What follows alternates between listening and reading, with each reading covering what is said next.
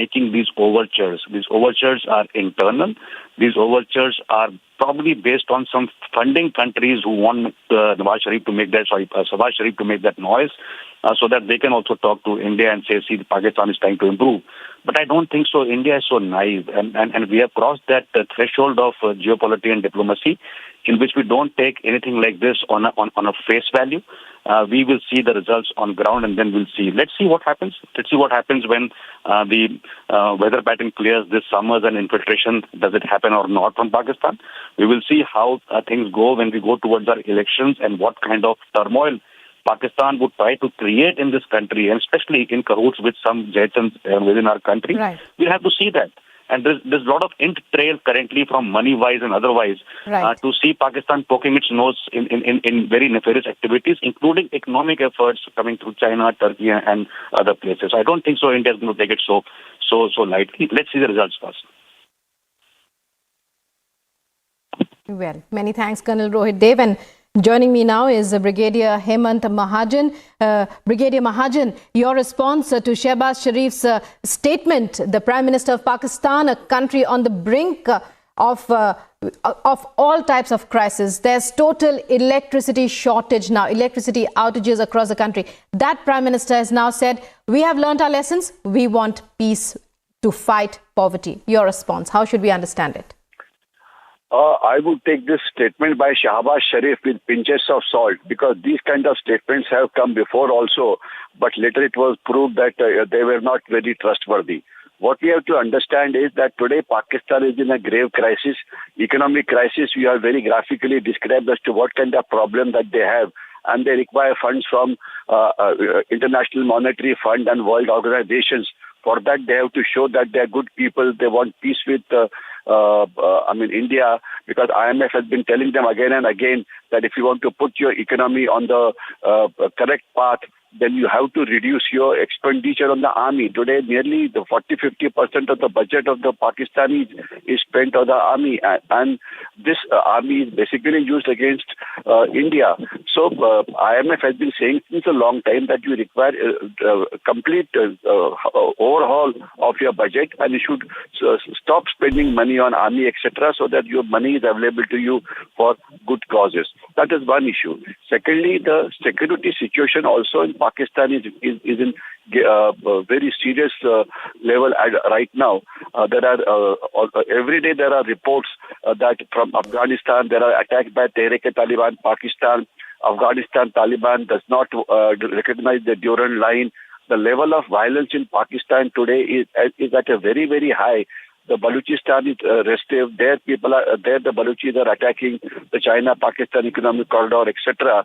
So when Taliban came to power, Pakistan thought that Taliban would provide them strategic depth, but it has happened the other way around, and it is Afghanistan which has got a strategic depth in Pakistan.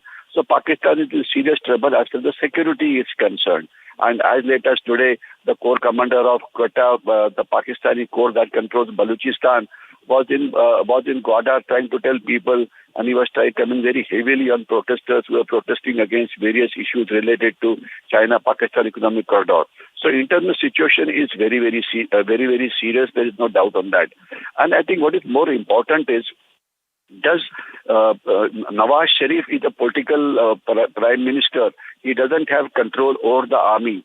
And it is the Pakistani army and the Pakistan's intelligence agency ISI which control all these terror activities.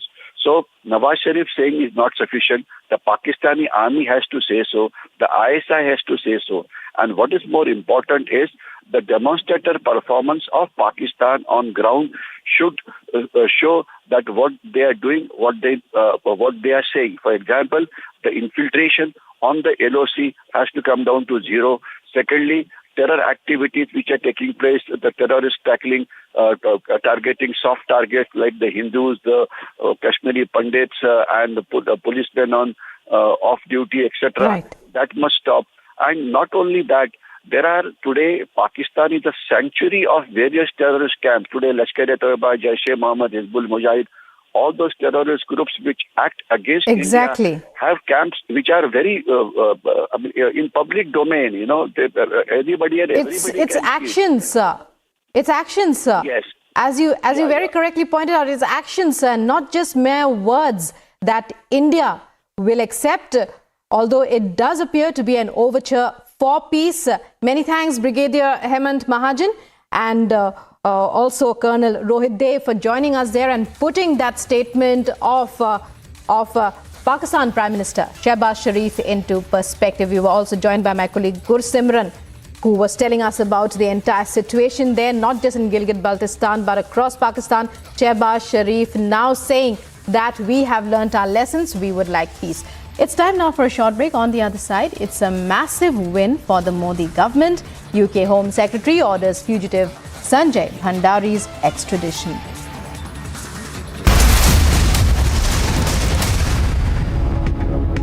When timeless European design meets cutting-edge technology, it's QO. QO, European Bath Lounges. No one has questioned Vijay Mallya like Republic. Mr. Mallya, why are the questions bothering you when I'm not getting a single answer? ED and the CBI charge sheet is very clear. Why is it that the defense witness says that why approach the IDBI question? Why is there this trying to evasion of the questions that have been put by the CBI and the ED, sir? No one has exposed Mehul Choksi like Republic.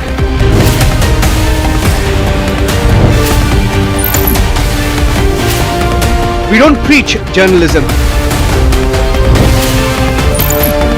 We practice it. Republic is the news. The biggest news. So in your view, what was the role of the media at a time when national security can be jeopardized? So do you think there was a section of the narrative, people, media, whatever, wittingly or unwittingly, for example, vis-a-vis Pakistan normalizing terrorism? I think the real debate with Pakistan is not should you talk to Pakistan or not talk to Pakistan. It is what should you talk to Pakistan about. And there has been clarity in the last 5 years that unless we address the issue of terrorism, cross-border terrorism, talking about anything else doesn't make sense. The biggest newsmakers. How's the faster rollout of 5G made possible? Were you working on deadlines? We have a leadership which believes in performance, which believes in delivery, which believes in making sure that whatever people's aspirations are, those aspirations are met with full vigor, full force, full commitment.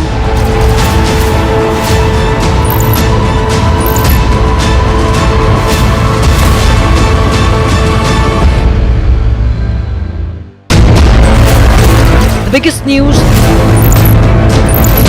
The Chinese economy is not as attractive as it used to be. The American economy is hinged on an overextension. It is fragile, it is overstretched. But if India is to emerge as an alternative, I hate to sound cruel about it, America has to fall. Can America course correct? Whatever happens to America, the worst affected country will be China.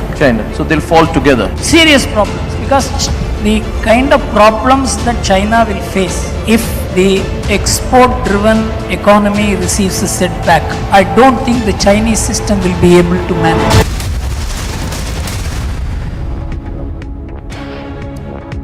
You're watching Live and Breaking. Now going across to Tamil Nadu's Madurai, where Jallikattu celebrations are underway in full swing. Over 800 bulls, 300 participants set to take part in the sport, which is as much loved and famed as it is controversial.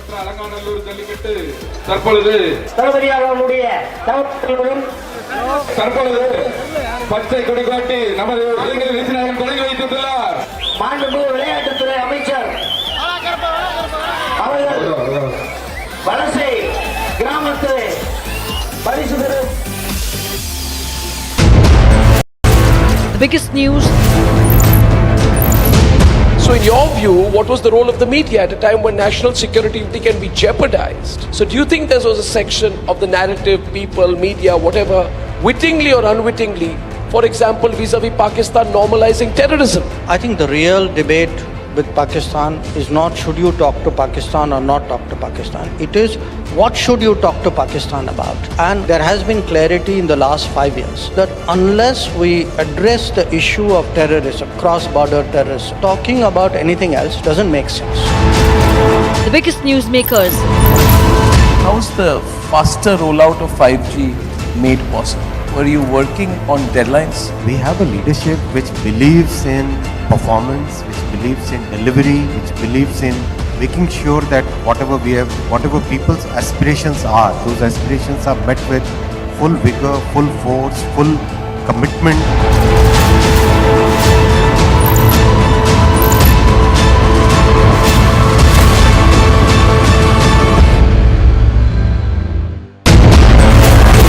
The biggest news.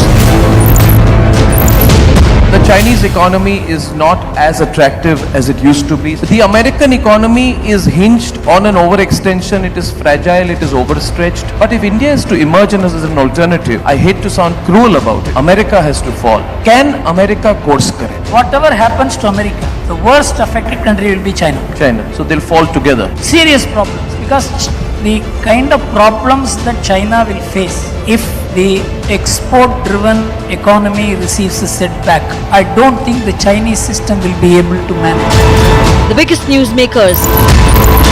Your government says bring in the CA, change the legislation.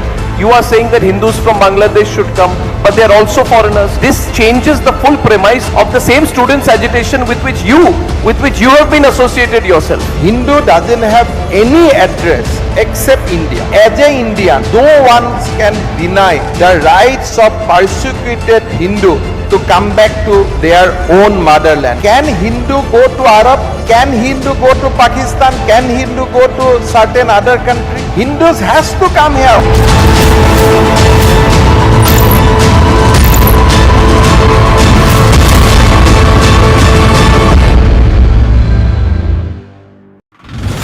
Threat to the union.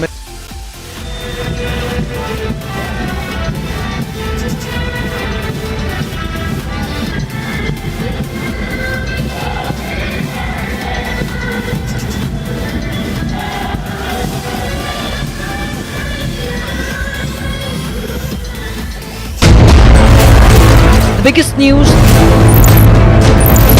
The Chinese economy is not as attractive as it used to be. The American economy is hinged on an overextension. It is fragile, it is overstretched. But if India is to emerge as an alternative, I hate to sound cruel about it, America has to fall. Can America course correct? Whatever happens to America, the worst affected country will be China.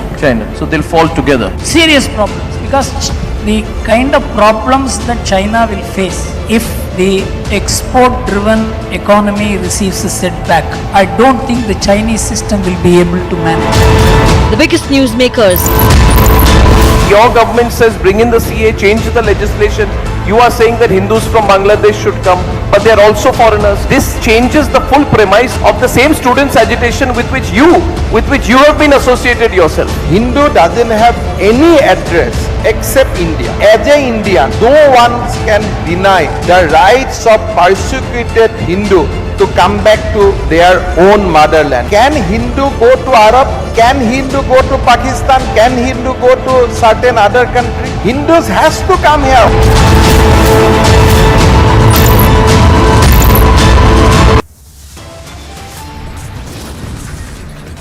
Top headlines at 11 a.m. Massive win for Modi government. UK Home Secretary orders fugitive Bhandari's extradition. After grand show on day 1, Prime Minister Modi attends day 2 of BJP's National Executive Meet.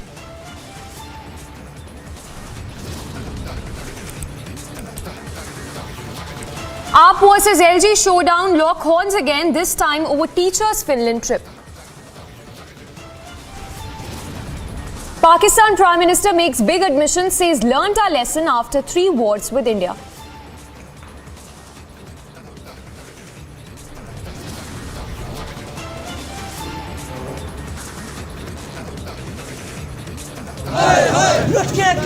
From Waziristan to Gilgit-Baltistan, anger on the streets as crisis hits Pakistan. And UN lists Pakistan's Abdul Rahman Makki terrorist as a global terrorist under sanctions committee.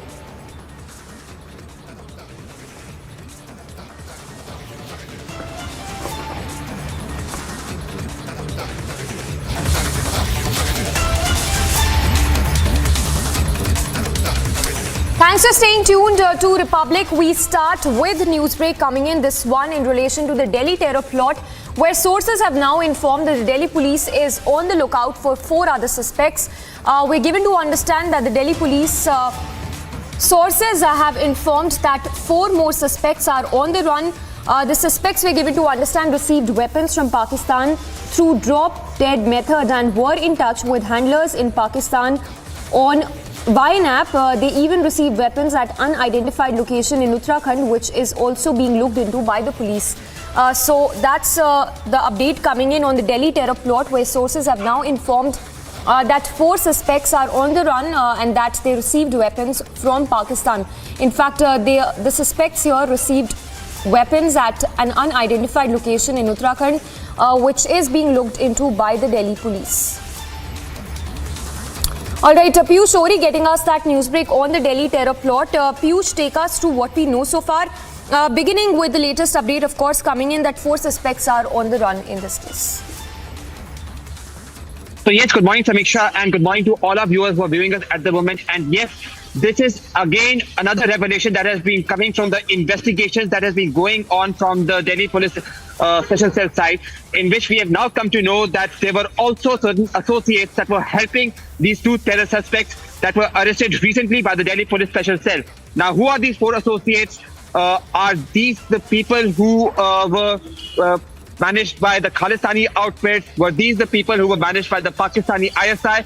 All this is now under the matter of investigation. But now what was being felt, what was being always there in the know-how, that these 2 terror suspects were being helped by associates has now come out in open, and the hunt for 4 people who assisted these 2 terror suspects, namely Jagjit Singh Jassa and Naushad Ali, for carrying out the sinister motive of carrying out targeted killings, is now being looked at by the Delhi Police Special Cell. So yes, when will these 4 people be arrested? It will only be the time who will be that will tell that what is going to be the investigation. Back to you in the studio. Piyush, stay with us. Talking about the finer details in this case, talk to us about how these terror suspects were trying to, the Hindu leaders who were on target of these suspects. You also given to understand that they were, in fact, on the hit list of these terrorists were Shiv Sena and Bajrang Dal activists. If you can take us through those details. So you exactly mentioned, Samisha, that the main target of these 2 terror suspects that were arrested by the Delhi Police Special Cell were the right-wing leaders. And as what we have been told by sources is that the right-wing leaders belonged to Bajrang Dal and Shiv Sena. Now, what actually was their main motive? Why were they trying to target these right-wing leaders? Which areas were they trying to recce? And which groups were in touch with them? All this is under the matter of investigation. Yesterday, we did tell our viewers that these 2 terror suspects, namely Naushad and Jagjit Singh, had already received a token sum of carrying out their plans between the January 27 and 31 deadline. They were promised a sum of rupees 2 crore after they execute the plan. So yes, what we do know is that there was a sinister plan in play, but it was foiled. Having said that, the challenge is still not over, as we have now come to know that there are some more people who are involved in this sinister motive, and the hunt for the associates of all these terror groups being engaged by the Delhi police, also other state authorities. Back to the studio. All right, Piyush, thank you for the moment. So, Piyush, they're getting us the details in the Delhi terror plot case. Latest, of course, coming in that 4 suspects who are on the run as we speak, and the police is trying to ascertain as to from where they received the weapons. Sources, of course, telling Republic that these suspects, these terrorists got weapons from Pakistan, and that these weapons were received in an unidentified location in Uttarakhand. For now, to another news. Coming in, a big win for India, in fact, when it comes to the extradition case of fugitive Sanjay Bhandari, as we given to understand that the ED had cited Republic London reports on Sanjay Bhandari. ED had even sought location details. In fact, ED had cited Republic London reports on Sanjay Bhandari. The UK Home Secretary has ordered extradition of fugitive Sanjay Bhandari, and we given to understand that Sanjay Bhandari has 14 days time to appeal. So that's the latest coming in, a 14 days timeline that has been given to Sanjay Bhandari, and this is in relation to extradition of fugitive Sanjay Bhandari.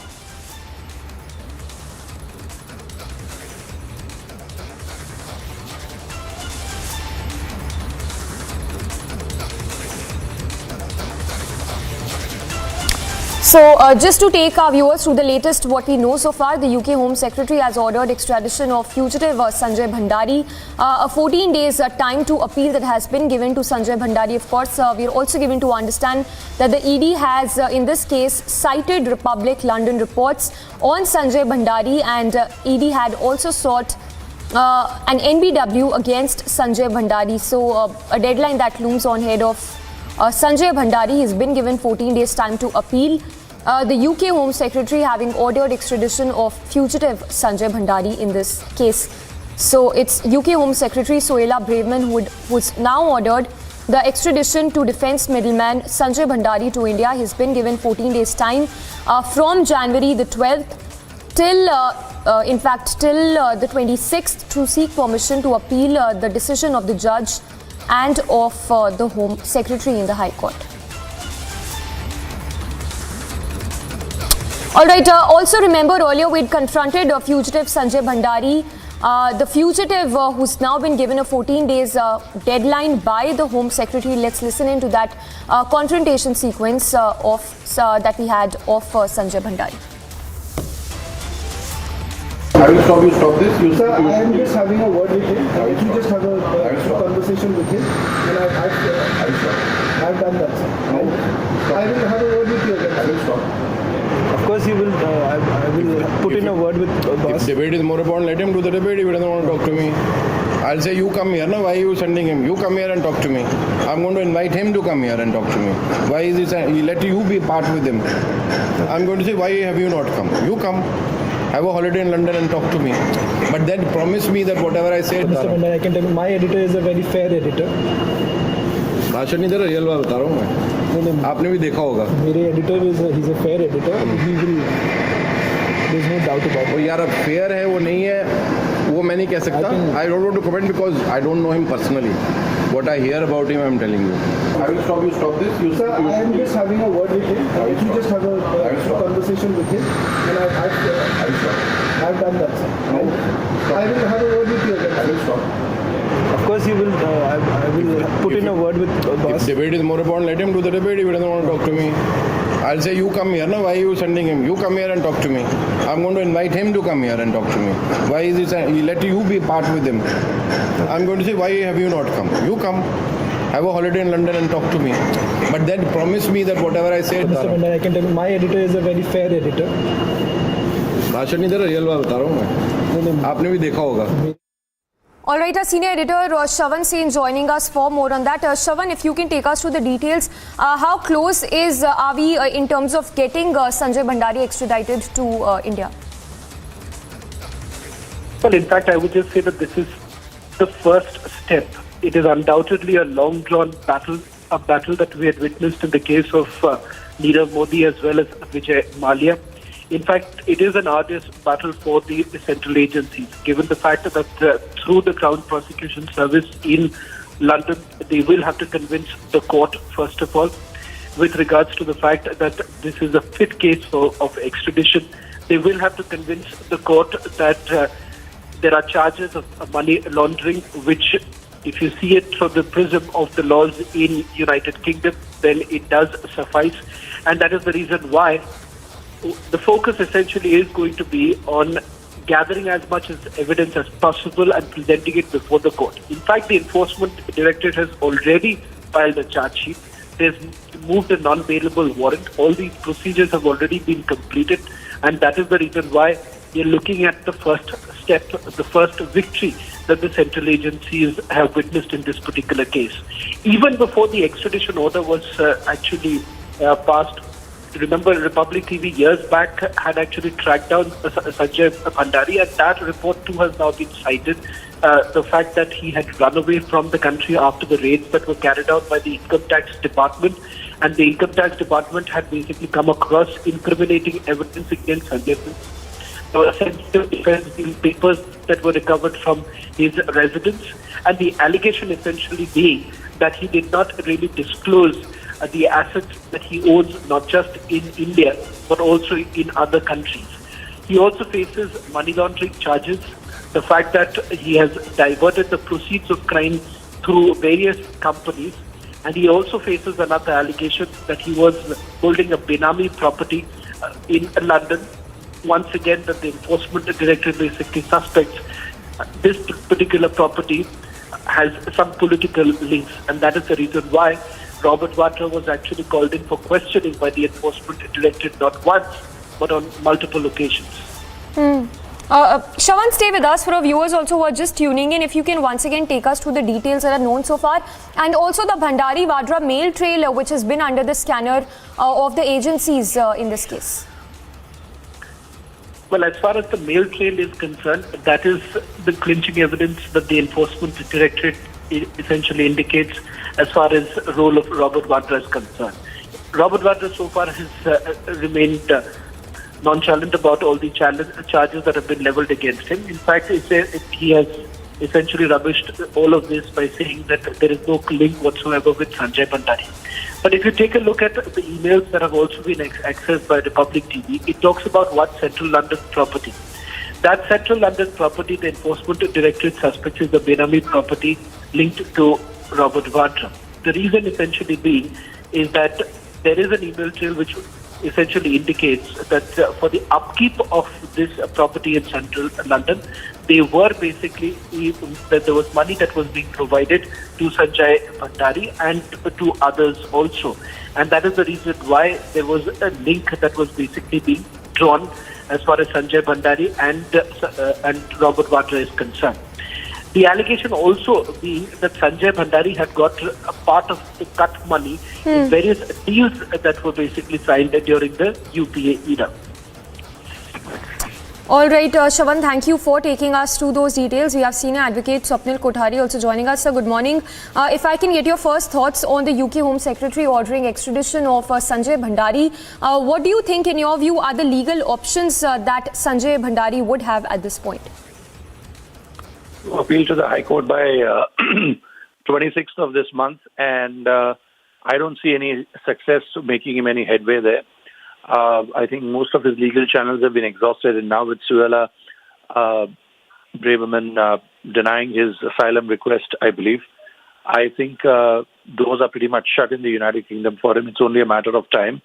And I mean almost a year. By matter of time, I don't mean a couple of days, because all these processes take a long period of time.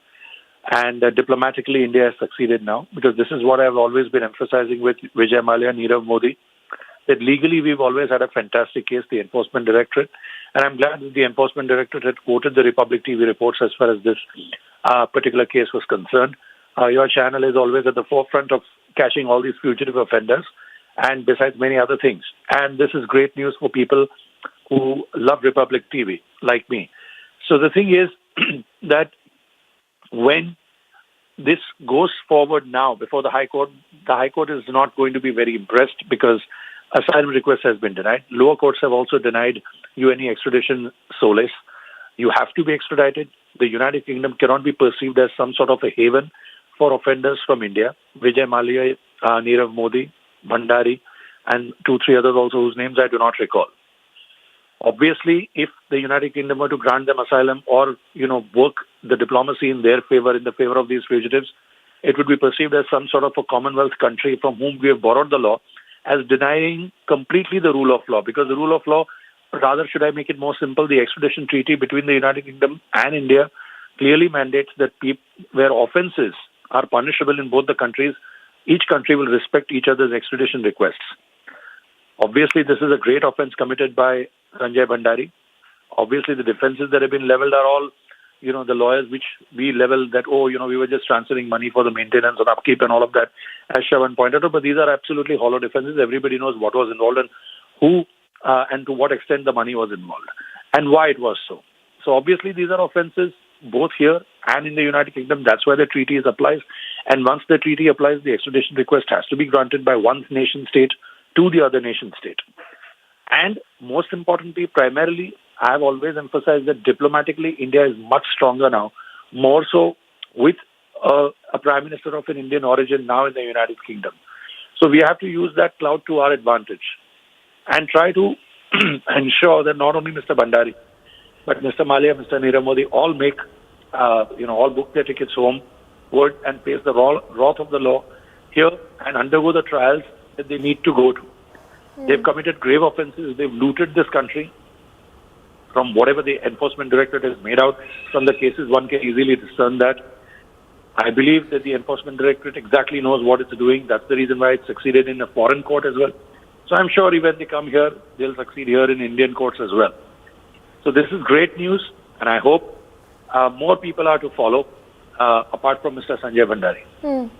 All right, thanks for sharing those details with us. So, Advocate Swapnil Kothari saying that Sanjay Bhandari will not be able to present a strong case here and that he does not have a lot of legal options. We have BJP's Manjinder Singh Sirsa also joining us. Sir, your first reaction to Sanjay Bhandari, the UK Home Secretary having ordered the extradition of the fugitive. How crucial would it be when it comes to his trial in the country? Because the Bhandari-Vadra mail trail is something that cannot be denied, which would be a crucial piece of evidence to present a strong case against Bhandari. It's a big win for our nation, and especially because the ED has issued a non-bailable warrant, and in spite of all the efforts which was trying to do, but we were able to present a strong case, and now he'll be extradited soon. So it's a big win for this nation, and it gives a strong message to the other people also कि आप देश का पैसा लेकर भगौड़े नहीं हो सकते, देश का आर्थिक नुकसान पहुंचाकर भाग नहीं सकते, देश आपको वापस लेके आएगा और आपको सजा दिलाएगा और आपको कानून के दायरे में रह के सब वो चीजें भुगतनी होगी जो आपने पाप किए, उनकी सजा आपको भुगतनी होगी. So it gives a very strong message to the other people also. Well, absolutely. So remains to be seen the kind of legal options that Sanjay Bhandari would be looking into in this case. But just to tell our viewers the latest what we know so far, a win for the country as the UK Home Secretary has now ordered extradition of fugitive Sanjay Bhandari. He's been given 14 days time to appeal. Remember, the ED had cited a Republic London report on Sanjay Bhandari. In fact, the ED had even sought NBW against Sanjay Bhandari in this case. Also, another crucial clincher of an evidence that the ED has in this case is the Vadra Sanjay Bhandari mail trail, which would be a solid evidence when it comes to presenting a case against Sanjay Bhandari.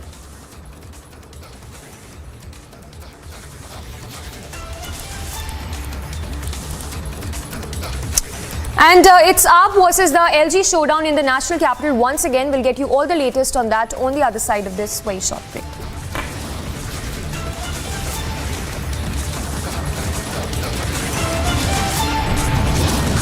And Pakistan Prime Minister makes big admission, says learnt our lesson after 3 wars with India.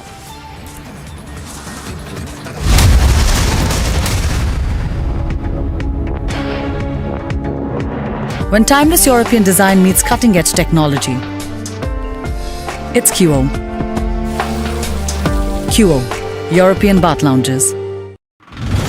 Threat to the Union Minister Nitin Gadkari, the accused has been identified as J.S. Pujari, one of the inmates of Hindalga jail in Belagavi, and a team of the Nagpur police along with the ATS also visited the Hindalga jail, and it is now being understood that he has been grilled for several hours. The police have found out that one set of the phone numbers belong to businessmen and VVIPs whom J.S. Pujari was going on and targeting and making threat calls from inside the jail. Maharashtra's district of Gadchiroli, another action between the Maoists and the security forces, effort of CRPF and Maharashtra police. Number of Naxals in this area is slowly reducing. Retaliatory action that was taken by the Maharashtra police, there was firing of gunshots by the Maoists also. We do not know about the casualties as such. The operation is going. No one has questioned Vijay Mallya like Republic. Mr. Mallya, why the question is bothering you when I'm not getting a single answer. ED and the CBI charge sheet is very clear. Why is it that the defense witness says that these wide approach the IDBI question? Why is there this trying to evasion of the questions that have been put by the CBI and the ED, sir? No one has exposed Mehul Choksi like Republican.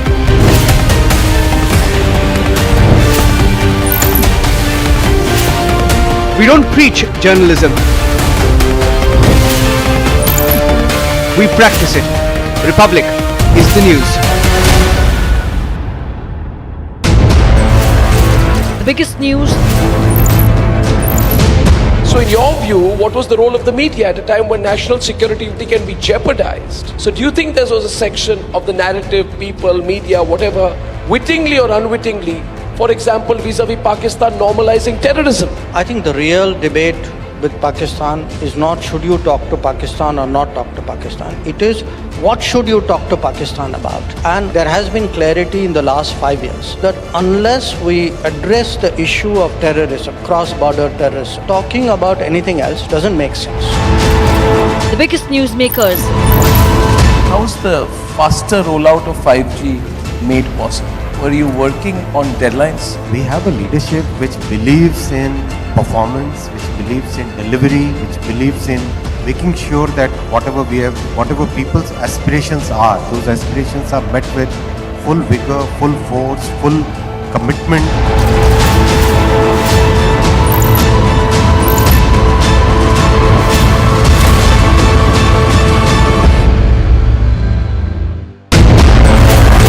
The biggest news.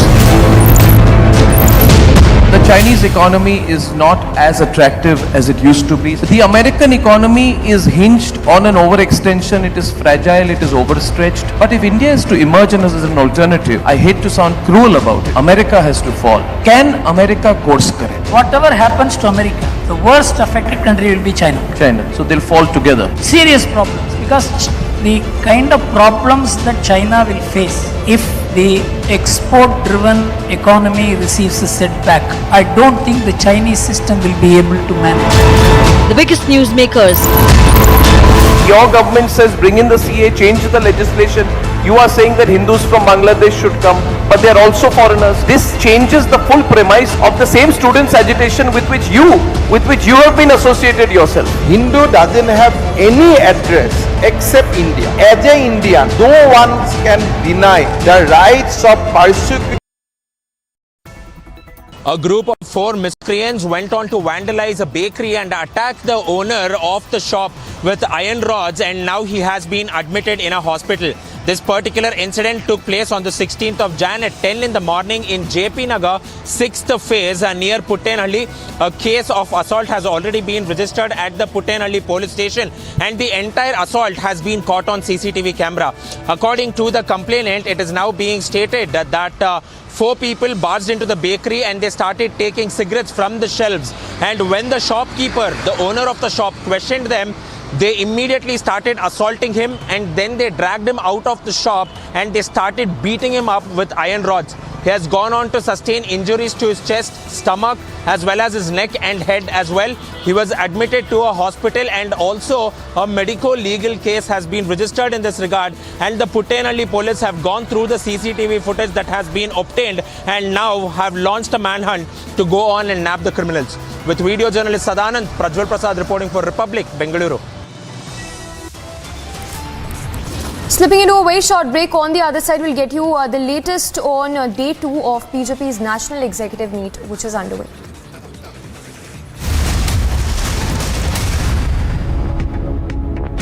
When timeless European design meets cutting-edge technology, it's QO. QO, European Bath Lounges. Maharashtra's district of Gadchiroli. Another action between the Maoists and the security forces. Effort of CRPF and Maharashtra police. Number of Naxals in this area is slowly reducing. Retaliatory action that was taken by the Maharashtra police. There was firing of gunshots by the Maoists also. We do not know about the casualties as such. The operation is going. No one has questioned Vijay Mallya like Republic. Mr. Mallya, why the question is bothering you when I'm not getting a single answer. ED and the CBI charge sheet is very clear. Why is it that the defense witness says that these why approach the IDBI question? Why is there this trying to evasion of the questions that have been put by the CBI and the ED, sir? No one has exposed Mehul Choksi like Republican.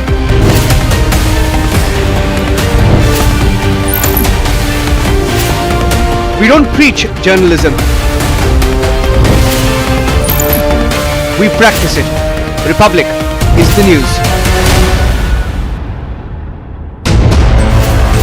The biggest news. So in your view, what was the role of the media at a time when national security can be jeopardized? So do you think there was a section of the narrative, people, media, whatever, wittingly or unwittingly, for example, vis-a-vis Pakistan normalizing terrorism? I think the real debate with Pakistan is not should you talk to Pakistan or not talk to Pakistan. It is what should you talk to Pakistan about. And there has been clarity in the last 5 years that unless we address the issue of terrorism, cross-border terrorism, talking about anything else doesn't make sense. The biggest newsmakers. How's the faster rollout of 5G made possible? Were you working on deadlines? We have a leadership which believes in performance, which believes in delivery, which believes in making sure that whatever people's aspirations are, those aspirations are met with full vigor, full force, full commitment.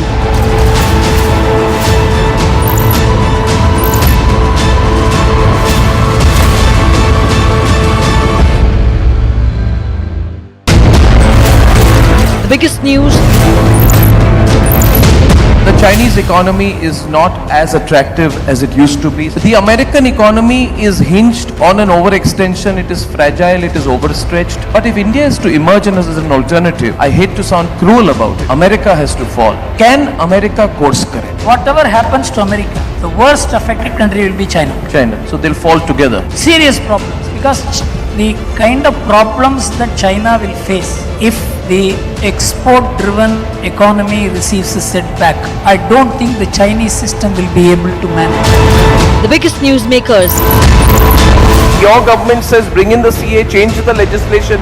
You are saying that Hindus from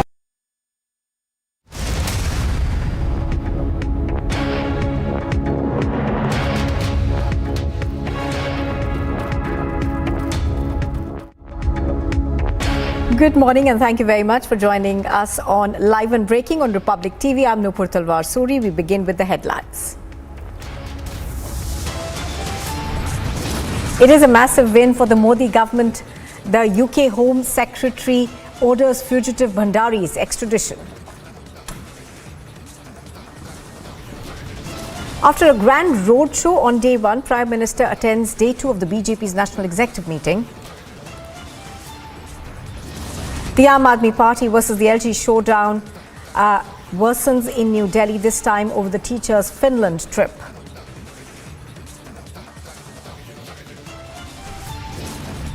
My message to the Indian leadership and Prime Minister Modi is that let's sit down on the table and have serious and sincere talks. Pakistan's Prime Minister makes a big admission, says learnt our lessons from 3 wars with India. From Waziristan to Gilgit-Baltistan, anger on the streets as crisis hits Pakistan.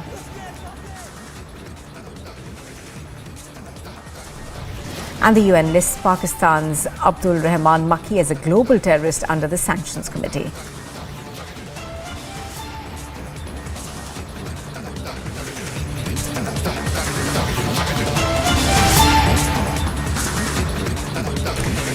Now, days after the pillar collapse that claimed the life of 2 people in Bengaluru, Republic TV has accessed visuals of yet another electric pole that is leaning since the last few days, and authorities have failed to take action despite complaints by motorists and pedestrians. Let's in fact cut across to pictures that we are getting of this and show you what it looks like. We are given to understand that there have been several complaints that have been made by motorists and pedestrians in the area. However, nothing has been done so far. Just look at the manner in which it is actually leaning, and obviously there are concerns that are being raised over this pillar that you can see on the right hand side of your screen. It's an electric pole with two street lights on it. It is leaning quite towards the road, and obviously this is a danger to people who are using that particular roadway. We are told that several complaints have been made. However, nothing has been done by civic authorities. Let's go across to Prajwal, who's reporting on this from Bengaluru.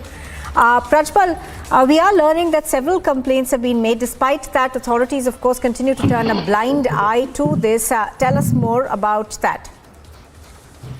Now, Nupur, what we get to understand is right now I'm standing here on the median where this particular pole has been tilted, and it is yet to be removed by the civic authorities, because the BESCOM installed these street lamps and the BBMP is responsible for maintaining it. And the condition of this road, which is the Kuthnur-Baglur road, we get to understand has been the same for the past 9 months now. And since the past 9 months, there has been no sort of action taken despite repeated complaints, mainly from the motorists over here, because this particular electric pole has continued to tilt now, and it is tilting at a very precarious position where the electric pole might fall on either side of the road, and there might even be loose electric cables which are hanging by, and these are live electric wires which could go on and risk the lives of the motorists who are traveling on this particular road. So one of the major questions is that the BESCOM has already been complained, that the complaint has been given to BESCOM, complaint has been also given to the BBMP, but no sort of action was taken.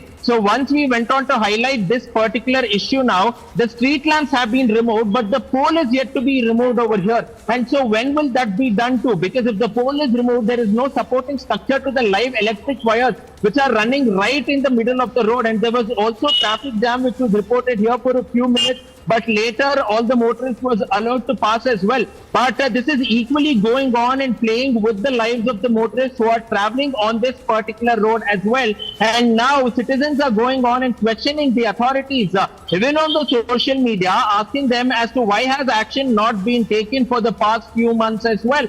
And the concerned, the concerned authorities who had to act have still not reached the spot. They removed the street lamps, but after that, the assistant executive engineer, when we called him up and tried to ask him what is exactly the reason, he said that he was not even aware of such a problem as well. So this is something which the authorities need to understand and act on it immediately, and not act after the media highlights it, Nupur.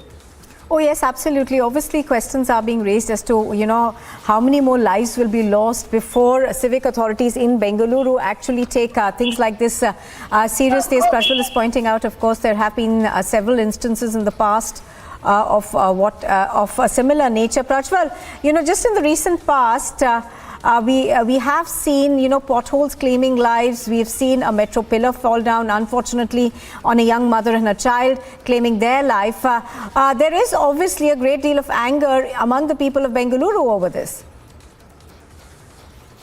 Absolutely, there is a lot of anger as well, because the MD as well as the executive director of the BMRCL have gone scot-free. Their names have not been mentioned in the FIR report, which was given by the Govindpura police station, and only 9 people were named.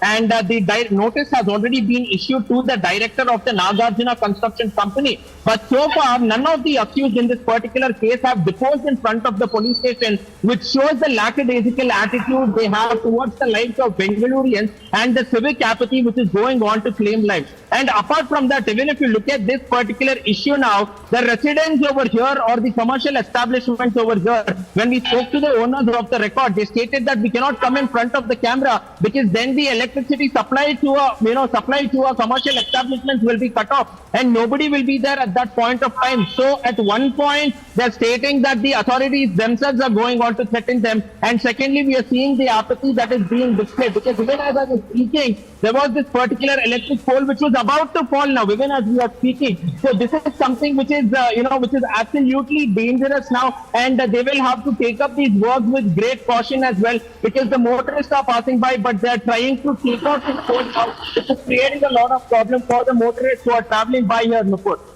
All right, Prajwal, of course, is bringing us the latest on the this civic apathy that's being reported once again from Bengaluru. Thank you for the moment, Prajwal, for joining us. So civic authorities, of course, yet to respond to requests by citizens. And here's a look at what else is making news. This morning, Prime Minister Modi arrived along with the BJP's National President JP Nadda at the second day of the BJP's National Executive Meeting in Delhi.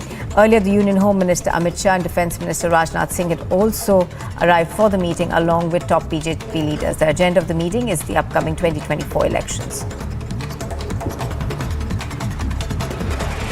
Another big win for Modi's government as the UK Home Secretary has ordered the extradition of fugitive Sanjay Bhandari. He has 14 days' time to appeal. The Enforcement Directorate has cited Republic London reports on Sanjay Bhandari and has sought a non-bailable warrant against Sanjay Bhandari.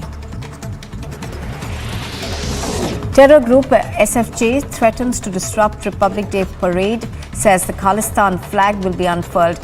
Threatens people of Delhi to not come out for the parade, otherwise they will be crushed. Sources claim that the SFJ is to spend $5 lakh to disrupt the Republic Day celebrations in the national capital. The BJP MLA Basan Gaura Patil Yatnal has got a notice from his party's high command after he insulted Industries Minister Nirani and also abused and cursed the Chief Minister Basavaraj Bommai.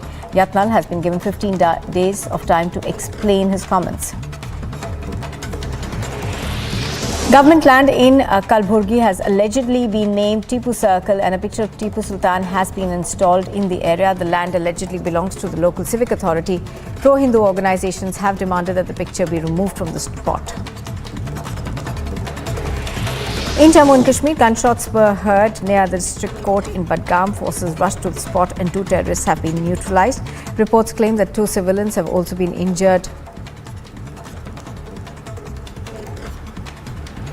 Pakistan's Prime Minister Shehbaz Sharif has admitted that the country has learned its lessons after 3 wars with India and stressed that they want peace. Shehbaz Sharif, in an interview with the Al Arabiya TV channel, also made an appeal to Prime Minister Modi, saying Pakistan wants peace. My message to the Indian leadership and Prime Minister Modi is that let's sit down on the table and have serious and sincere talks to resolve our burning issues. Shehbaz Sharif has triggered a host of reactions from the former Jammu and Kashmir Deputy Chief Minister and BJP leader Kavinder Gupta, who has said that India has always backed peace with Pakistan, but Pakistan has always backed terror.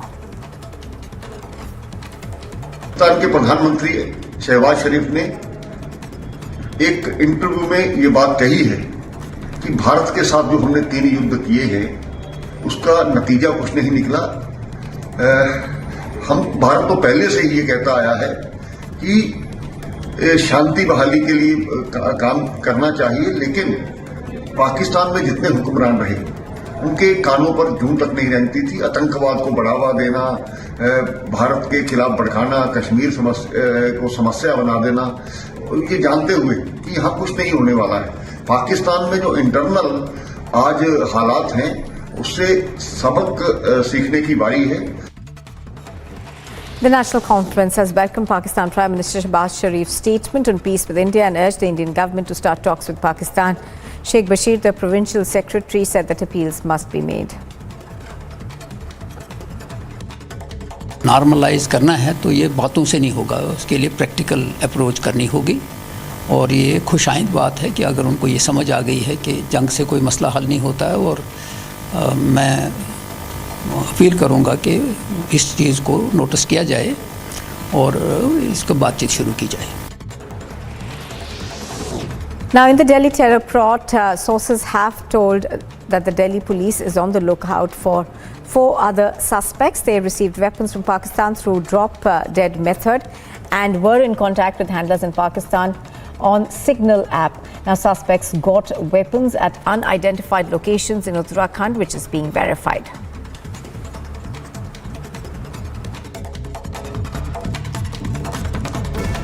Deep state Pakistan, which once planned to give India 1,000 cuts, is now in shambles. The people are on the roads. In Gilgit-Baltistan, the people are demanding not only food but also the basic rights. While in South Waziristan, the people are on the roads demanding that there should be law and order in Pakistan. They are saying that Tehreek-e-Taliban Pakistan has totally taken over the regime and they are carrying out the terror attacks on security forces as well as the civilians, while it is same the situation in the Gilgit-Baltistan, where the people are up in arms against the Pakistani government for not giving them their rights and also the shortage of the food. The policy of the Pakistan has totally collapsed and the nation that is heading towards what has happened in Sri Lanka, finding it really very hard to manage the internal situation. As province after province, the protests are erupting, and with each passing day, the situation is deteriorating. With Gaurav Sahani, Gursimran Singh for Republic Media Network. You are with Republic TV. On the other side, Pakistan's Prime Minister makes a big admission, says we've learnt our lessons after the 3 wars with India. And a big win for the government. The UK Home Secretary orders fugitive Sanjay Bhandari's extradition.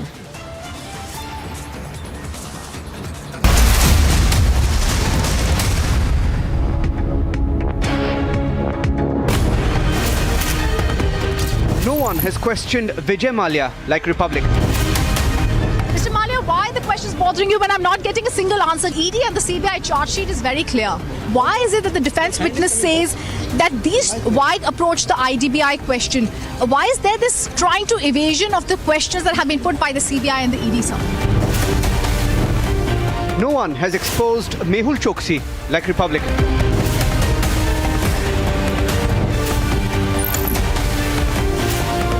We don't preach journalism. We practice it. Republic is the news.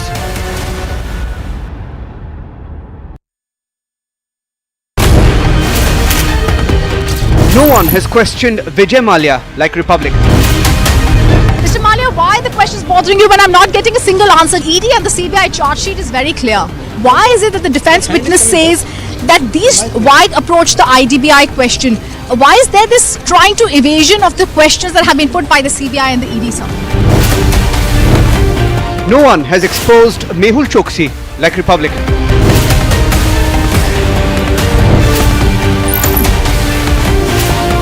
We don't preach journalism.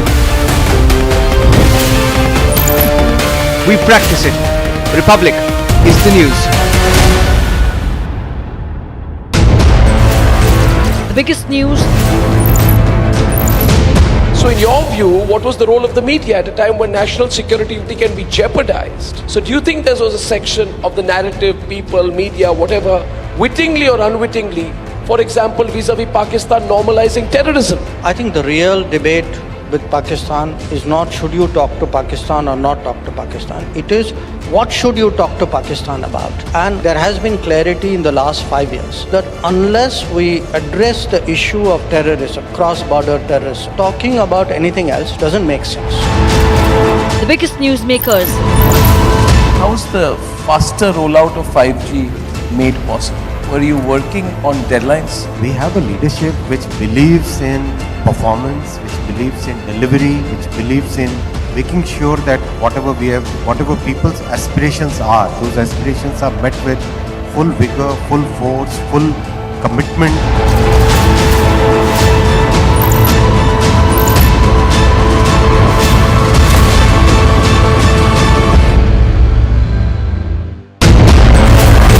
The biggest news.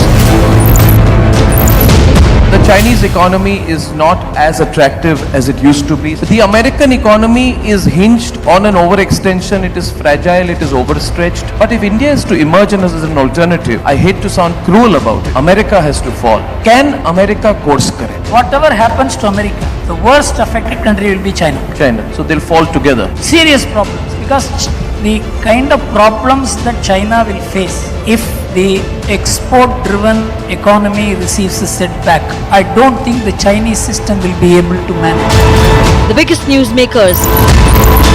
your government says bring in the CA, change the legislation, you are saying that Hindus from Bangladesh should come, but they are also foreigners. This changes the full premise of the same students' agitation with which you have been associated yourself. Hindu doesn't have any address except India. As an Indian, no one can deny the rights of persecuted Hindu to come back to their own motherland. Can Hindu go to Arab? Can Hindu go to Pakistan? Can Hindu go to certain other country? Hindus has to come here.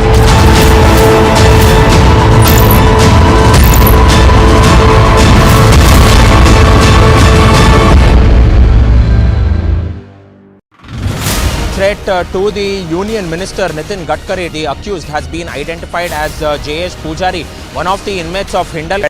Policy के कारण न केवल भारत सशक्त हुई है, आत्मनिर्भर हुई है, उसके अंदर उसके कारण देश में जो एक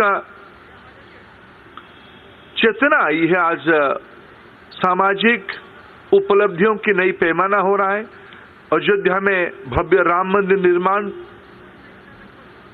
जो लोग कभी हमको पूछते थे अयोध्या में राम मंदिर बनाएंगे लेकिन तिथि नहीं बनाएंगे, आज प्रधानमंत्री नरेंद्र मोदी को कार्यकारिणी आभार प्रकट किया, मंदिर की तिथि भी घोषित कर दिया गया है और जल्द ही भव्य मंदिर देश को समर्पित हो जाएगा।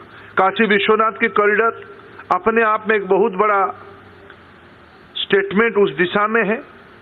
सोमनाथ की विकास कार्य, हिमालय में केदारनाथ धाम की पुनर्निर्माण, केदारनाथ बद्रीनाथ तीर्थ क्षेत्र की तमाम विकास कार्य की जा रही है। पहली बार 4 धामों की road network, Kartarpur Sahib corridor की सफलतापूर्वक श्रद्धालुओं के लिए खोला गया है। हेमकुंड साहिब और गिरनार की रोपवे में जोड़ा गया है। उज्जैन में भव्य महाकाल लोक को प्रधानमंत्री जी ने इन दिनों में लोकार्पित किया है। प्रसाद योजना के तहत बाबा बैद्यनाथ धाम देवघर में आधुनिक सुविधाओं का विस्तार किया गया है। मोढेरा के सूर्य मंदिर को हेरिटेज लाइटिंग यानी सोलर लाइट से, सोलर एनर्जी से लाइटिंग की व्यवस्था किया गया है। मां महाकाली शक्तिपीठ और जैन विरासत के लिए प्रसिद्ध गुजरात की पावागढ़ की पुनरुद्धार किया गया है। स्वदेश और प्रसाद योजना के तहत देश की पर्यटन की एक नया डेफिनेशन किया गया है और इस सामाजिक जागृति में प्रधानमंत्री जी ने कई बार उसको बड़े विनम्रता के साथ लोगों को अपील किया है, हमें गुलामी की मानसिकता से बाहर आनी है। दिल्ली की राजपथ को अंग्रेजों ने हमारे ऊपर राज किया था। आजादी के अमृत महोत्सव ने प्रधानमंत्री जी ने उस राजपथ की नाम को बदल के कर्तव्य पथ किया है। नेताजी सुभाष चंद्र बोस जी की भव्य प्रतिमा आज उस राजपथ की शोभा बढ़ा रही है। मित्रों, आज डिजिटल इनिशिएटिव्स के कारण विश्व में जो नया लीडरशिप इमर्ज कर रहा है, भारत धीरे धीरे एक उत्पादनकारी अर्थव्यवस्था की ओर बढ़ रही है। डिजिटल कैपेसिटी के कारण कोविन ऐप उसकी सबसे बड़ा उदाहरण है। दुनिया में ये व्यवस्था कहीं नहीं है। टीका लगाओ और सेकेंड्स के अंदर आपकी मोबाइल फोन पे डिजिटल सर्टिफिकेट आ जाए, जिसको आप प्रिंट आउट करके आपकी देश दुनिया में जाने आने में, देश के अंदर जाने में कोई दिक्कत ना हो। इससे लेके आज देश में भारत डिजिटल ट्रांजैक्शन में दुनिया की लीडर बना हुआ है। आज अगर 100 रुपया डिजिटल ट्रांजैक्शन होती है दुनिया में, तो 40 रुपया केवल भारत में ही होती है। दिसंबर महीने में डिजिटल ट्रांजैक्शन की नई ऊंचाई हम सबको अनुभव दिया है। यह केवल ट्रांजैक्शन नहीं हो रहा है, भारत की लोगों की टेक्नोलॉजी अडेप्टेबिलिटी। सामान्य लोगों, जब प्रधानमंत्री जी ने 7 साल पहले ये कहा था हम डिजिटल इंडिया की इनिशिएटिव लेंगे, तब लोगों ने उनको हमारी राजनीतिक प्रतिद्वंदियों ने ना समझ के, जैसे उनके अभ्यास रहता है, गाली दे देना, उन्होंने टिक्का किया था, परिहास किया था। वो आज उसका आनंद ले रहे हैं।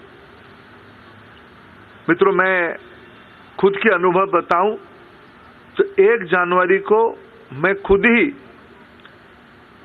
कहीं ट्रैफिक में फंस के जब गाड़ी से उतर के ऑटो में गया, मेरे चिंता पहले आई, ऑटो में तो बैठ गया, कैसे मैं उसको उसकी भाड़ा दूं। मेरे पीएसओ को पूछा, आपके पास भाड़ा है क्या? बोला मेरे पास भी कैश नहीं है। फिर हमने उनको पूछा, हमारी दुविधा को ध्यान में रखते हुए कोई चिंता मत करिए, वो पूछा हमको, आपके पास फोन पे पेमेंट करने की व्यवस्था है कि नहीं है? मेरे पास तो नहीं था, मेरे पीएसओ के पास था। हमने 100 रुपया की पेमेंट 1 जनवरी को पे करके मैं सुखद अनुभव लिया। ये भारत की नई डिजिटल कैपेसिटी की सबसे बड़ा स्टेटमेंट है। भारत में कहीं भी जाइए, वो रेडी पटरी वाला से लेके हाई वैल्यू की ट्रांजैक्शन की पेमेंट डिजिटल प्लेटफॉर्म पे हो रही है। आने वाले दिनों में विश्व की अर्थनीति भारत की इस मॉडल को अडॉप्ट करने वाला है। मित्रों, आज सुखद संजोग है, वैश्विक नेतृत्व भारत ले रहा है। आज एक अलग से प्रस्ताव पारित हो रहा है, लेकिन आज एक ही लाइन में कहूं, आज इस प्रस्ताव ने, अर्थनीतिक सामाजिक सशक्तिकरण की इस प्रस्ताव ने G20 की सफल प्रेसिडेंसी के लिए, जिसकी काम अभी शुरू हुआ है, प्रधानमंत्री जी के नेतृत्व को सराहना किया है, उनको प्रशंसा किया है। मित्रों, अगर एक विषय पे आज की हमारी अर्थनीति और सामाजिक सशक्तिकरण की इस प्रस्ताव में कहूं, भारत एक समय में एक कुंठित अर्थव्यवस्था के रूप में जाना जाता था। आज भारत में कोई नीति बनती थी तो चंद लोगों के लिए नीति बनती थी, उसके लिए मारामारी, उसके लिए व्यग्रता, उसके लिए सारे बाकी चीज होता था। आज प्रधानमंत्री की इस नीतियों के कारण आज एक सैचुरेशन की अर्थव्यवस्था यानी सबके लिए करना होगा। स्कीम चंद लोगों के लिए नहीं है, सभी के लिए। गांव में जितने लोग हैं, जितने गरीब हैं, जितने मध्यवर्गीय, सभी के लिए आज एक पॉलिटिक्स ऑफ सैचुरेशन की ओर हम बढ़ रहे हैं, गवर्नेंस ऑफ सैचुरेशन की ओर बढ़ रहे हैं। तृप्ति की जिम्मेवारी को लेकर आज हम आगे बढ़ रहे हैं। मैं कार्य समिति जो प्रस्ताव को पारित किया प्रधानमंत्री जी की सफल नीति के कारण, कुछ विषय आपके सामने मैंने उल्लेख किया। मोदी सरकार के अंतर्गत गरीबों के अधिकार से सशक्तिकरण की ओर बढ़ने की कदम, ये प्रस्ताव मैं आपके सामने उपस्थापित किया। कोई प्रश्न हो तो शैलेंद्र डीडी न्यूज। सर, आपने कहा कि G20 में सफल नेतृत्व के लिए प्रधानमंत्री के नेतृत्व की तारीफ की गई है। जो प्रस्ताव आया सामाजिक और आर्थिक प्रस्ताव, क्या अलग से G20 पर भी प्रस्ताव आएगा और उस पर बाद में बताएंगे? आएगा, जयशंकर जी उसकी प्रस्ताव एक कर रहे हैं। विकास चंद्रा, न्यूज नेशन।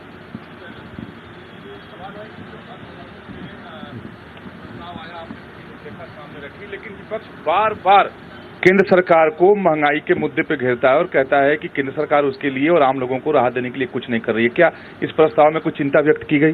देखिए, मैं सारे प्रस्ताव में और भी डिटेल है जो आपको थोड़ी देर में मिलेगा। देखिए, ये विपक्ष को मैं गणतंत्र में, प्रजातंत्र में उसकी आलोचना को पॉजिटिव स्पिरिट में लेता हूं। उनको तो भी कुछ काम होनी चाहिए, उनको करने दीजिए। विश्व की एक भी देश नहीं है, एक भी बड़ा अर्थशास्त्री नहीं थे, मैं वो दिन भुलाने उनका नाम मैं लेना नहीं चाहता हूं, जिनको बड़े बड़े अवार्ड भी मिला है दुनिया में। उन्होंने 2020 में मोदी जी की नीति को आलोचना किया था। और आज इस परिस्थिति में भी अभी मुद्रास्फीति की दर विश्व की अन्य देशों की तुलना में, डेवलप्ड देशों की तुलना में आदर्श की स्थिति में है। यही अपने आप में हमारा एक जिम्मेवार वाला अर्थनीतिक मॉडल का प्रमाण है।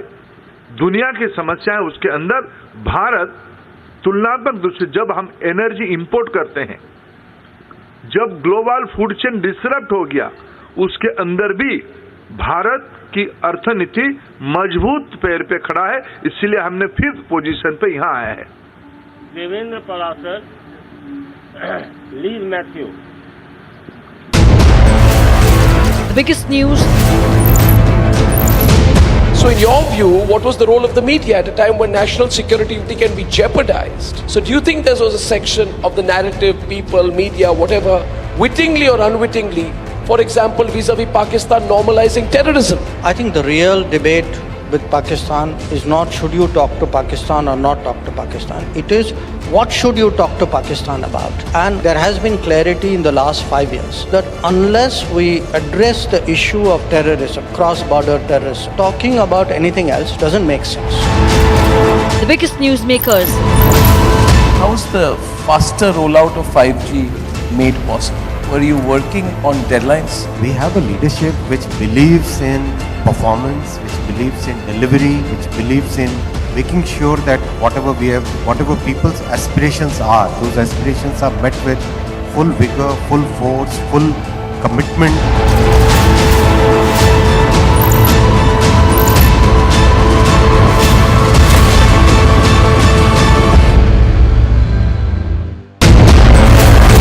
The biggest news. The Chinese economy is not as attractive as it used to be. The American economy is hinged on an overextension. It is fragile, it is overstretched. But if India is to emerge as an alternative, I hate to sound cruel about it, America has to fall. Can America course correct? Whatever happens to America, the worst affected country will be China. So they'll fall together. Serious problems, because the kind of problems that China will face if the export-driven economy receives a setback, I don't think the Chinese system will be able to manage. The biggest newsmakers. Your government says bring in the CA, change the legislation. You are saying that Hindus from Bangladesh should come, but they are also foreigners. This changes the full premise of the same students' agitation with which you have been associated yourself. Hindu doesn't have any address except India. As an Indian, no one can deny the rights of persecuted Hindu to come back to their own motherland. Can Hindu go to Arab? Can Hindu go to Pakistan? Can Hindu go to certain other country? Hindus has to come here.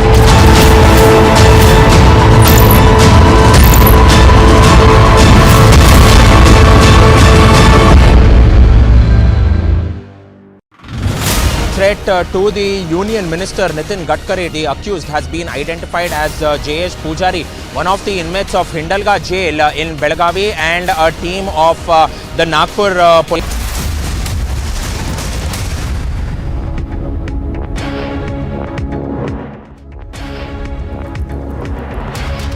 Good afternoon. You're watching live and breaking on Republic TV. I'm Nupur Talwar Suri. We begin with a look at the top headlines we're tracking. It is a big win for the government. The UK Home Secretary orders fugitive Sanjay Bhandari's extradition. After a grand road show on day one, the Prime Minister attends day two of the BJP's National Executive meeting. The Aam Aadmi Party versus the LG showdown intensifies in the national capital. This time, it's over the teachers' trip to Finland.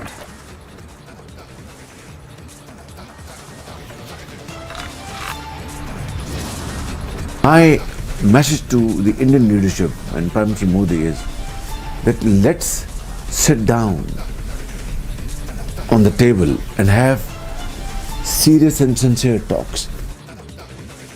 The Pakistan Prime Minister makes a big admission, says learnt our lesson after 3 wars with India.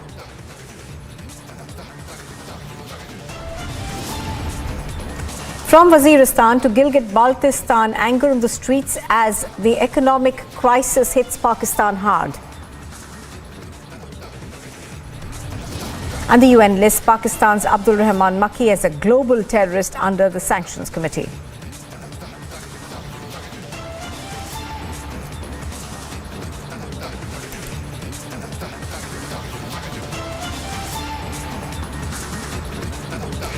In what is being seen as a big win for the Union government, the United Kingdom Home Secretary has ordered the extradition of the fugitive arms dealer and the proclaimed offender Sanjay Bhandari. Now, the extradition order of Bhandari was signed on the 12th of January by the British Home Secretary Suella Braverman. Bhandari has 14 days of time from the date of the order that I think was on the 12th of January to put in an application seeking permission to appeal in this matter. Now, in November 2022, the Westminster Magistrates Court in London ruled that Bhandari can be extradited to India. An alleged aide of Robert Vadra, Bhandari faces 2 extradition requests from Indian authorities. Shavan Sen is joining us live right now. He is joining us from the Delhi newsroom. Shavan, good morning. Shavan, I beg your pardon, actually afternoon. And there are 2 cases that are pending against Bhandari. Now, one of them relates to tax evasion. The other, of course, is a case that the Enforcement Directorate is investigating. It is a money laundering case. So give us more details in terms of how do you see this panning out now?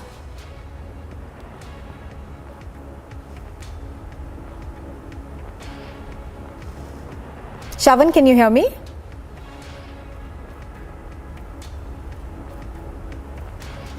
Okay, I think Shavan can't really yet hear me, but we will go back to him in just a bit. But as I was earlier saying, there are 2 cases that are being investigated by Indian authorities. Now, one is a case of money laundering that is primarily being looked into by the Enforcement Directorate. The second is a tax evasion case. Now, the Indian government's extradition request for Sanjay Bhandari had been certified by the UK's Home Secretary at that point in time. That was Priti Patel. This goes back to June 16, 2020, and he was arrested a month later on the 15th of July. Now, I think he has about 14 days time to be able to go against these, to appeal in a sense, either in court or against the government's order. So do remember that there are a long list of allegations against Sanjay Bhandari. Bhandari allegedly also held Benami properties in the name of Robert Vadra. We are also given to understand that he's being investigated in an arms case. I think we've got Shavan Sen back with us live from New Delhi. Shavan, earlier I was asking you in terms of the details of the 2 cases that are being investigated by Indian authorities against him. One, of course, is a money laundering case that's been investigated primarily by the Enforcement Directorate, and the other is a tax evasion case. So give us more details. Well, that's right. It all starts with the investigation that was carried out by the Income Tax Department when raids were basically carried out in the national capital and other locations. These were all premises connected to Sanjay Bhandari, with the allegation essentially being that of tax evasion. Remember, when the raids were carried out, the Income Tax Department essentially indicated that they had come across incriminating documents, and this was in the form of sensitive defense deal-related papers. It turns out from the investigation that was later on carried out by the Income Tax Department and then followed by the Enforcement Directorate is that multiple companies were basically floated by Sanjay Bhandari, and they suspected that the proceeds of crime was being diverted through these very companies. Not just that, he also faces an allegation of not disclosing the assets that he owns, not just in the national capital, but various other cities in the country, as well as overseas. Now, this is the crux of these allegations that have been leveled against Sanjay Bhandari. But remember, after the case that was registered by the Income Tax Department, this was then followed up by the Enforcement Directorate filing an ECIR. It's an FIR equivalent against Sanjay Bhandari. And during the investigation, they actually came across various tranches of emails. Now, emails of close aides of Sanjay Bhandari. It turns out that there is one particular property in central London which is key to this entire investigation, because the Enforcement Directorate basically suspects that the proceeds of crime was used to buy this property. And there is also a political link that has essentially emerged during the course of the investigation, and that's when Robert Vadra's name was first revealed. In fact, Robert Vadra was also called in for questioning by the Enforcement Directorate not just once, but on multiple occasions. Now, the allegation against Robert Vadra being that this central London property, which is in the name of Sanjay Bhandari, is a property that is de facto owned by none other than Robert Vadra himself. In fact, they go on to substantiate this claim by saying that there is an email exchange with Robert Vadra where he's talking about the upkeep of this particular property and he was also paying the money for the renovation and the maintenance of this central London property. So these are, in a nutshell, these are the allegations that have been leveled against Sanjay Bhandari. Let's not forget the fact that he is on the run. He actually left from India sometime around 2017, and about years later, for the first time, Sanjay Bhandari was only tracked down by an Indian news channel. And when we had confronted him, there was an attempt to once again run away and not take a single question from us, because at the end of the day, he is a fugitive and he was running away from the Indian authorities.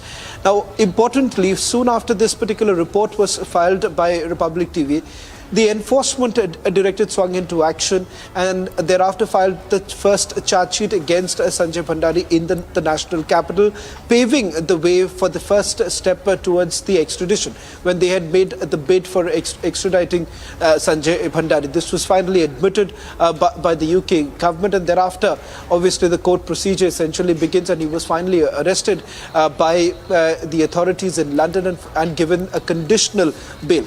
Important to point out here is that this is just the beginning, I would say. Undoubtedly the first victory for the central agencies in this particular case, but it's going to be a long drawn battle. It is going to be important for the central agencies through the Crown Prosecution Service in London to try and convince the courts that this is a fit case for extradition. Oh yes, absolutely. So this is a step, but an important one nevertheless. Shravan, do stay with us. In fact, let's listen in to that confrontation that Shravan earlier had with Sanjay Bhandari.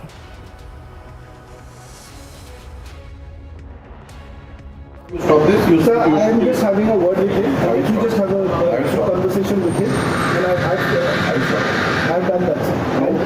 I will have a word with you again. I will stop.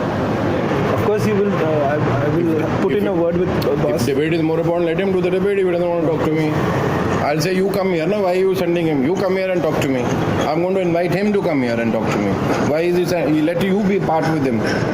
I'm going to say, why have you not come? You come. Have a holiday in London and talk to me. But then promise me that whatever I say... Mr. Bhandari, I can tell you, my editor is a very fair editor. भाषण नहीं दे रहा, real बात बता रहा हूँ मैं. आपने भी देखा होगा. मेरे editor he's a fair editor. He will. There's no doubt about it. वो यार अब fair है वो नहीं है वो मैं नहीं कह सकता. I don't want to comment because I don't know him personally. What I hear about him, I'm telling you. I will stop. You stop this. You sir, I am just having a word with him. Let me just have a conversation with him, and I've done that, sir. I will have a word with you again. I will stop. Of course, you will. I will put in a word with boss. If debate is more important, let him do the debate. If he doesn't want to talk to me, I'll say, you come here. Why are you sending him? You come here and talk to me. I'm going to invite him to come here and talk to me. Why is he saying, let you be part with him? I'm going to say, why have you not come? You come. Have a holiday in London and talk to me. But then promise me that whatever I say... Mr. Bhandari, I can tell you, my editor is a very fair editor. भाषण नहीं दे रहा, real बात बता रहा हूँ मैं. आपने भी देखा होगा. मेरे editor he's a fair editor. He will. There's no doubt about it. वो यार अब fair है वो नहीं है वो मैं नहीं कह सकता. I don't want to comment because I don't know him personally. What I hear about him, I'm telling you. And just to give you a quick recap of what's happened in this story now, this is 2 months after a Westminster court in London actually had ordered the fugitive arms dealer Sanjay Bhandari's extradition to India. The British Home Secretary has now approved a reference sent to her in this matter. And we are told that Bhandari now has 14 days to appeal against extradition in a high court against this order. And we're going to go back to Shravan on this one. So Shravan, legally he does still have options to be able to combat this order that has come in from the UK Home Secretary.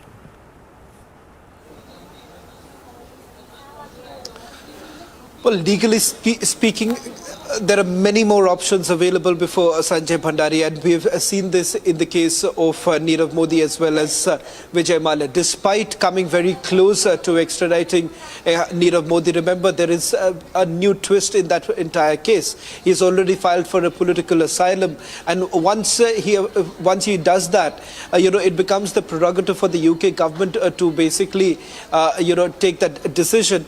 And they make the decision whether at all they want to inform the central agencies or not.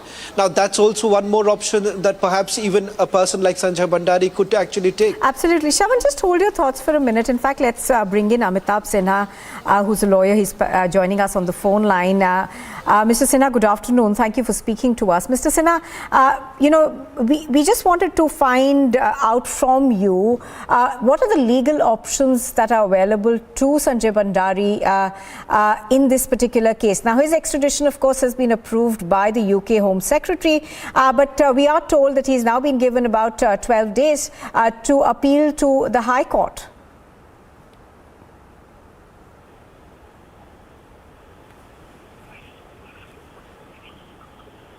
Mr. Sinha, are you there with us?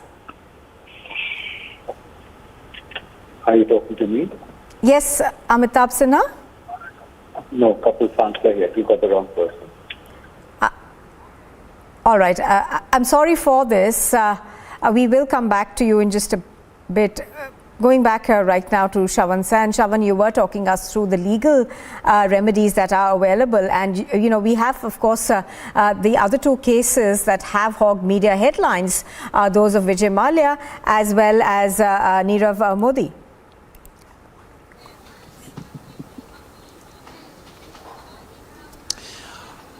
Well, as far as legal remedies are concerned, there are many more options available before Sanjay Bhandari. And let's not undermine the fact that the moment a fugitive like Nirav Modi or Vijay Mallya basically applies for political asylum, it puts a spanner to this entire work of extradition, because it is the prerogative of the UK government whether or not they would like to inform the central agencies on this entire issue. Because remember, as far as the political asylum of Nirav Modi and Vijay Mallya goes, the government has been completely tight-lipped about it. The central agencies are completely unaware of it, because there is no way that they would have got the information unless the UK government actually informs this entire matter diplomatically. So that puts the spanner on the entire work that is done by the central agencies through the Crown Prosecution Service in London. There are various levels of judiciary that as an option that can be worked out for fugitives like Sanjay Bhandari, especially in a country like United Kingdom. But having said that, the central agencies have always been upbeat about the fact that they've always been able to convince the court in other cases that this is a fit case for extradition. And the fact that when it comes to money laundering laws, remember, internationally speaking, almost all countries who are a signatory to the money laundering treaties, they've essentially followed that, and that is the reason why it's been far more easier for India right now to at least secure multiple extraditions over the last few years. So having said that, at least the first step, the first battle has been won by the central agencies in India. Absolutely. Shavan, bringing us the details of this extradition request. Thank you very much for joining us. As Shavan was pointing out, this is a first but important step in this battle for extradition.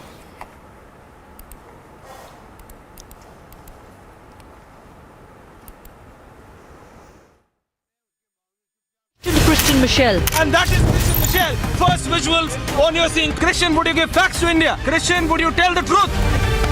Christian, would you tell the truth? Mr. Bhandari. Mr. Bhandari. Mr. Bhandari. I'll be very straight with you. If he's able to do that, I'll give you a scoop which will create ripples there. We track down Sanjay Bhandari. We don't preach journalism.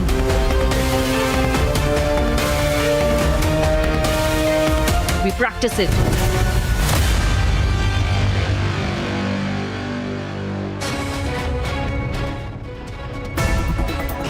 Two terrorists, local terrorists, have been neutralized by Budgam police along with Indian Army here in Budgam of central Kashmir. It was a chance encounter. As per the Kashmir police zone, the terrorists were traveling in a vehicle. The vehicle was asked to stop. They fired upon the security forces, triggering a chance encounter. 2 dead bodies along with arms and ammunition have been recovered. There are other reports that suggest that these are the same terrorists who managed their escape from Red Book operation on Sunday, and since then the police had ordered an alert and many people were questioned, and also the people were being frisked ahead of Republic Day. The Kashmir is on alert. This is the first encounter of 2023 where 2 terrorists, as per the reports of the ADT, have been neutralized here in Budgam of central Kashmir. With VJ Mubashir Hussain, I'm Zinat Zishan Fazil for Republic in Budgam.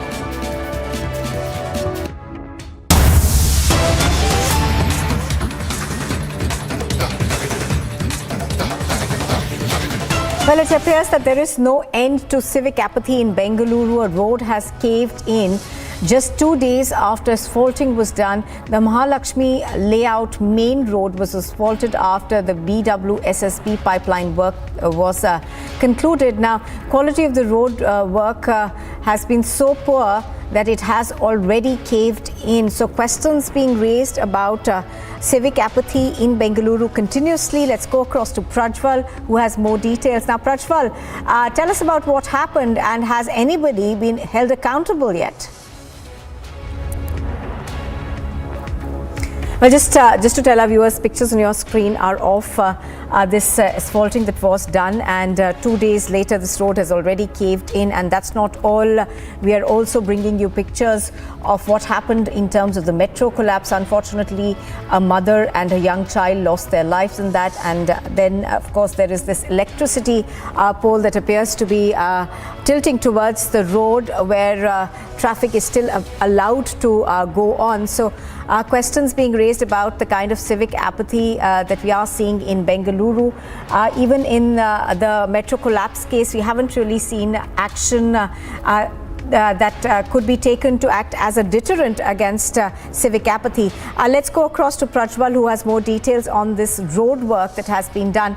Prajwal, take us through what's happened, and has anybody been held accountable so far?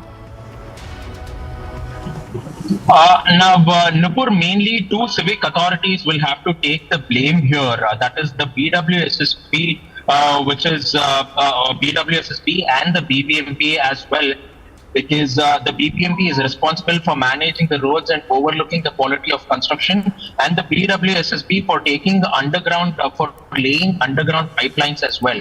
Now we get to understand that this particular pipeline was laid down a few weeks ago, and this road on Mahalakshmi layout, which is one of the prominent roads which connects us to the central business district of Bengaluru, from the outer ring road has caved in completely now. This was mainly due to the leakage which had been caused from the BWSSB work which had taken place there. So this particular underground line which supplies which supplies water as well is what we get to learn has started leaking from several weeks. Therefore, to fix that, the BWSSB had dug up the road and patched they had gone on to patch this particular road. But after they went on to patch this particular road, leaking was again reported, and therefore now it is being learnt that this a part of this road has entirely caved in, and motorists were also under a lot of problem here, mainly because the traffic came to a complete standstill, and now the entire road is being dug up. This entire process is taking a lot of time, because every now and then we see that the BBMP lays the road, but the BWSSB digs it up, and these underground pipelines pass through, and because of the leaking, this has caused this particular road has caved in. Similar incident was also reported 4 days ago from the Shule Circle near Brigade Road, where another road had caved in, and the BWSSB was also partly responsible for this. So all said and done, now seems like the Bengaluru's civic infrastructure is falling apart, but seems like there is no sort of action that is being seen on the ground. All right, Prajwal bringing us the latest case of civic apathy from Bengaluru. Thank you for the moment for joining us. So as Prajwal is pointing out, of course, there are questions being raised in terms of the quality of work that has been done in this particular area. This is a road that was just asphalted about 2 days ago. It's already caved in large portions. So questions being raised about the contractors, number one, who were giving this job, as well as authorities who are supposed to be stock taking before allowing commuters to use these roads.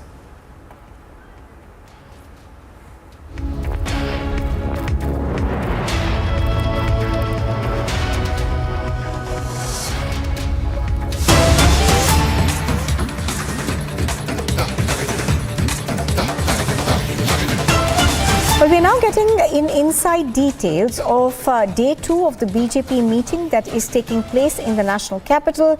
The BJP's socio-economic resolution in the National Executive expresses gratitude to the Prime Minister for the speedy construction of the Ram Temple in Ayodhya. Earlier, the opposition would ask when would the temple be ready.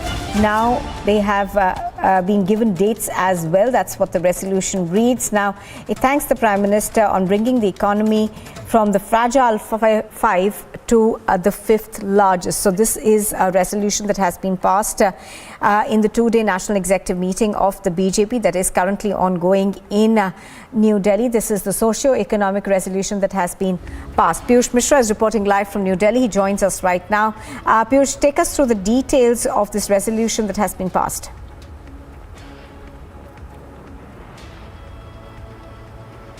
Learning is that a political resolution has already been passed, and now social economic resolution has also been passed by BJP's national executive. The biggest breaking news which we are right now picking is that BJP's national executive has hailed Prime Minister and in fact has also thanked the Prime Minister for the construction of Ram Temple. What we're also learning is that in that executive it has also been said that earlier opposition always used to ask about the dates of construction of Ram Temple, and now we have announced that too. Remember that Union Home Minister Amit Shah a couple of days back had announced as to how on 1st January 2024 we are going to...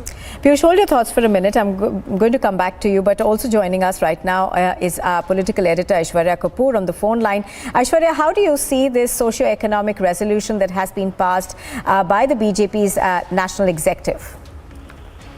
Well, it's a normal process as far as the BJP is concerned, but in the present circumstance, right prior to the 2024 general elections and then the 9th state assembly polls in between today and then the 24th general elections, the mention of speedy construction of Ram Temple in the socio-economic resolution within the BJP national executive is a clear sign that BJP leaders understand that how important and what is going to be the impact of a speedy construction of Ram Temple.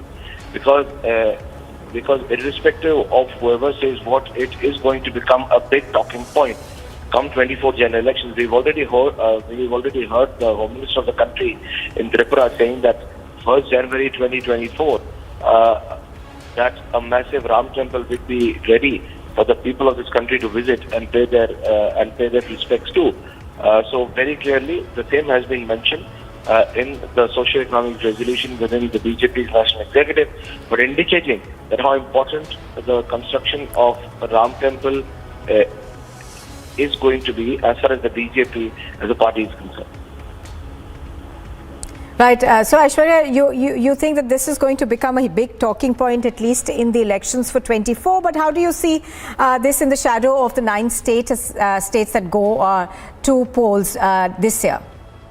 Is in a tight fight. If you see Madhya Pradesh, Chhattisgarh, Rajasthan, Tripura, Karnataka, Mizoram, Meghalaya, so all of these states, at least 5 of these states, 3 of them in central India, that is Madhya Pradesh, Rajasthan, Chhattisgarh, and then Karnataka in the southern. These 4 states, there is a tough fight.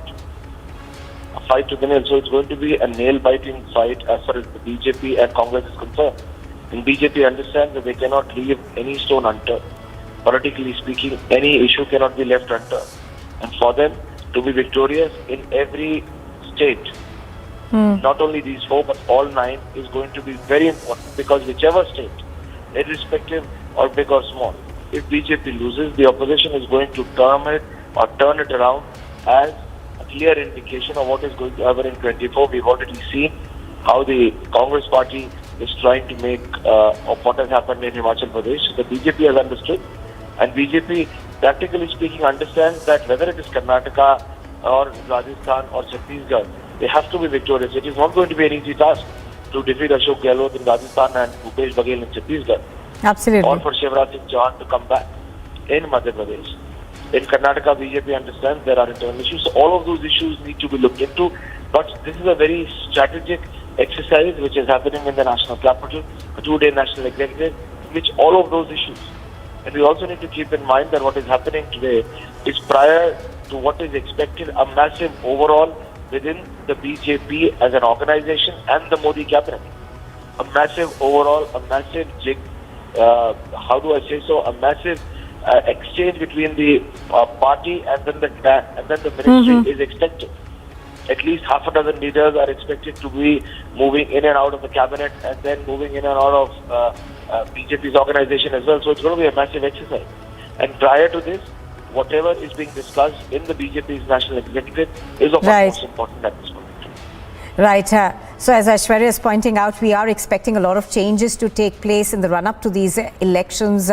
Thank you, Aishwarya, for joining us. We were, of course, bringing you the details of the socio-economic resolution that has been passed by the BJP's national executive. And up next on Republic TV, Pakistan's Prime Minister makes a big admission, says we've learned our lesson after 3 wars with India. From Waziristan to Gilgit-Baltistan, anger on the streets of Pakistan as economic crisis hits the country.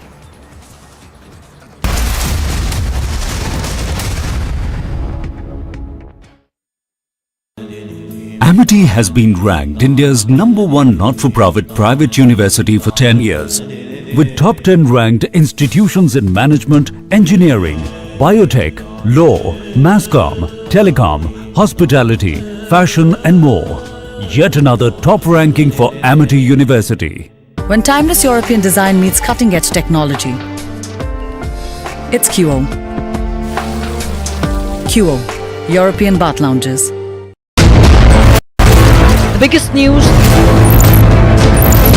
The Chinese economy is not as attractive as it used to be. The American economy is hinged on an overextension. It is fragile, it is overstretched. But if India is to emerge as an alternative, I hate to sound cruel about it, America has to fall. Can America course correct? Whatever happens to America, the worst affected country will be China. So they'll fall together. Serious problems, because the kind of problems that China will face if the export-driven economy receives a setback, I don't think the Chinese system will be able to manage. The biggest newsmakers. Your government says bring in the CA, change the legislation. You are saying that Hindus from Bangladesh should come, but they are also foreigners. This changes the full premise of the same students' agitation with which you have been associated yourself. Hindu doesn't have any address except India. As an Indian, no one can deny the rights of persecuted Hindu to come back to their own motherland. Can Hindu go to Arab? Can Hindu go to Pakistan? Can Hindu go to certain other country? Hindus has to come here.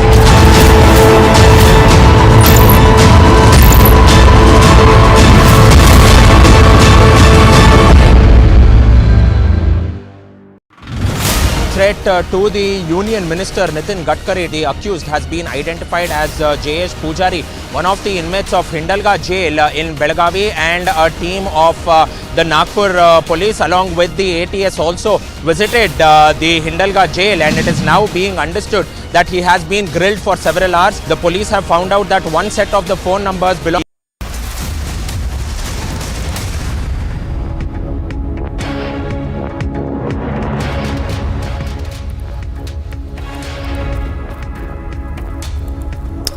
Thanks for tuning in this Tuesday afternoon. We are live and breaking. I'm Samiksha Srivastava. Let's get started with the top headlines this Tuesday afternoon.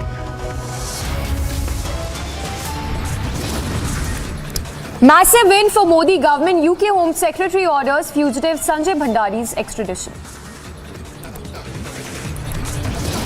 After grand roadshow on day 1, Prime Minister attends day 2 of BJP National Executive Meet. AAP versus LG showdown, lock horns again, this time over teachers' Finland trip.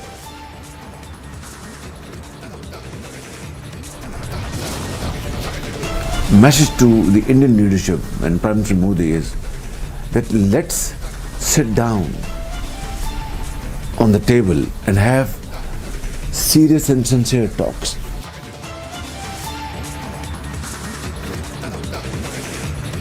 Pakistan Prime Minister makes big admission, says learnt our lesson after 3 wars with India.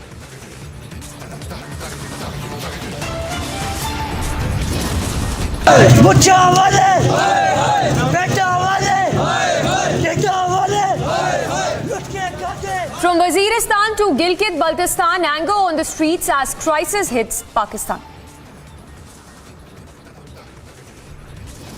And UN lists Pakistan's Abdul Rahman Makki as global terrorist under Sanctions Committee of the UN.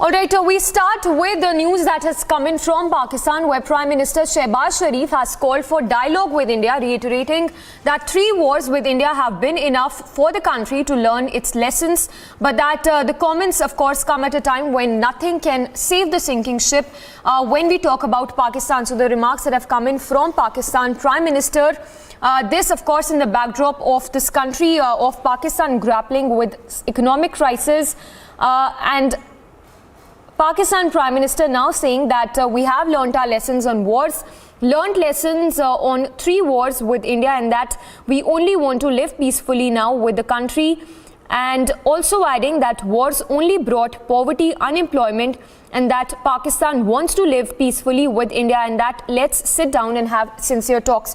So Pakistan Prime Minister there openly calling for talks and dialogue with India, saying that Pakistan has learnt its lessons in the past in terms of the wars with India, and that the country, as it grapples from poverty, unemployment and other economic issues, the time is now for talks with India.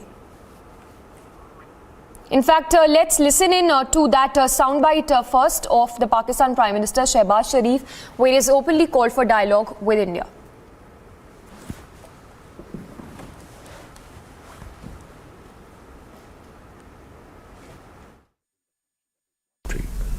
We are neighbors, and let's be very blunt.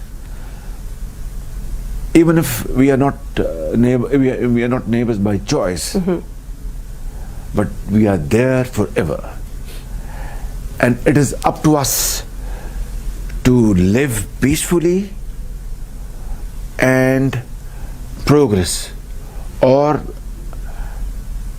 quarrel with each other and waste time and resources. That's up to us.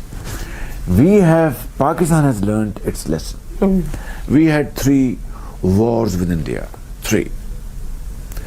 And the consequence of those wars, as a result, it only brought more miseries, to the unemployment, 2 nations, poverty, and millions were demoted from their level of satisfaction to a lower level of satisfaction.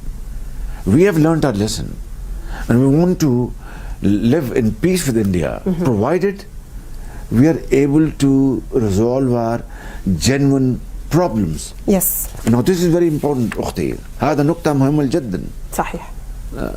ضروري يعني.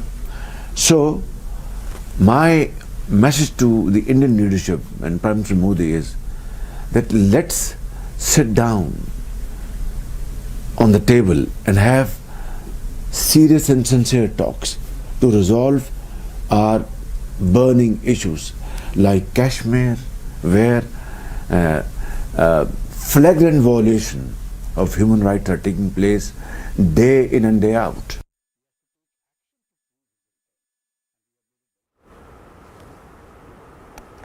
So there you heard Pakistan Prime Minister calling for talks with India. Of course, remarks that have triggered a lot of reactions from across the political arena. Let's listen into those statements that have come in from Sheikh Bashir as well as BJP's Kavinder Gupta.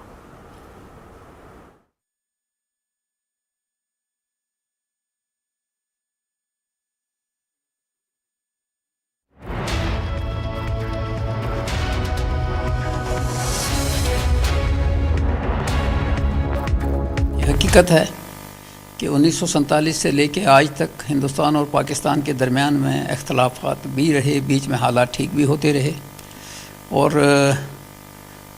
दोनों मुल्क international conspiracy का शिकार रहे। ये मैं सफाई से कहूँगा। दोनों मुल्कों को, चूँकि मुल्क जब अलग हुआ, होना नहीं चाहिए था, हो गया, तो उसके बाद आज तक ये जो साल बीते हैं दोनों की आपस में हालात अच्छे नहीं रहे। और अगर ये सेंस प्रिवेल कर गई है उनके ऊपर कि नॉर्मलाइज करना है, तो ये बातों से नहीं होगा, उसके लिए प्रैक्टिकल अप्रोच करनी होगी। और ये खुशाइंद बात है कि अगर उनको ये समझ आ गई है कि जंग से कोई मसला हल नहीं होता है। और मैं अपील करूँगा कि इस चीज़ को नोटिस किया जाए और इसको बातचीत शुरू की जाए। And Major Gaurav Arya joins us on the broadcast. Major Gaurav Arya, good afternoon. What do you make of these statements that have come in from the Pakistan Prime Minister, which seem like nothing than reeking of desperation given the economic crisis that the country has been battling for a long time now?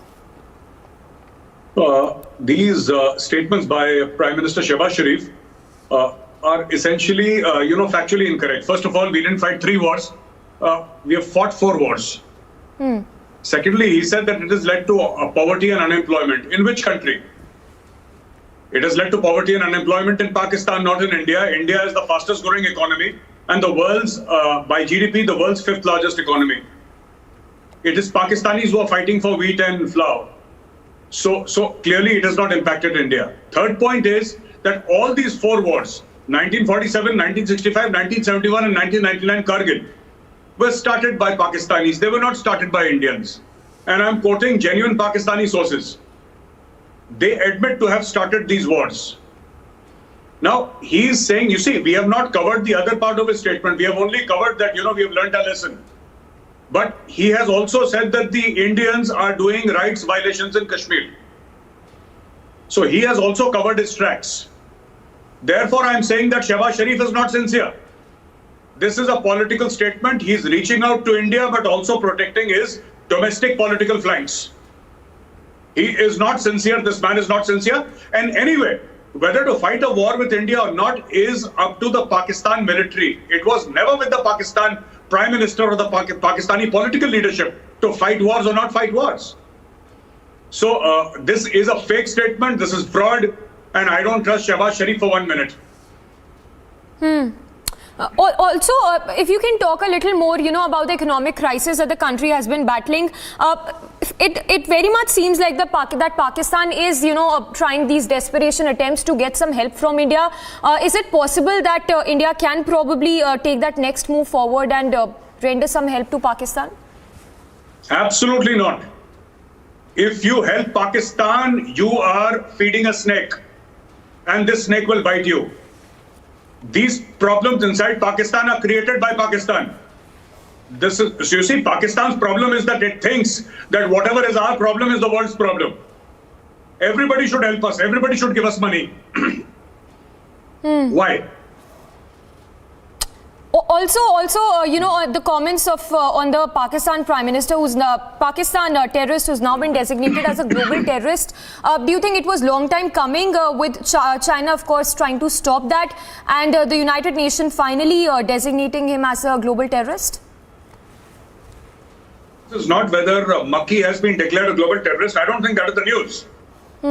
The news is that China has refused to support Pakistan in this. It was China that had put a stop. It was China which last year said that we will not allow Makki to be declared a global terrorist by the United Nations Security Council because China is a permanent member. What happened? Why did China suddenly change track? What diplomacy took place behind our backs? Why has China suddenly relented? That is the news, and that is what we need to find out. Absolutely. So China, of course, being that bellwether friend of Pakistan, trying to stop that designation of the Pakistan terrorist as a global terrorist. Thank you for the moment. So Major Gaurav Arya there giving his views and sharing the insights on economic crisis that, of course, have grappled Pakistan. And with that, the statement, of course, that has come in from the Pakistan Prime Minister, who is called for dialogue with India. Let's once again listen into those remarks that came in from the Pakistan Prime Minister.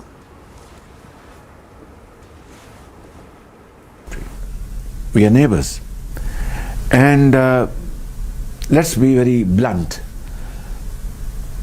Even if we are not we are not neighbors by choice, but we are there forever, and it is up to us to live peacefully and progress, or quarrel with each other and waste time and resources. That's up to us. Pakistan has learned its lesson. We had 3 wars with India, 3.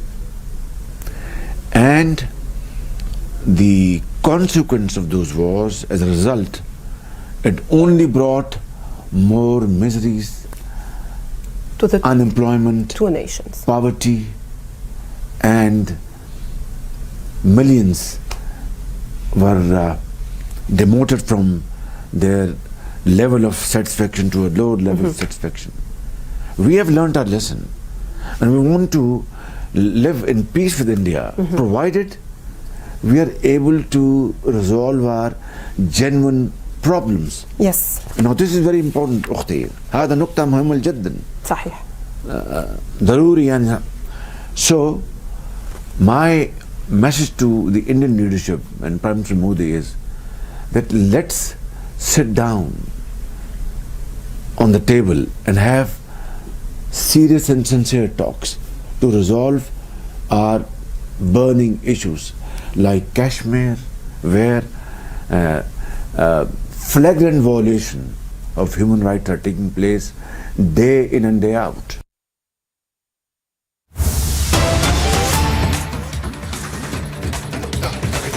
All right, to more news break coming in. This one from Bihar, where cracks have only been widening within the Mahagathbandhan in Bihar, as it's another face-off over Ramcharitmanas, which is only intensified in the state of Bihar. So after Bihar Education Minister Chandrasekhar tweeted on Ramcharitmanas, Nitish Kumar, the Chief Minister, has now said that no one should interfere in anyone's religion. So that's the first statement coming in from the Bihar Chief Minister on the statements and the cryptic tweet that was earlier put out by the Bihar Education Minister Nitish Kumar, who now says that no one should interfere in anyone's religion. I've said it earlier that everyone should offer prayers. So Nitish Kumar making his stand clear. Now this, even as no action has been taken against the Bihar minister for that tweet that he'd earlier put out, and the insult in relation to the Ramcharitmanas. That reaction that we have of the Bihar Chief Minister, let's just play out that soundbite of the Bihar Chief Minister. कि हम लोगों का view है, कोई भी धर्म को मानने वाला हो उसमें किसी भी तरह तक उसमें इंटरफेरेंस नहीं करना चाहिए। वो सब लोग जिस ढंग से भी धर्म का पालन करते हैं, धर्म का पालन करें, सबको इज्जत मिलनी चाहिए। इसमें किसी तरह का हस्तक्षेप नहीं करना चाहिए। जिसको जो अपना मन करे वो करे, वही पूजा करे, लेकिन इन सब चीज़ों पर कोई चीज़ नहीं करना चाहिए। हमने तो पहले ही समझा दिया, तो अभी तो डिप्टी सीएम ने भी कह दिया, इसलिए वो सब कोई बात। So there you heard Nitish Kumar saying that insult to the Ramcharitmanas or anyone's religion for that matter, he says, will not be tolerated, and that he said it earlier that everyone should offer prayers and that one should not meddle in anyone's religion. So that's the statement coming in from Nitish Kumar. Days, of course, after the Bihar Education Minister Chandrasekhar tweeted on Ramcharitmanas, and the remarks that came in from the Bihar Education Minister that hurt the sentiments of several people across the country. So now cracks that are only widening within the JDU-RJD, the Congress alliance in Bihar, with the Bihar Chief Minister now saying that no one should interfere in anyone's religion.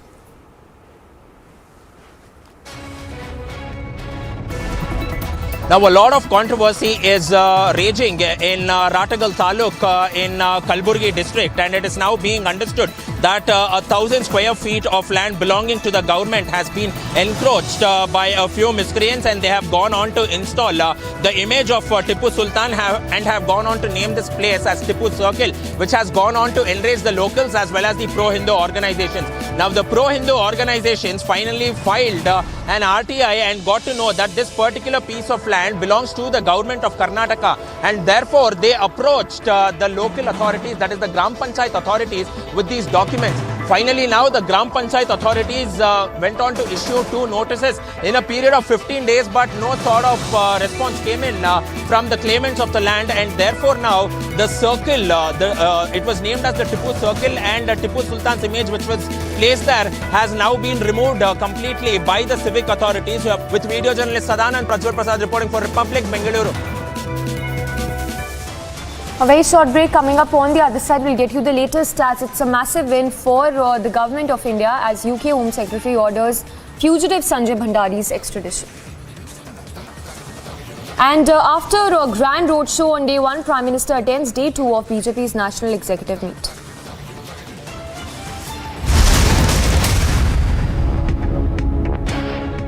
When timeless European design meets cutting-edge technology, it's QO.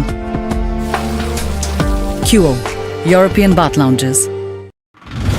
Threat to the Union Minister Nitin Gadkari, the accused, has been identified as J.S. Pujari, one of the inmates of Hindalga jail in Belagavi, and a team of the Nagpur police along with the ATS also visited the Hindalga jail, and it is now being understood that he has been grilled for several hours. The police have found out that one set of the phone numbers belong to businessmen and VVIPs whom J.S. Pujari was going on and targeting and making threat calls from inside the jail.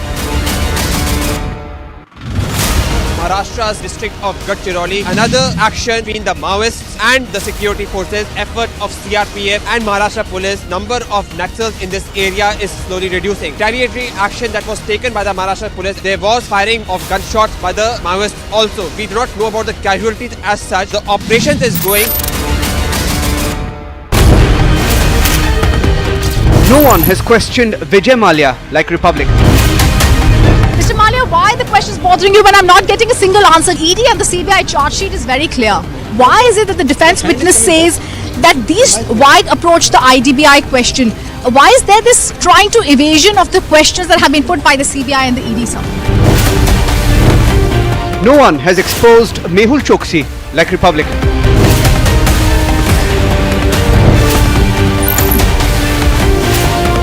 We don't preach journalism. We practice it. Republic is the news. The biggest news. So in your view, what was the role of the media at a time when national security can be jeopardized? So do you think there was a section of the narrative, people, media, whatever, wittingly or unwittingly, for example, vis-a-vis Pakistan normalizing terrorism? I think the real debate with Pakistan is not should you talk to Pakistan or not talk to Pakistan. We questioned Christian Michel. And that is Christian Michel. First visuals on your scene. Christian, would you give facts to India? Christian, would you tell the truth? Christian, would you tell the truth? Mr. Bhandari. Mr. Bhandari. Mr. Bhandari. I'll be very straight with you. If he's able to do that, I'll give you a scoop which will create ripples there. We tracked down Sanjay Bhandari. We don't preach journalism.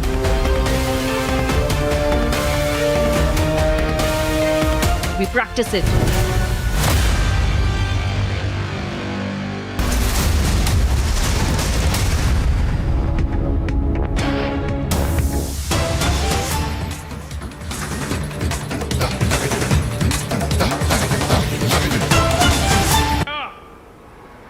All right, to more news coming in. Mega BJP versus BRS face-off in Telangana. This ahead of BRS party's first public meeting in Khammam that will be led by the Telangana Chief Minister KCR, in which Delhi Chief Minister Arvind Kejriwal, Kerala Chief Minister Pinarayi Vijayan, Samajwadi Party Chief Akhilesh Yadav will be participating.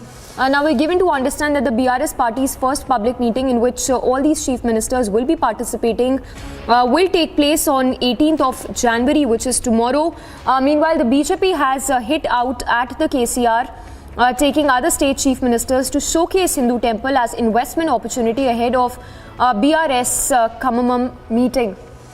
So that's a mega BJP versus BRS face-off in Telangana. This ahead of the meeting that will be held, that will be led by the Chief Minister of Telangana, KCR. We have Aneri joining us live. Aneri, take us through this another face-off that seems to have erupted between the BJP and the BRS, this time over the invitation that has been sent out to the Chief Ministers of various states. We have been seeing how this is going to be the first mega public meeting which will be held by the Telangana Chief Minister, Chandrasekhar Rao, and this face-off between the BJP and the BRS has now escalated, where we are seeing that ahead of the BRS public meeting, where Telangana Chief Minister K. Chandrasekhar Rao has invited various leaders, including Delhi Chief Minister Arvind Kejriwal, Kerala Chief Minister Pinarayi Vijayan, Akhilesh Yadav, who is Samajwadi Party chief, and also now we are seeing that all these leaders who will be visiting, who will be attending this public meeting on the 18th, that is tomorrow, where before that they will also be visiting Yadadri Temple, which is one of the famous temples and which was reconstructed all by the Telangana Chief Minister. But Bhandari, the BJP chief, has visited out at the Telangana Chief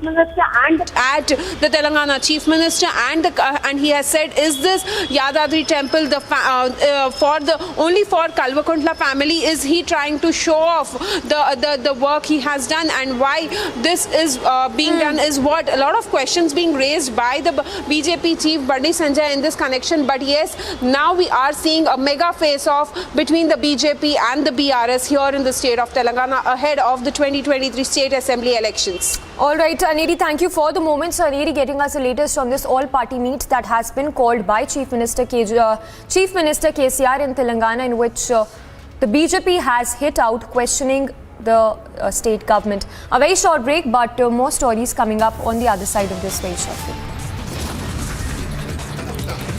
And Pakistan Prime Minister Shehbaz Sharif openly calls for dialogue with India, says learnt our lesson from the past.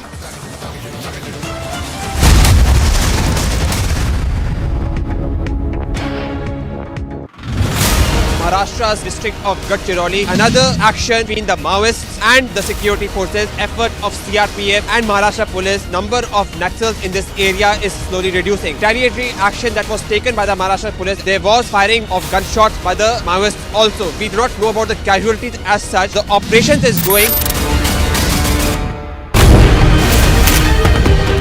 No one has questioned Vijay Mallya like Republic.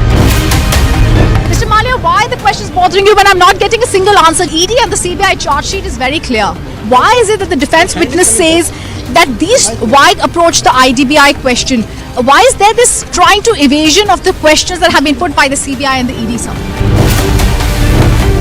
No one has exposed Mehul Choksi like Republic.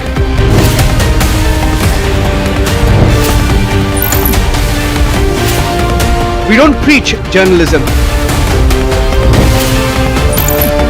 We practice it. Republic is the news. The biggest news.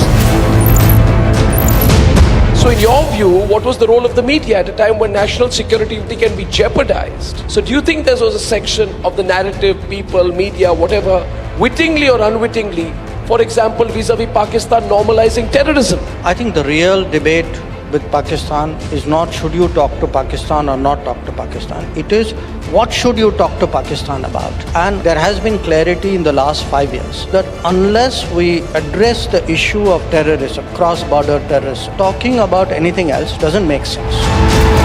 The biggest newsmakers. How's the faster rollout of 5G made possible? Were you working on deadlines? We have a leadership which believes in performance, which believes in delivery, which believes in making sure that whatever people's aspirations are, those aspirations are met with full vigor, full force, full commitment.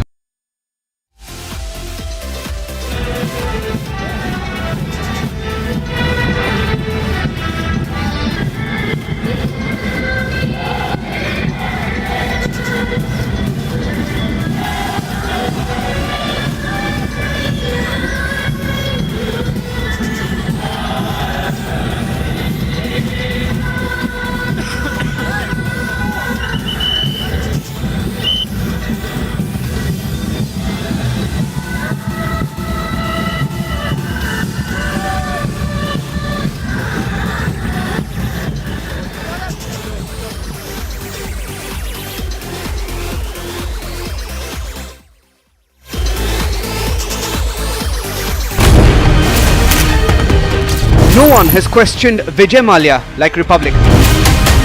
Mr. Mallya, why are the questions bothering you when I'm not getting a single answer? ED and the CBI charge sheet is very clear.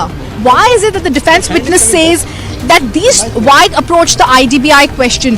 Why is there this trying to evasion of the questions that have been put by the CBI and the ED, sir? No one has exposed Mehul Choksi like Republic.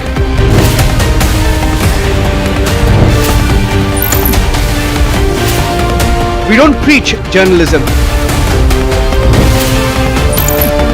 We practice it. Republic is the news.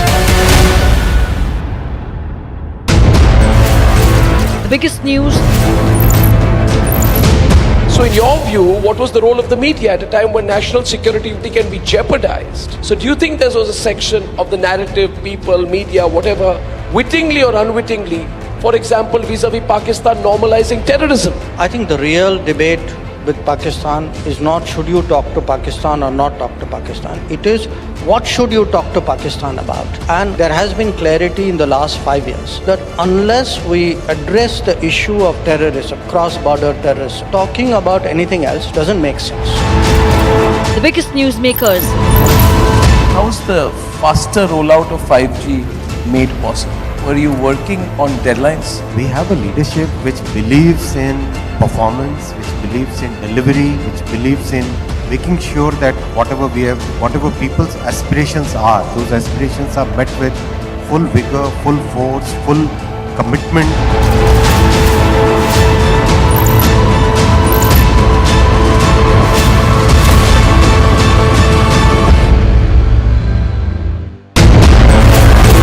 Biggest news.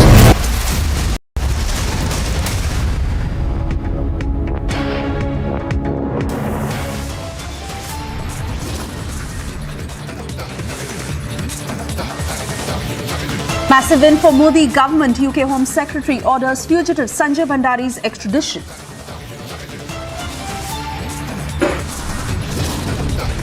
After grand roadshow on day 1, Prime Minister attends day 2 of BJP National Executive Meet.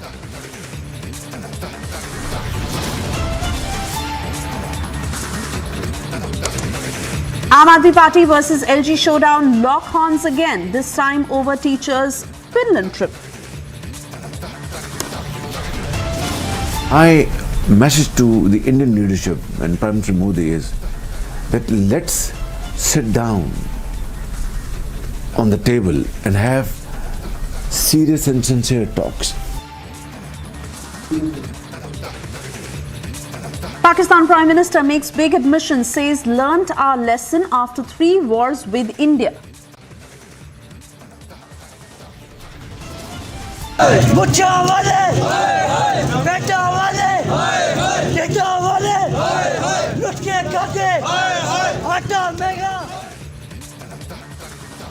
From Waziristan to Gilgit-Baltistan, anger on the streets as crisis hits Pakistan.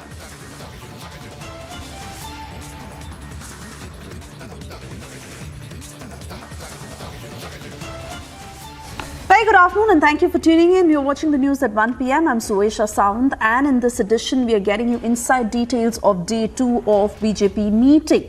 Guest sources suggest that BJP has adopted a socio-economic resolution in the National Executive Meeting and expressed gratitude to Prime Minister Modi for speedy construction of the Ram Temple in Ayodhya. Further adding that we have given the date as well. The leaders also congratulated Prime Minister Modi for bringing the Indian economy from fragile to the 5th largest.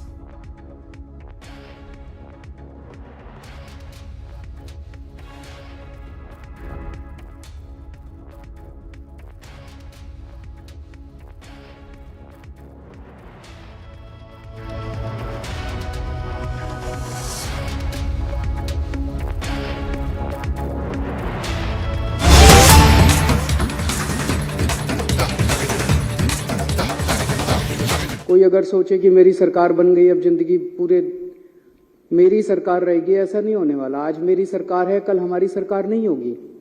हमारी सरकार 5 साल है, 10 साल है, 15 साल है, 20 साल है, कभी ना कभी तो बदलेगी। आज उनकी सरकार है, परमानेंटली उनकी सरकार नहीं होगी। आज है, कल है, परसों है, अगले दिन बदलेगी। आज दिल्ली में हमारी सरकार है, उनके एलजी हैं, केंद्र में उनकी सरकार है। कल अगर भगवान ने चाहा ऐसा भी हो सकता है कि केंद्र में हमारी सरकार हो।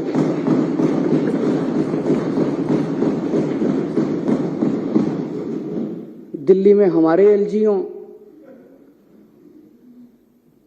और हो सकता है दिल्ली में हमारी हो, कांग्रेस की हो, बीजेपी की हो, किसी और की सरकार हो। हम ये सुनिश्चित करेंगे कि हमारा एलजी इस तरह से तंग नहीं करेगा उस टाइप का जो भी सरकार होगी। हम चुनी हुई सरकार की इज्जत करते हैं, हम लोगों की इज्जत करते हैं, लोगों के मत की इज्जत करते हैं, लोगों के वोट की इज्जत करते हैं, जनतंत्र की इज्जत करते हैं, हम संविधान की इज्जत करते हैं। दिल्ली में 2 करोड़ लोग रहते हैं। मैंने हमेशा कहा है कि ये 2 करोड़ लोग एक परिवार हैं। हमने हमेशा इसको एक परिवार माना है। इस परिवार में लोगों के जब भी कोई सुख दुख होते हैं, हम हमेशा सुख दुख में काम आते हैं। इन 2 करोड़ लोगों में जो बच्चे हैं, इनके जो बच्चे हैं, वो मेरे बच्चे हैं। मैं उनको हर्षिता और पुलकित से अलग नहीं समझता, उनको मैं अपना बच्चा समझता हूं। उनको मैं अपना बच्चा समझता हूं। तो जितनी अच्छी शिक्षा मैंने हर्षिता और पुलकित को दी है, उतनी अच्छी शिक्षा मैं दिल्ली के एक एक बच्चे को देना चाहता हूं। ये मेरा मकसद है और उसी मकसद से हम लोगों ने शिक्षा के ऊपर, क्योंकि मुझे ये लगता है कि अगर हमने अपने बच्चों को अच्छी शिक्षा दे दी तो देश का भविष्य बनेगा, बच्चों का भविष्य बनेगा तो देश का भविष्य बनेगा। उसी को मद्देनजर रखते हुए हमने शिक्षा पे इतना खर्चा भी किया, इतने अच्छे अच्छे शानदार स्कूल बनाए। जो सबसे ज्यादा आज स्कूलों के नतीजे बहुत अच्छे आ रहे हैं। लोग अपने बच्चों को प्राइवेट स्कूल से निकाल के सरकारी स्कूलों में भर्ती कर रहे हैं। शायद 75 साल, आजादी के 75 साल के बाद पहली बार ऐसा हुआ है। उसमें सबसे बड़ा योगदान हमारे टीचर्स और प्रिंसिपल्स का है और उनको मोटिवेट करने के लिए और उनकी कैपेसिटी बिल्डिंग करने के लिए हमने उनको पूरी दुनिया में बेस्ट से बेस्ट ट्रेनिंग दिलवाई है। हमने बहुत सारे टीचर्स को विदेश भेजा, बहुत सारे टीचर्स को आईएम्स में भेजा, बहुत सारे टीचर्स को अलग अलग यूनिवर्सिटीज में भेजा ट्रेनिंग करने के लिए। 1000 से ज्यादा टीचर्स, प्रिंसिपल्स को हम विदेशों में अभी तक ट्रेनिंग करा चुके हैं। अब 30 टीचर्स और प्रिंसिपल्स को फिनलैंड जाना था ट्रेनिंग करने के लिए। वैसे तो हमारी चुनी हुई सरकार है, मैं मुख्यमंत्री हूं, ये शिक्षा मंत्री हैं। मुख्यमंत्री ने, शिक्षा मंत्री ने कह दिया भाई टीचर फिनलैंड जाएंगे ट्रेनिंग के लिए, तो बस ये फाइनल होना चाहिए। यही तो जनतंत्र है। और जनतंत्र क्या है? अगर मुख्यमंत्री ने और शिक्षा मंत्री ने कह दिया भाई मैं अपने टीचर्स को फिनलैंड ट्रेनिंग कराने जाऊंगा, भेजना चाहता हूं, बस यहां खत्म हो जानी चाहिए थी बात। लेकिन यहां अजीब जनतंत्र है। सारी फाइलें एलजी साहब के पास जाती हैं, सारी फाइलें एलजी साहब के पास जाती हैं। एलजी साहब ने एक बार नहीं 2 बार ऑब्जेक्शन लगा के फाइल के ऊपर भेजा। अभी मैं पढ़ के सुनाऊंगा थोड़ी देर में। 2 बार ऑब्जेक्शन लगा के भेजा। तो जब बार बार ऑब्जेक्शन लगाया जाता है एलजी साहब कह रहे हैं ना कि मैंने तो मना थोड़ी किया। जब 2 बार ऑब्जेक्शन लगाया, अब तीसरी बार भेजेंगे तो फिर ऑब्जेक्शन लगाएंगे, तो इसका मतलब आपकी नीयत खराब है। एक बाबू क्या करता है, आप अपना लाइसेंस बनाने जाते हो, लाइसेंस बनाने वाला मना थोड़ी करता है, वो ऑब्जेक्शन पे ऑब्जेक्शन, ऑब्जेक्शन पे ऑब्जेक्शन, फिर आप दलाल को पकड़ते हो। वो दलाल कहता है इतने पैसे दे दो, बाबू को अंदर पैसे दे दूंगा और वो फाइल क्लियर कर देगा। तो ये बार बार जो ऑब्जेक्शन लगाए जा रहे हैं, इसीलिए तो लगाए जा रहे हैं, नीयत खराब है। फिनलैंड टीचर्स को भेजने नहीं देना चाहते। आज मैं ये लेके आया हूं महोदय, बीजेपी वालों के कितने एमपीज ऐसे हैं, ये पूरी लिस्ट है, जो खुद विदेशों में पढ़ के आए हैं। इनकी कभी इनके मां बाप ने कॉस्ट बेनिफिट एनालिसिस करी?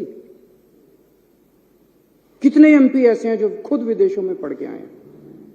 इनके कितने एमएलए ऐसे हैं जो खुद विदेशों में पढ़ के आए हैं? कभी इनके मां बाप ने कॉस्ट बेनिफिट एनालिसिस करी? ये बच्चे हैं कैबिनेट मिनिस्टर्स के, बीजेपी वालों के बच्चे, जिन के बच्चे अभी विदेशों में पढ़ रहे हैं। मेरे को इससे कोई एतराज नहीं है, मैं किसी की शिक्षा के खिलाफ नहीं हूं। बीजेपी वाले, कांग्रेस वाले, आम आदमी पार्टी वाले, जिसको भगवान ने अच्छा दिया जिंदगी में, वो अपने बच्चों को भेजे, जरूर भेजे। अच्छी से अच्छी शिक्षा सबके बच्चों को मिलनी चाहिए। मैं इसके विरोध में नहीं हूं कि इन्होंने क्यों भेजा, मैं इसके विरोध में हूं कि अगर तुम अपने बच्चों को अच्छी शिक्षा देना चाहते हो तो गरीबों के बच्चों की अच्छी शिक्षा के खिलाफ क्यों हो तुम लोग? अगर हम अपने बच्चों को, गरीबों के बच्चों को अच्छी शिक्षा देना चाहते हैं, अपने बच्चों को अच्छी शिक्षा देना चाहते हैं, तो तुम रोकने वाले कौन होते हो? ये एक फ्यूडल माइंडसेट है। ये कई सौ साल पुराने जो हमारे देश में फ्यूडल माइंडसेट है ना, कि गरीबों को अच्छी शिक्षा, इस जात के लोगों को, उस जात के लोगों को अच्छी शिक्षा नहीं मिलनी चाहिए, गरीबों को अच्छी शिक्षा नहीं शिक्षा जो है इन ठेकेदारों की बपौती रहनी चाहिए। इसको तोड़ना है हम लोगों को। और ये एलजी साहब उसी माइंडसेट से आते हैं कि एलजी साहब के बच्चों को तो मिलनी चाहिए अच्छी शिक्षा, गरीबों के बच्चों को अच्छी शिक्षा नहीं मिलनी चाहिए। इस माइंडसेट को तोड़ना है अपने को, पूरे देश को तोड़ना है। आजादी मिल गई, लेकिन ये माइंडसेट अभी भी है कि गरीबों के, इस जात के, उस जात के बच्चों को अच्छी शिक्षा नहीं लेने देंगे। ये विदेश कैसे जा सकते हैं? पढ़ो, एलजी साहब ने लिखा है इंडिया में करा लो ट्रेनिंग। ये एलजी साहब की नोटिंग है, इंडिया में करा लो ट्रेनिंग। अरे क्यों करा ले इंडिया में ट्रेनिंग? हम कम है किसी से? गरीबों के बच्चे कम है किसी से? गरीबों के बच्चे हैं तो इंटेलिजेंट नहीं है क्या? क्यों करा ले? हम तो अपने बच्चों को फिनलैंड भेजेंगे। पूरी दुनिया में सबसे अच्छी शिक्षा फिनलैंड के अंदर मिलती है, सबसे अच्छी, ये सबको पता है। फिनलैंड पूरी दुनिया में शिक्षा में नंबर 1 है, और उसमें भी जो नंबर 1 यूनिवर्सिटी है उसमें भेज रहे हैं हम। पूरी दुनिया में जो नंबर 1 हम तो भेजेंगे सर। दिल्ली के लोगों का पैसा है, टैक्स का पैसा है दिल्ली के लोगों का, टैक्स के पैसे से, दिल्ली के टैक्स के पैसे से भेज रहे हैं। लोगों का पैसा, लोगों के बच्चे, अपने पैसे से लोग अपने बच्चों को ट्रेनिंग के लिए भेजते हैं। ये वो क्या कहते हैं, पराए घर में अब्दुल्ला दीवाना। ये एलजी कौन हो गया है? बेगानी शादी में अब्दुल्ला दीवाना। ये एलजी कहां से आ गया? कौन है एलजी? कहां से आ गया एलजी? किस बात का एलजी? कौन एलजी?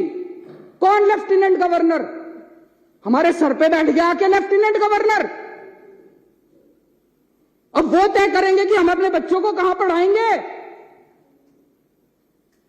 ऐसी सामंतवादी सोच के लोगों ने आज हमारे देश को पीछे छोड़ा हुआ। मैं कई बार सोचता था 70 साल हो गए हमारे देश को, 75 साल हो गए हमारे देश को, इतना पिछड़ा कैसे रह गया, इतना अनपढ़ कैसे रह गया, इतना गरीब कैसे? इन लोगों ने जानबूझ के, इन लोगों ने देश को गरीब रखा है। इन लोगों ने हमारे बच्चों को पढ़ने नहीं दिया। ये तो सामने आ गया, नंगे हो गए ये लोग। इन लोगों ने हमारे बच्चों को, बड़ी मजे की बात है, एलजी साहब के पास पावर नहीं है ये करने की। एलजी साहब के पास पावर नहीं है ये करने की। मैं भी आपको दिखाता हूं। सुप्रीम कोर्ट ने साफ साफ कहा है कि भाई 3 चीजें हैं। एक है पुलिस, पब्लिक ऑर्डर और लैंड। इन तीनों चीजों को छोड़ के एलजी साहब के पास कोई भी निर्णय लेने का अधिकार नहीं है। ये सुप्रीम कोर्ट का ऑर्डर है। 2018 4 जुलाई 2018 को ये ऑर्डर पास किया था सुप्रीम कोर्ट ने। सुप्रीम कोर्ट तो देश की सर्वोच्च अदालत है, वो तो सबको माननी पड़ती है ना। इसमें से मैं पढ़ के सुनाता हूं। इसमें लिखा हुआ है पैरा 284। अब तो सबको रट गया होगा पैरा भी, कल 3 दिन से मैं बोल रहा हूं। 284.17 पैरा, इसमें लिखा है the lieutenant governor has not been entrusted with any independent decision making power. इसकी हिंदी क्या हुई? लेफ्टिनेंट गवर्नर, दिल्ली के लेफ्टिनेंट गवर्नर को स्वतंत्र रूप से कोई भी निर्णय लेने का अधिकार नहीं है, ये सुप्रीम कोर्ट कह रहा है। सुप्रीम कोर्ट को पता था एक बार लिखने से नहीं मानेगा एलजी, उन्होंने 2 बार लिखा।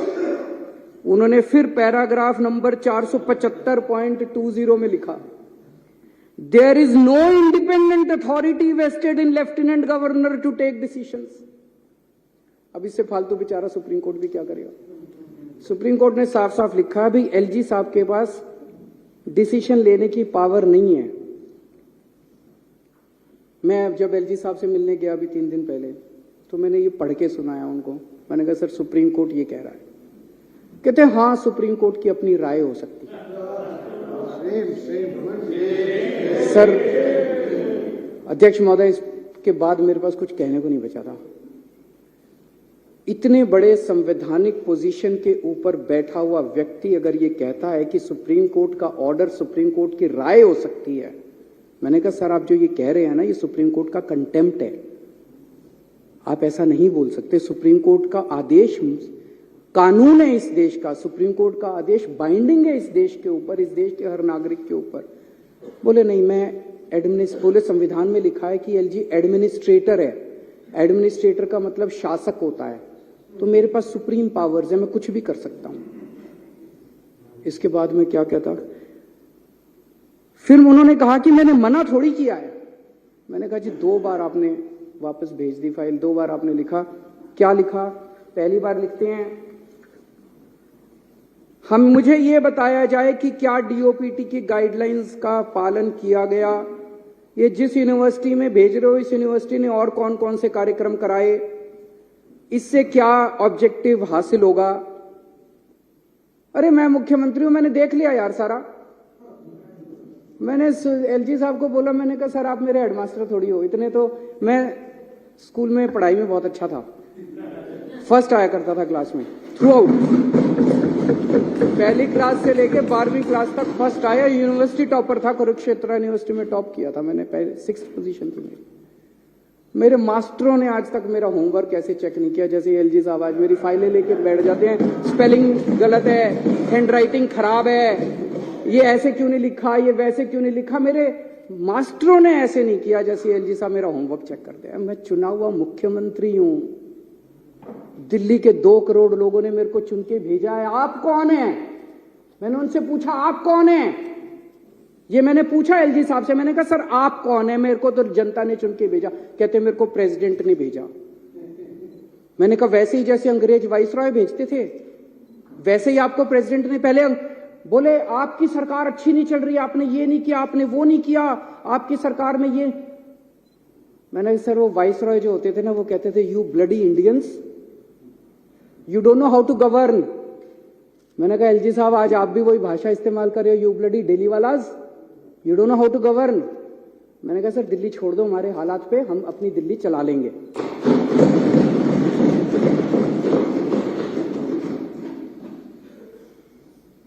कहते हैं कॉस्ट बेनिफिट एनालिसिस कराओ।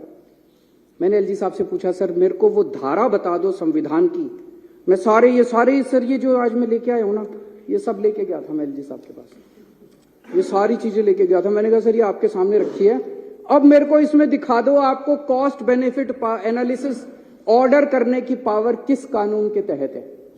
कौन सा कानून, सुप्रीम कोर्ट का आदेश आपको ये पावर देता है कि आप दिल्ली सरकार के किसी काम की कॉस्ट बेनिफिट। मैं कराऊंगा, मेरे को जनता ने कहा है मैं कॉस्ट बेनिफिट एनालिसिस कराऊंगा।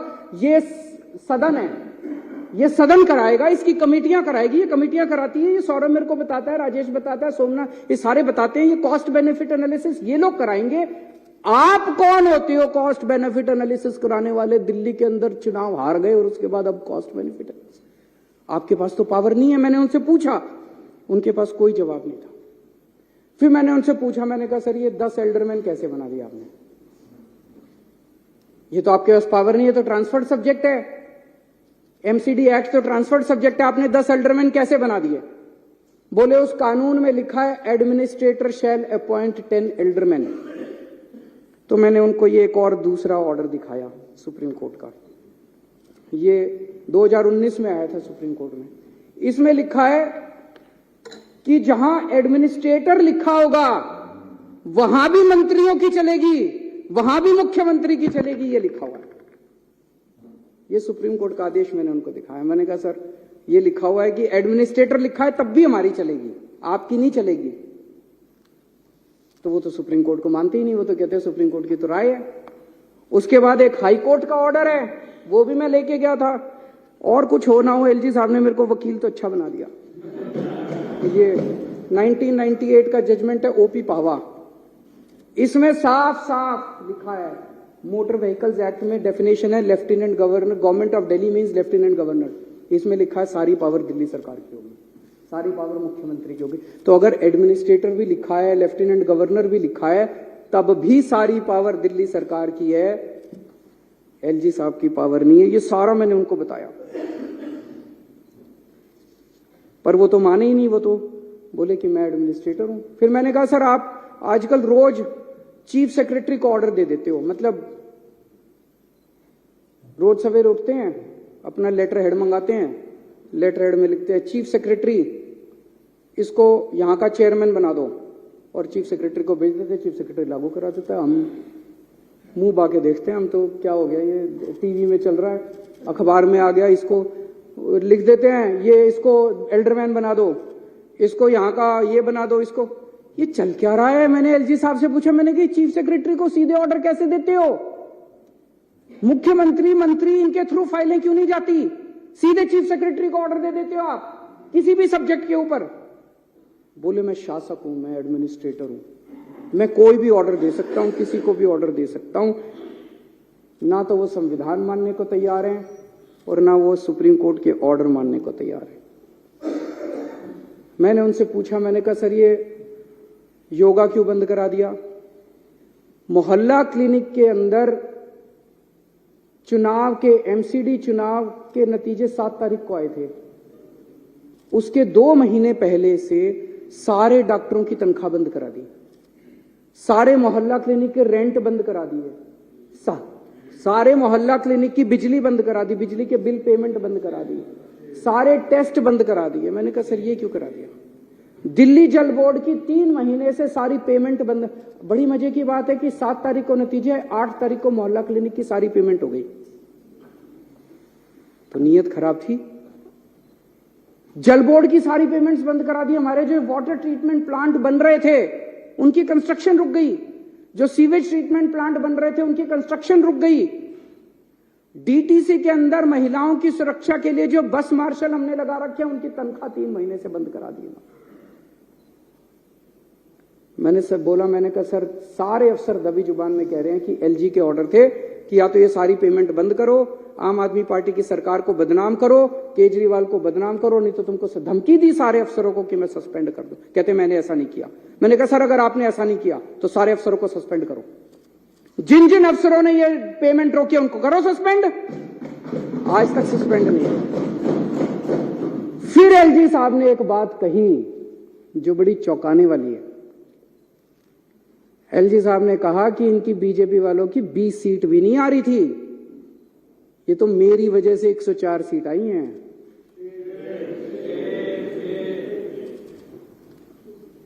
ये तो मेरी वजह से 104 सीट आई हैं, तो इसका मतलब जानबूझ के सारी पेमेंटें रुकवाई थी। बोले अब देखना तुम्हारी 7 की 7 सीट लोकसभा में बीजेपी की आएंगी और अगली बार तुमको मैं चुनाव नहीं जीतने दूंगा विधानसभा का। एलजी साहब मुख्यमंत्री को खुलेआम धमकी देते हैं कि अगला विधानसभा, वो यहां पे लेफ्टिनेंट गवर्नर दिल्ली को चलाने थोड़ी आए हैं, दिल्ली को ठप करके केजरीवाल को और आम आदमी पार्टी को बदनाम करने आए हैं। हम राजनीति करने नहीं आए सर, हम यहां राजनीति करने नहीं आए, हम लोगों की सेवा करने आए हैं। चुनाव जीते ना जीते हैं, राजनीति लगी रहती है, चुनाव आते जाते रहते हैं। देश जरूरी है, लोग जरूरी है, लोगों की जिंदगी जरूरी है। लोगों को इतनी प्रताड़ना करके, लोगों के मोहल्ला क्लिनिक बंद करा के, लोगों के पानी बंद करा के, लोगों की बिजली बंद करा के अगर आप चुनाव जीतना चाहते हो, चुनाव आपको मुबारक। हम लोगों की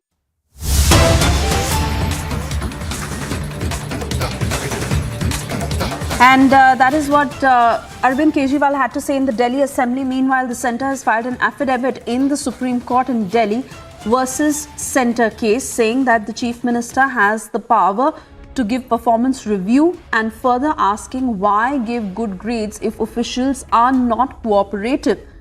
Remember, the Delhi officials got 9 grading by Chief Minister Arvind Kejriwal according to the submissions filed by the MHA before the Supreme Court, and now the centre has filed this affidavit in the Supreme Court against Delhi Chief Minister Arvind Kejriwal.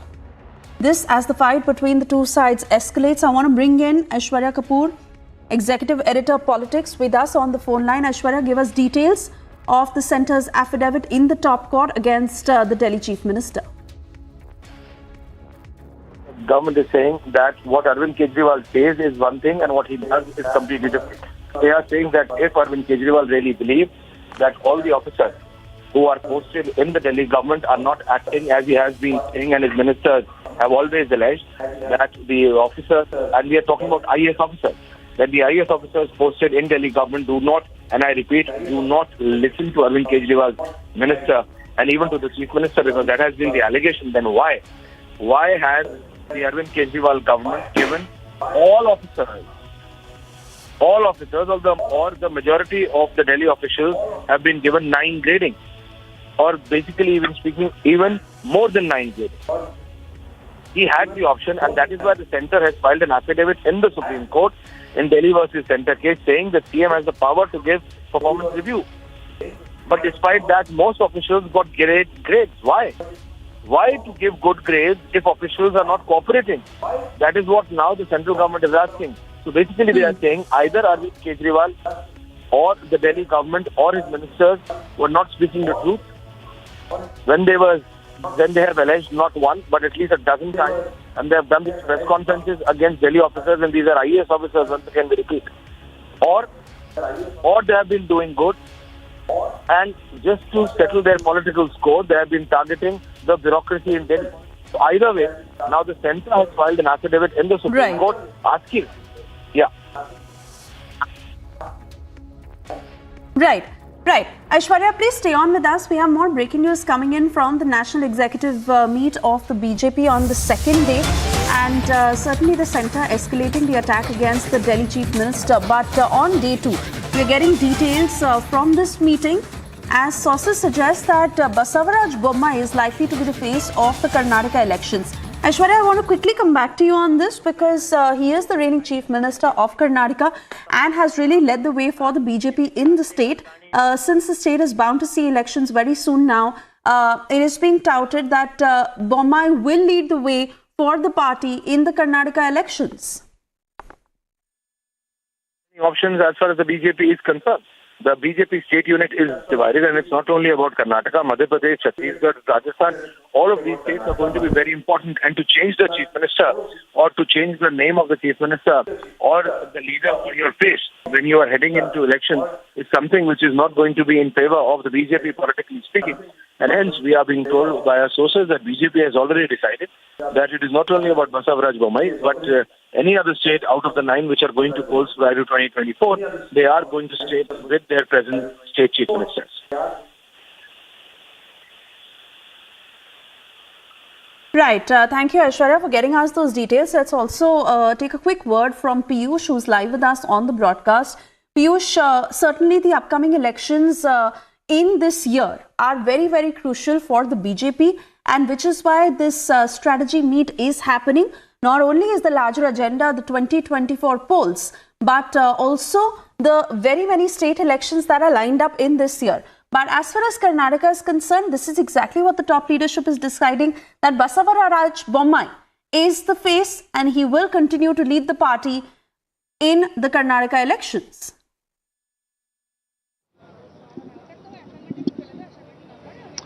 Well, certainly that is a confirmation also coming in from a top BJP leader, C.T. Ravi. While speaking exclusively to Republic TV, he has told us that yes, on his face only the party would be fighting elections in the state of Karnataka. Remember that there are upcoming 9 state assembly polls and BJP has now decided to put their all best efforts and it is also been said by BJP's National President J.P. Nadda that BJP will have to put all its efforts to win all these state assembly elections. But as far as Karnataka is concerned, on that in that particular state, Basavaraj Bommai, who is the current Chief Minister of Karnataka, he is going to be the face, and on his leadership only BJP will be contesting the elections in the state. There are other states too, like Madhya Pradesh, Chhattisgarh, Rajasthan, Tripura, Telangana, and also few other northeastern states on which BJP will put its best. But what we are now learning, a big takeaway coming in from BJP's national executive on the day 2 is that BJP is going to fight the elections on the face of Basavaraj Bommai, and that's the confirmation coming in from C.T. Ravi. Remember that yesterday a report was also submitted by the state president of Karnataka in national executive about the developments there in Karnataka and how the party is very much prepared. In fact, C.T. Ravi has also told us that BJP is going to implement the Gujarat model campaign also in Karnataka, where they will start with strengthening the booth level workers and then going to the top level there in Karnataka. We'll have to wait and watch how the Congress party is going to react to that. But yes, big development which we are right now picking is that Basavaraj Bommai, who is the current Chief Minister of Karnataka, he is going to be the face. He will be leading the party as far as the campaign is concerned, and that campaign would also be assisted as far as the campaign assisting is concerned. That would be assisted by B.S. Yediyurappa. So big development coming in from Karnataka, where Basavaraj Bommai is now going to be the face of BJP when elections take place in coming few months here in the state. Oh yes, Piyush, a lot of important details coming out of that national executive meeting, and most importantly how the BJP is adopting a socio-economic resolution. The focus is obviously on the state of the economy in the country and the Ram Temple, and even discussing the strategy for the various state polls that are lined up in the year 2023. Piyush, just 2.5 hours to go for Prime Minister to address that very crucial meet. What more are you picking up at this point?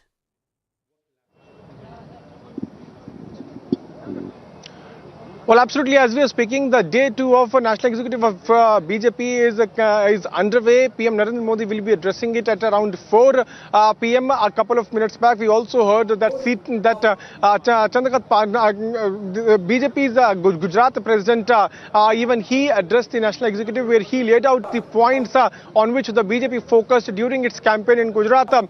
In fact, what we are also learning is that Union External Affairs Minister S. Jaishankar is also going to address the gathering, where he is going to tell about the presidency which now the country has as far as G20 is concerned. Let me also straight away try to show you pictures. I would ask my video journalist CP Singh to show you how different backdrop have also been put up here. Sardar Vallabhbhai Patel and many different cutouts have also been put up here, and G20 is the one which is also going to be focused as far as National Executive is concerned. After this very short break, we will be getting more and more details as National Executive of BJP underway in National Capital. Stay tuned for all the live updates.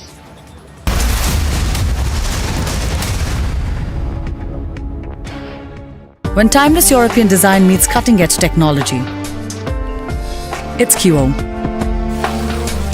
QO, European bath lounges. The biggest news.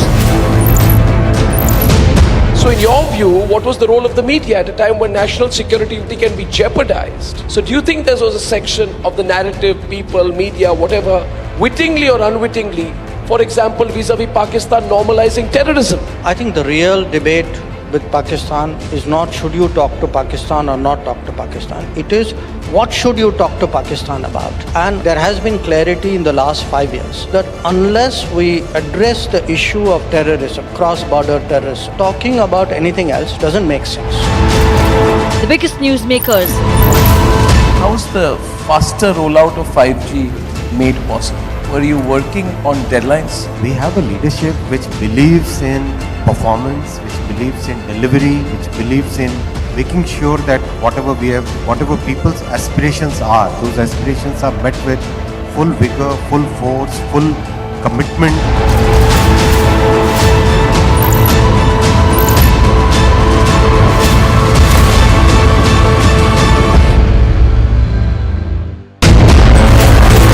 biggest news. The Chinese economy is not as attractive as it used to be. The American economy is hinged on an overextension. It is fragile, it is overstretched. But if India is to emerge as an alternative, I hate to sound cruel about it, America has to fall. Can America course correct? Whatever happens to America, the worst affected country will be China. So they'll fall together. Serious problems, because the kind of problems that China will face if the export-driven economy receives a setback, I don't think the Chinese system will be able to manage.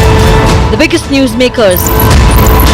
Your government says bring in the CA, change the legislation.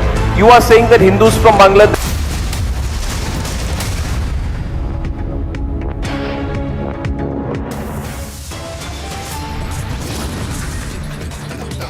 On day 2 of the BJP National Executive Meeting, party passes resolution thanking Prime Minister for Ram Mandir construction.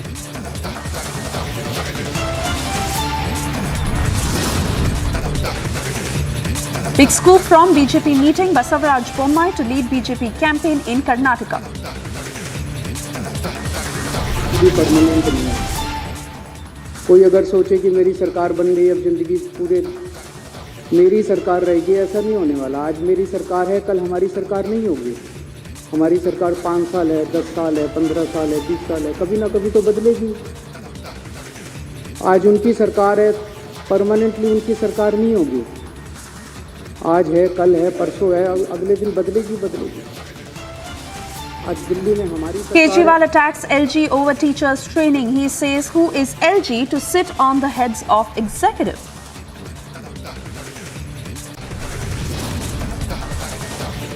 Another diplomatic win for the Modi government. UK government has cleared Bhandari extradition.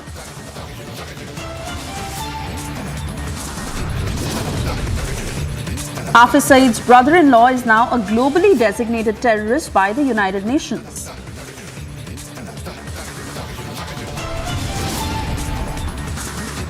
Pakistan Prime Minister makes a big admission, says learnt our lesson after 3 wars with India.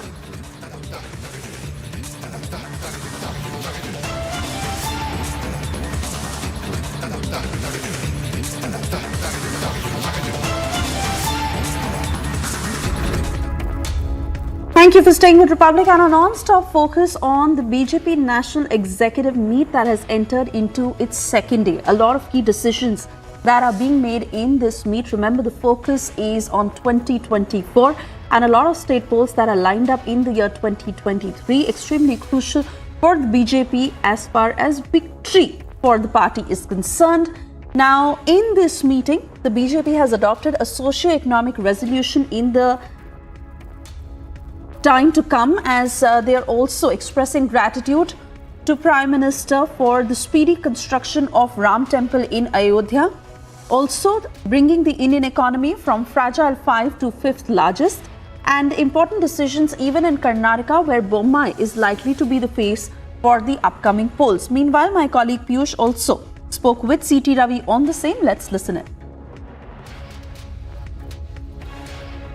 रणनीति अंदर के मामला है, हम strategy किया है कैसा जिताना, फिर एक बार सत्ता में आना, उसके बारे में हम रणनीति तय किया है। रणनीति फील्ड में हम उपयोग करेंगे। रिपोर्ट भी सबमिट की गई सर कर्नाटका को लेकर। कर्नाटका को लेकर कैसे आगे बढ़ेंगे उसको लेकर रिपोर्ट भी सबमिट की गई। हाँ, रिपोर्ट कल प्रदेश अध्यक्ष ने सबमिट की है। संगठन के तरफ से क्या हो रहा है और क्या किया है उसका रिपोर्ट उन्हें दिया, और मुख्यमंत्री बसवराज बोम्माई उन्हें सरकार के तरफ से क्या योजना बना है, उसका उपयोग कैसा हो रहा है, उसके बारे में भी उन्हें भी रिपोर्ट दी है। बीएस येदियुरप्पा का मार्गदर्शन भी उसमें मिलेगा। हमेशा वरिष्ठ नेता है येदियुरप्पा जी, अपना वरिष्ठ नेता है, उनका मार्गदर्शन हमेशा बीजेपी के ऊपर रहता है, आशीर्वाद भी रहता है। उनका मार्गदर्शन और आशीर्वाद से लेकर के हम चुनाव कंटेस्ट करेंगे, हम जीतेंगे। गुजरात कैंपेन में जिस तरह से बीजेपी ने फाइट किया, जिस तरह से कैंपेन किया, क्या वो model implement?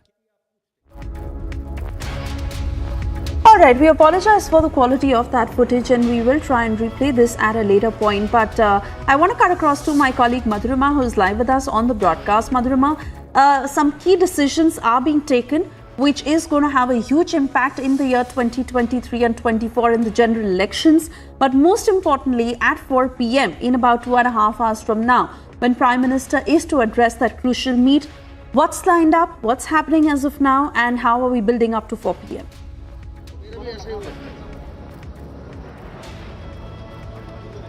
Well, Swesha, this particular meet is a very crucial one, and like just we heard that we broke exclusively that how the political plan for Karnataka is panning out here in this particular executive meet, and where that who will be helming the entire political fight of Karnataka will also be decided, and that the cards have already been put on table, and that is the entire agenda of this particular national executive meet. And like you were rightly pointing out, that all eyes are awaiting to see the Prime Minister's speech and to see that what would be his agenda, because we heard JP Nadda yesterday, and he had mentioned very categorically that the BJP has the goal of winning all the assembly elections, because that will be panning out too slowly towards the 2024 elections.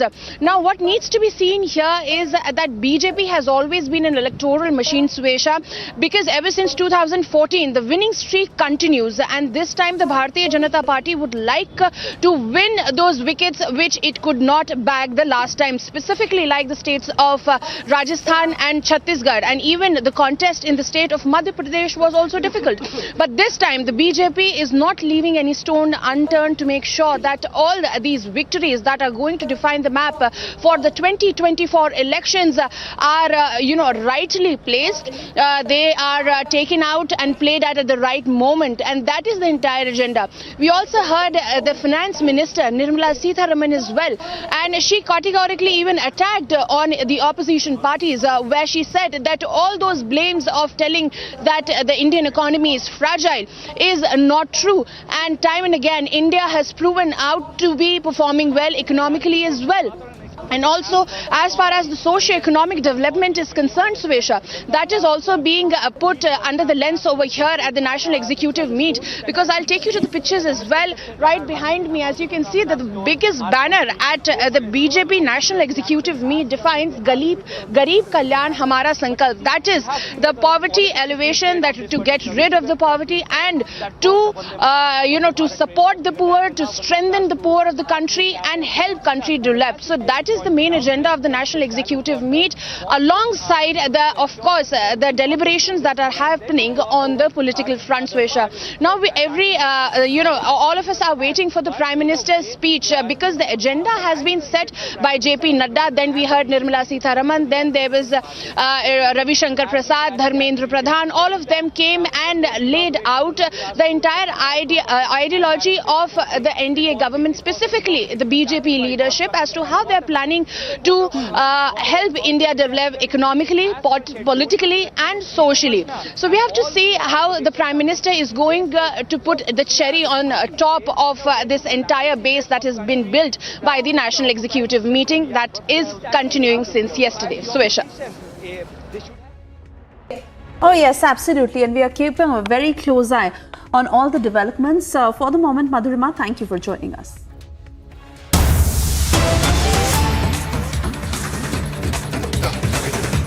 And more breaking news coming in of how the NIA is continuing with its crackdown on PFI. In this latest detail that is coming in, NIA teams in Kollam have taken into custody a PFI activist. His name is Mohammad Siddiqui. This is in connection with the clampdown on banned outfit PFI, along with the help of Chawara police today. This happened in the morning. Mohammad Sadiq had earlier been to PFI meetings and programs. NIA has also secured some documents from him. This is coming from our sources. Let's quickly cut across to Ashwin, who's picking up further details on the same. Ashwin, tell us more about this man, Mohammad Sadiq, what the NIA is suspecting, and concrete evidence that they may have against this man.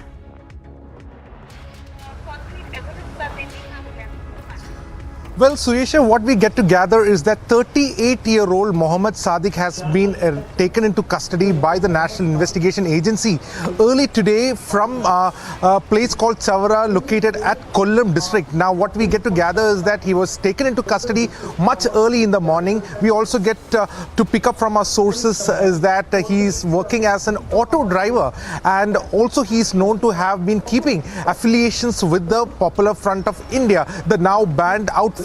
Now, what NIA, the reason for the swoop down on onto Kollam and thereby taking one person into custody, that needs to be ascertained by the NIA. But what we get to gather from our local sources is that the NIA has been keeping a very close watch on even the low-rung leaders of the now banned outfit, the Popular Front of India. And as part of that, people who have inclination to be more active for helping out in the spread of the Popular Front of India and its activities are being taken down and they are being questioned. And that is the reason why today NIA has come forward early in the morning today, along with the very discreet support given by the local police at Chavara police station, and picked up Mohammed Sadiq, and he has been taken into custody as well. So latest report is that it also indicates that the NIA is carefully monitoring the situation on the ground, which has come after the ban of the outfit back in September. Now, more details are awaited. At the moment, what is confirmed, 38-year-old Mohammed Sadiq, who is an auto driver by profession, has been taken into custody by the National Investigation Agency. Suresha. All right, Ashwin, we'll keep coming back to you for more on the same. For the moment, we play out this 1-minute report.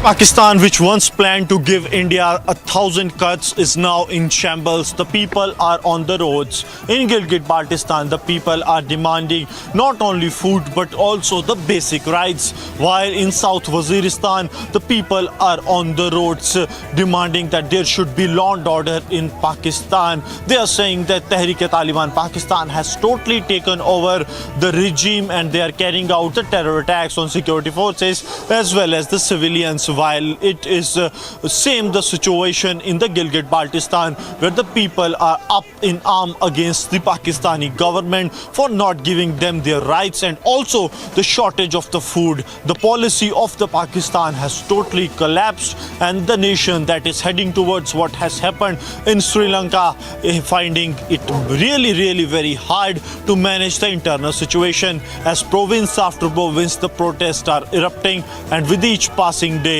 the situation is deteriorating. With Gaurav Sahani, Gursimran Singh for Republic Media Network.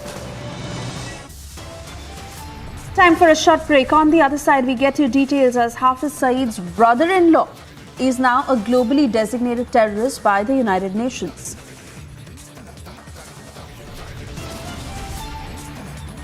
And it is another diplomatic win for the Modi government. UK government has cleared Sanjay Bhandari's extradition.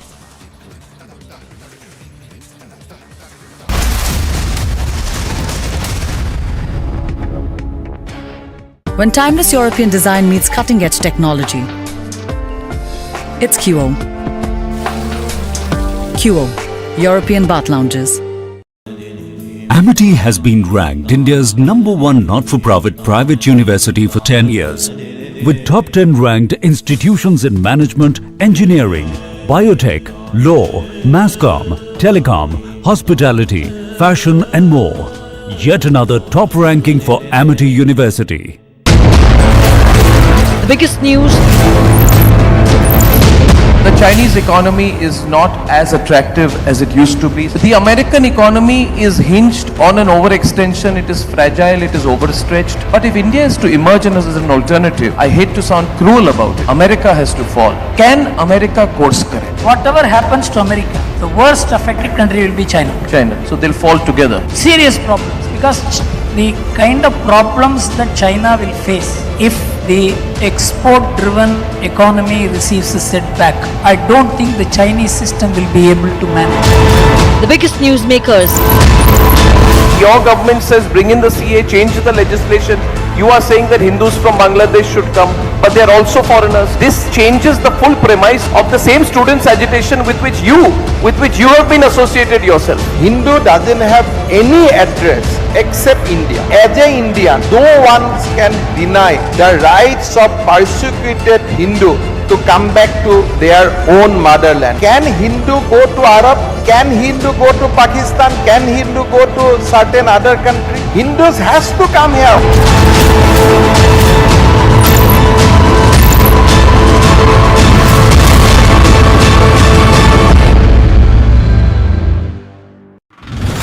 Threat to the Union Minister Nitin Gadkari, the accused, has been identified as Jayesh Pujari, one of the inmates of Hindalga jail in Belagavi, and a team of the Nagpur police along with the ATS also visited the Hindalga jail, and it is now being understood that he has been grilled for several hours. The police have found out that one set of the phone numbers belong to businessmen and VVIPs whom Jayesh Pujari was going on and targeting and making threat calls from inside the jail.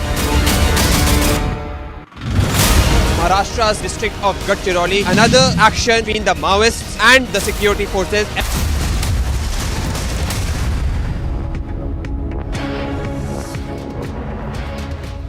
Thank you for staying with Republic, and well, after a hiatus of 3 years, the Delhi Auto Expo is back for 2023. From new launches to future concepts, the Auto Expo has it all in store and more. We're now getting you a full report on the last day of the event in the national capital.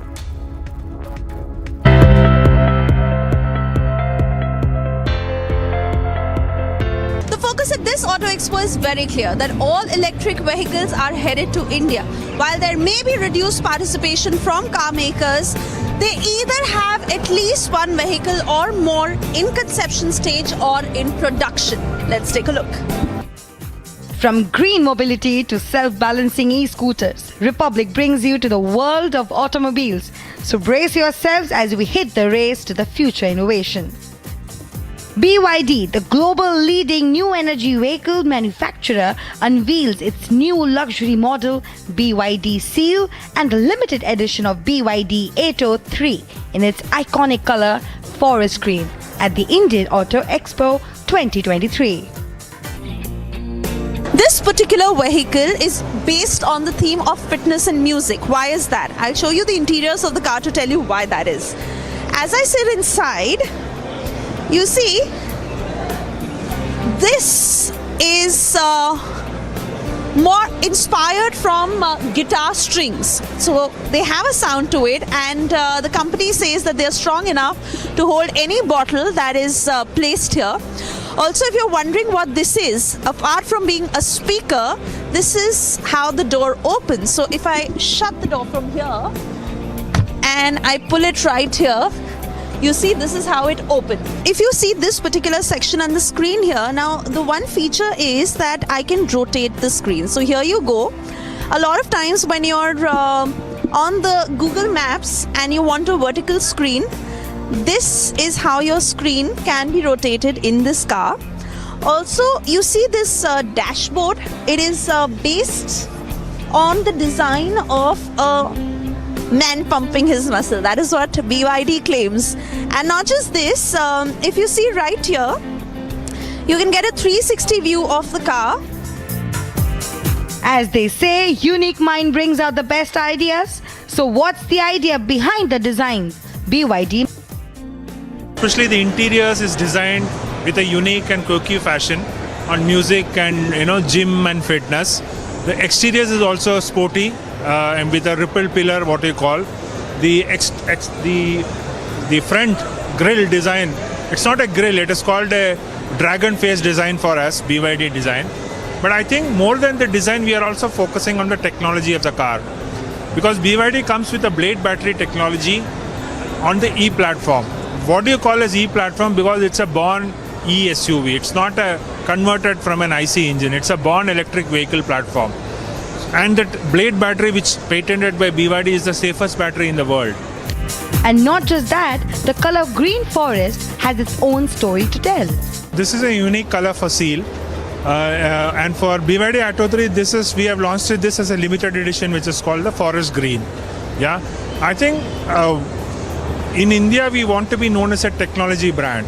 That is what we are looking at, a premium technology brand, because we want to promote technology, because finally EV means technology, and BYD being a technology-oriented company, we want to promote technology for the customers. Within a year, BYD has expanded its network to 24 showrooms across 21 cities in India and hopes that it will double the presence to 53 showrooms within 2023. This year we came into the consumer segment with the BYD Atto 3. I think we started bookings in October end and we have got close to 2,000 bookings. We have started the deliveries from January 11th.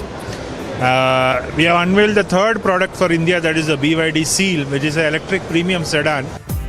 Founded in 1995 as a rechargeable battery maker, BYD now boasts a diverse business scope covering automobiles, rail, transit, new energy and electronics with over 30 industrial parks in China, the United States, Canada, Japan, Brazil, Hungary and India.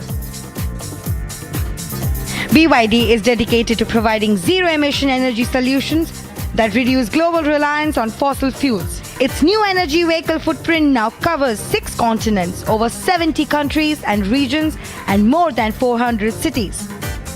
The company is known to be a Fortune Global 500 enterprise that furnishes innovations in pursuit of a greener world. Basically, I think if you see, we as a global company, we term ourselves as the official sponsor of Mother Nature. But as a company, as a global company, we have taken a kind of a statement to cool the Earth's temperature by 1 degree centigrade in the future years to come by.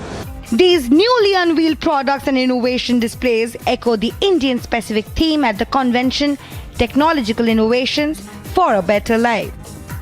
Stay tuned as we will come back riding for more innovative and sustainable innovations of the Day 3. Bureau Report, Republic TV. Time now for a short commercial break. On the other side, we get you details of the second day of the National Executive Meeting and how the BJP has passed a resolution thanking Prime Minister for the speedy construction of Ram Mandir.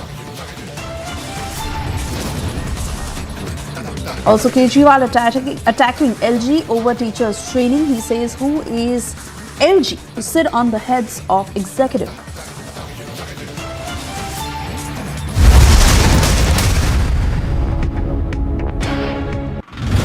Threat to the Union Minister Nitin Gadkari, the accused, has been identified as Jayesh Pujari, one of the inmates of Hindalga jail in Belagavi, and a team of the Nagpur police along with the ATS also visited the Hindalga jail, and it is now being understood that he has been grilled for several hours. The police have found out that one set of the phone numbers belong to businessmen and VVIPs whom Jayesh Pujari was going on and targeting and making threat calls from inside the jail.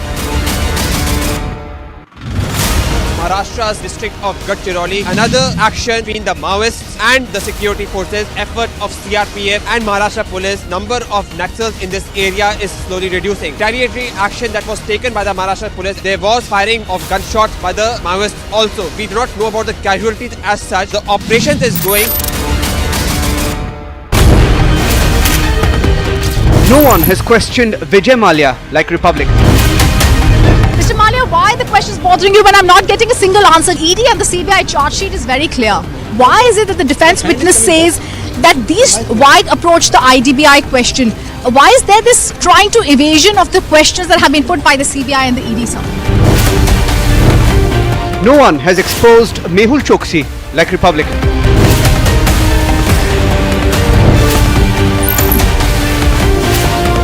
We don't preach journalism. We practice it. Republic is the news. The biggest news.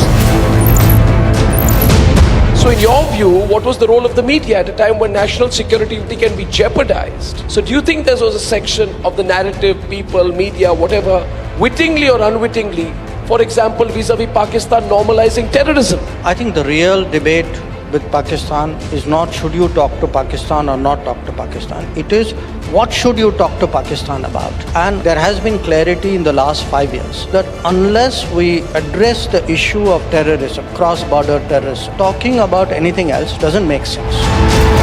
The biggest newsmakers. How's the faster rollout of 5G made possible?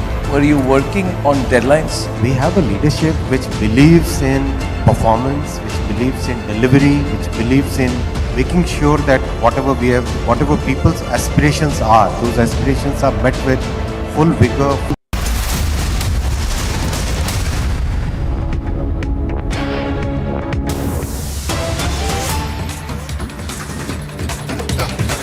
More breaking news coming in. The Indian-Australian community has once again been left in a state of shock with one of the iconic Hindu temples outside the Indian subcontinent that stands vandalized with anti-Hindu graffiti. The vandalism of the historic Sri Shiva Vishnu temple in Carrum Downs comes just within a week of anti-India and anti-Hindu graffiti that was smeared on the walls of BAPS Swaminarayanan Mandir in Mill Park. This act of vandalism that came to notice on the 16th of January, that is Monday morning, when temple devotees came for darshan as 3 days long Thai Pongal festival is being celebrated by the Tamil Hindu community. Those are pictures coming in from Melbourne, where another temple was vandalized and anti-Hindu graffiti was smeared all across the walls. Also written on those walls of how 26 January is D-Day. And another temple that has been targeted in Melbourne within 5 days. Remember, this is the second attack that we are seeing. And you see that anti-Hindu graffiti that has been smeared all across the walls in Melbourne. The historic Sri Shiva Vishnu temple in Carrum Downs that was vandalized, and this is just 5 days after the Swaminarayanan Mandir in Mill Park was attacked. Those pictures on your screens, and we'll try and get you further details on this. For the moment, we have to slip into a very short commercial break. A quick check of what's lined up on the other side. Hafiz Saeed's brother-in-law, Abdul Rahman Makki, now a globally designated terrorist in the United Nations. And it's a diplomatic win for the Modi government. UK government has cleared Sanjay Bhandari's extradition.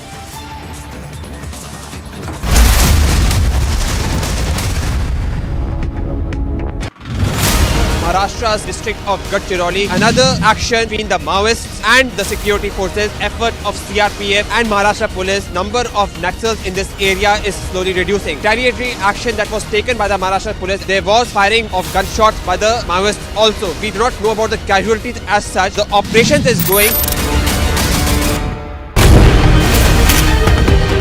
No one has questioned Vijay Mallya like Republic. Mr. Mallya, why the question is bothering you when I'm not getting a single answer? ED and the CBI charge sheet is very clear. Why is it that the defense witness says that these wide approach the IDBI question? Why is there this trying to evasion of the questions that have been put by the CBI and the ED, sir? No one has exposed Mehul Choksi like Republic.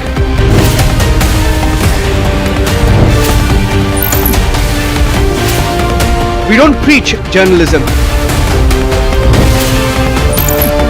We practice it. Republic is the news. The biggest news.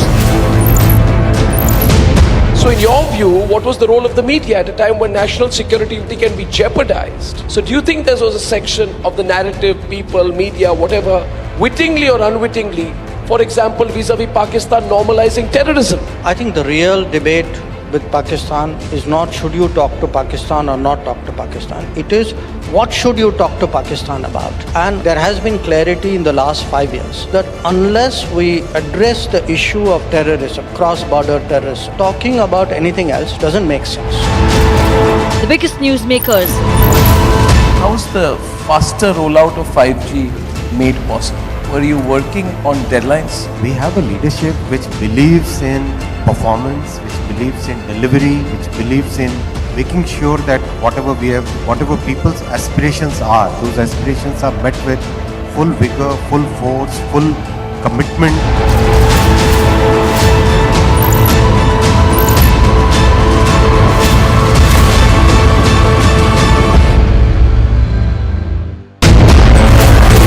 The biggest news. The Chinese economy.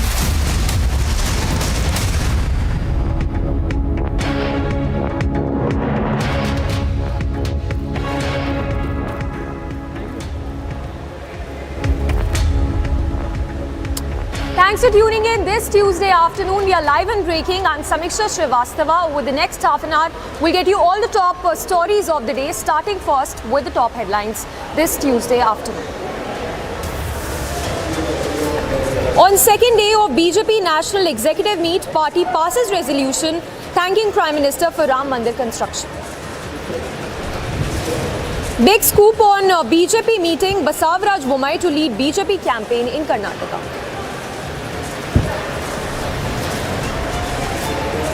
Sir आप कौन है? मेरे को तो जनता ने चुन के भेजा, कहते मेरे को प्रेसिडेंट ने भेजा. Kejriwal attacks LG over teachers training, says who is LG to sit on the heads of executive. Another diplomatic win for Modi government. UK government clears Bhandari's extradition.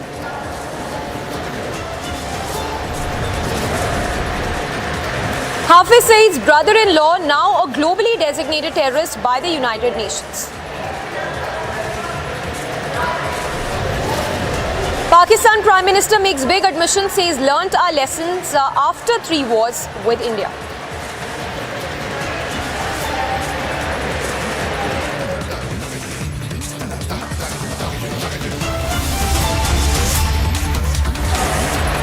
Alright, we start with Newsbreak coming in, this one from Melbourne, where it's yet another temple that's been attacked in Australia's Melbourne. Remember, it's the second attack to have happened in the last 5 days. So those are the details that are just trickling in. We'll put out those visuals as well of the temple that was attacked in Melbourne, a second attack to have happened in recent days. We are also given to understand in that attack, anti-India Khalistan graffiti was put on the temple walls. 26 January Delhi D-Day message that was painted on the walls. So those are the visuals also coming in this hour of how this temple was vandalized in Melbourne. Second attack on the temple in last 5 days. And the visuals in which you can see the attack that was reported on 13th of January, and just 5 days after that, another temple that was vandalized in Melbourne, the hate graffiti that was also put on the walls of the temple. We have Vishal Munga joining us live from Melbourne. Vishal, if you can share the details with us, what is known so far? It's of course the second attack on the temple to have happened in the last 5 days. Yes, indeed, it's a shocking incident where anti-India, anti-Hindu graffiti has been made on Sri Vishnu Temple here in Melbourne. This is a second such incident. The police is investigating the matter. Allegedly, again, the allegations are that there is a referendum that is to be done in Melbourne at the end of January. So these kind of incidents are happening. The police has not confirmed it that who's done it, but indeed what we can say, the allegation is that these could be the work of Khalistani groups. But the police investigation is still on and no confirmation has come from police. But indeed it's become a cause of worry for the Hindus living in this area. The issue again is being raised is that the conduct of the Australian government, that is what the people are saying, that the Australian government is not taking these attacks, these graffitis seriously. They have been saying that it's an issue of freedom of speech, multiculturalism, so they don't want to do anything on this Khalistani referendum. But what I can tell you is that people are really afraid, and I was talking to the temple authorities. They are concerned about the safety and security. They say they want peace and calm to be maintained, but they are really concerned about the security. Meanwhile, the police is investigating the matter. They have not really shortlisted anyone.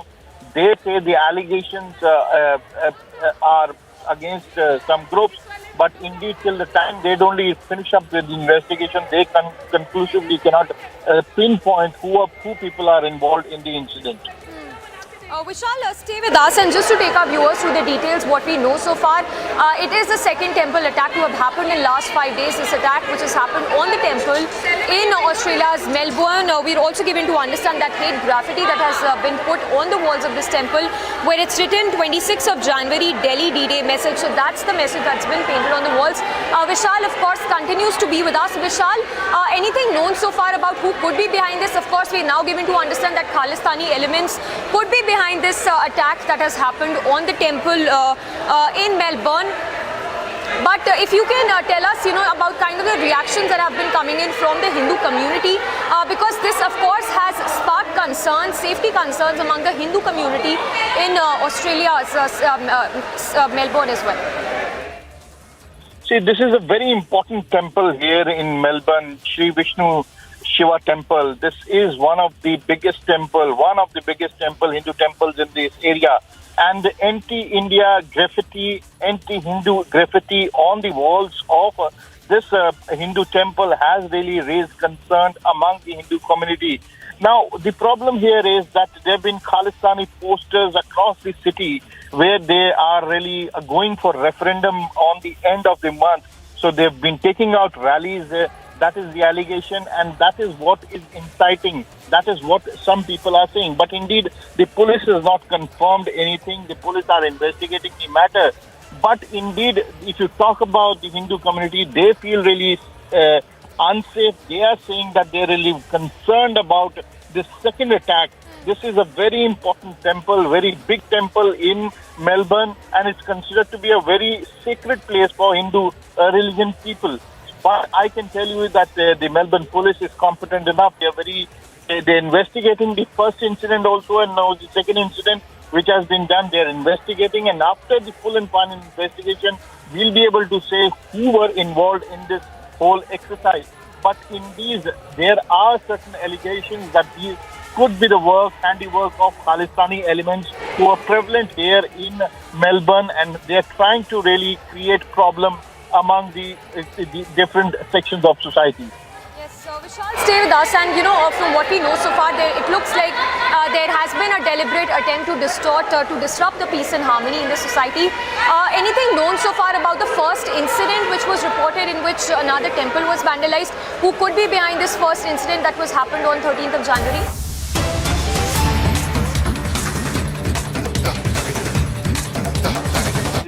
बाहर से delegates आ रहे हैं, सबको हमारे आदरणीय राष्ट्रीय अध्यक्ष JP Nadda ji के नेतृत्व में भारतीय जनता पार्टी सबको स्वागत करती है। ये केवल G20 की डेलीगेट्स नहीं आएंगे, कुछ 14 अहम मल्टीलैटरल इंस्टीट्यूशंस जो हैं जैसे कि IMF, वर्ल्ड बैंक, वो भी शामिल रहेंगे। 9 अन्य प्रमुख देशों के भी डेलीगेट्स आएंगे। प्रधानमंत्री मोदी जी का ये विश्वास है कि G20 का अध्यक्षता केवल उनका व्यक्तिगत या भारत सरकार का भूमिका नहीं, पूरा देश का ये एक अवसर बनता है। और जो थीम बनी है वासुदैव कुटुंबकम, कि दुनिया भर की जितनी मुद्दे हैं, जितने समस्याएं हैं, हम सब उसको मिलकर मुकाबला करें। इस थीम तो भारत ने दिखाया है महामारी के समय, और केवल महामारी नहीं, महामारी के बाद अर्थव्यवस्था पर जो आंच आई है सभी देशों पर, अभी पूरी दुनिया भर ये प्रशंसा हो रही है कि अगर कोई देश ने ये अर्थव्यवस्था की स्थिति को सबसे मजबूत रख पाया, वो भारत ही है। हमारी उद्देश्य है भारतीय जनता पार्टी की ओर से कि ऐसा एक अवसर पूरी देश की जो है, जैसे कि प्रधानमंत्री जी ने हमें आह्वान दिए हैं, तो समाज को इससे जोड़ना है। समाज को जोड़कर भारत को तो शोकेस करना ही है दुनिया को, और दुनिया भर से जो डेलीगेट्स आ रहे हैं उनको भी भारत की परंपराएं, भारत की इतिहास और नया भारत के विभिन्न उदाहरण दिखाने के लिए हम कोशिश करें। ये हम कोशिश करेंगे लाखों करोड़ों कार्यकर्ता, लेकिन कार्यकर्ता जैसे नहीं, हम अपनी व्यक्तिगत और सामाजिक पहचान से इस जो साल भर विभिन्न जगहों पे 50 से ज़्यादा स्थानों पर 200 से ज़्यादा ऐसे इवेंट्स होंगे, यही एक ऐतिहासिक मामला है। क्योंकि जब अन्य देशों ने G20 का अध्यक्षता करते हैं, कोई 1, 2, 4 जगहों पे ऐसे इवेंट करते हैं, तो जो अवसर मिलेगा इतने सारे डेलीगेट्स को विभिन्न भारत के विभिन्न जगह दिखाने के लिए, ऐतिहासिक स्थल दिखाने के लिए, और हमारा नया भारत के जो प्रगति हो रही है, जैसे कि हम वोकल फॉर लोकल, हर जगह की स्थानीय जो कुछ प्रोडक्ट्स हैं, हैंडीक्राफ्ट्स हैं, उनको दिखाने के लिए हम कोशिश करेंगे। और सिविल सोसाइटी को इसके साथ जोड़ने के लिए हम प्रयास करेंगे। इसके लिए तो ऑफिशियल ग्रुप्स तो बने ही हैं, जैसे कि W20 महिलाओं की, साइंस 20, सिविल 20, थिंक टैंक 20, और इसके पैरेलली हम भी प्रयास करेंगे कि जैसे हम उत्साहित हैं करोड़ों कार्यकर्ता भारतीय जनता पार्टी के, देश भर पूरे समाज के सभी वर्ग इसके साथ जोड़ना चाहिए। भारत का, आधुनिक भारत का, हमारे परंपराओं का, इतिहास का, और जो नया भारत सक्षम हो रहा है विभिन्न विषय में, उसको हम शोकेस करें। इस पर चर्चा हुई है। आदरणीय विदेश मंत्री इस पर एक वक्तव्य भी रखे हैं और एक स्टेटमेंट भी हम अभी दर्ज कर रहे हैं। बहुत बहुत धन्यवाद। धन्यवाद भजन पांडे जी। अभी आज हमारी बैठक में एक और वक्तव्य गरीब कल्याण को लेकर हुआ है, तो मेरा आदरणीय सुधा यादव जी से आग्रह है कि आप लोगों को उस विषय के बारे में अवगत कराएं।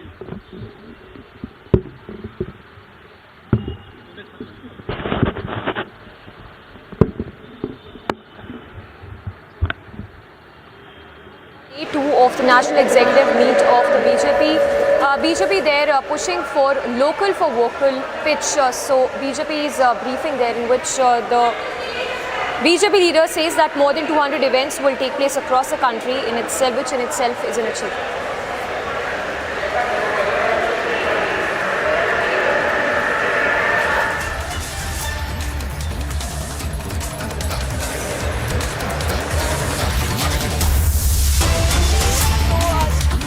That comes on the day of day 2 of the national executive meet, which is being chaired by the Prime Minister. Details also coming in of how it's been discussed. Sources telling Republic that Basavaraj Bommai would be the chief minister face for the BJP in Karnataka.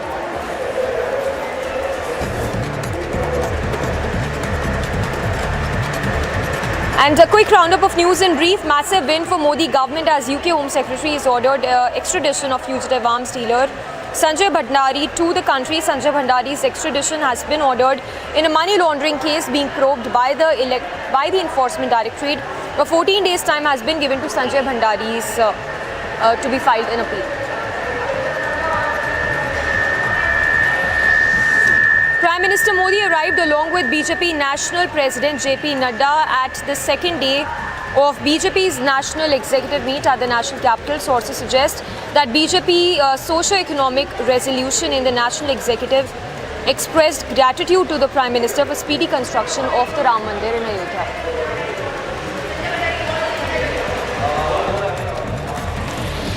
Pakistan Prime Minister Shehbaz Sharif has admitted that the country has learnt its lesson after 3 wars with India and stressed that it wants peace. Shehbaz Sharif, in an interview with a Pak television, also made an appeal to Prime Minister Modi, saying Pakistan wants peace. My message to the Indian leadership and Prime Minister Modi is that let's sit down on the table and have serious and sincere talks to resolve our burning issues.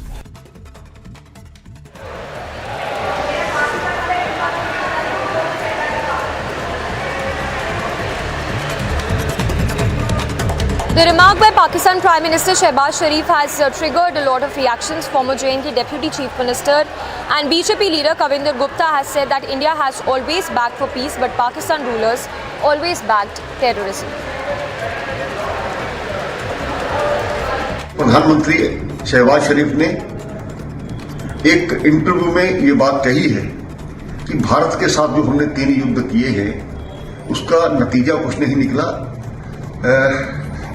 Bharat तो पहले से ही ये कहता आया है कि शांति बहाली के लिए काम करना चाहिए, लेकिन पाकिस्तान में जितने हुक्मरान रहे उनके कानों पर जूं तक नहीं रहती थी। आतंकवाद को बढ़ावा देना, भारत के खिलाफ भड़काना, कश्मीर को समस्या बना देना, ये जानते हुए कि यहाँ कुछ नहीं होने वाला है।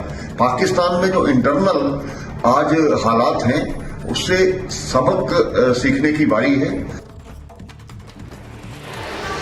NC has welcomed Pakistan Prime Minister Shehbaz Sharif's statement on peace with India and urged the Indian government to start talks with Pakistan. Sheikh Bashir, Provincial Secretary, said that appeals must be made. Normalise करना है तो ये बातों से नहीं होगा, उसके लिए प्रैक्टिकल अप्रोच करनी होगी। और ये खुशाइंद बात है कि अगर उनको ये समझ आ गई है कि जंग से कोई मसला हल नहीं होता है, और मैं अपील करूंगा कि इस चीज़ को नोटिस किया जाए और इसको बातचीत शुरू की जाए। Meanwhile, United Nations Security Council has listed Pak-based terrorist Abdul Rahman Makki as a global terrorist under its sanctions committee. The listing comes after China last year put on India's bid to name the LET leader a global terrorist. Meanwhile, 2 terrorists were neutralized after an encounter broke out between security forces and terrorists in J&K's Badgam district. The encounter happened near the district court complex in Badgam town. The police and the army, meanwhile, have cordoned off the area. No end to civic apathy in Bengaluru. Road caves in inches 2 days after it was repaired. The Mahalakshmi layout main road was repaired after the pipeline work. The quality of road work has once again come under lens. A big lead in the Delhi terror plot as sources have now informed that the Delhi police is on the lookout for 4 other terrorist suspects. They received weapons from Pakistan through drop-dead method and were in touch with handlers in Pakistan via YNAB. Cracks have widened within the Mahagathbandhan in Bihar as face-off has intensified over the Ramcharitmanas. After the Bihar Education Minister Chandrasekhar tweeted on Ramcharitmanas, Nitish Kumar has now said that no one should interfere in anyone's religion.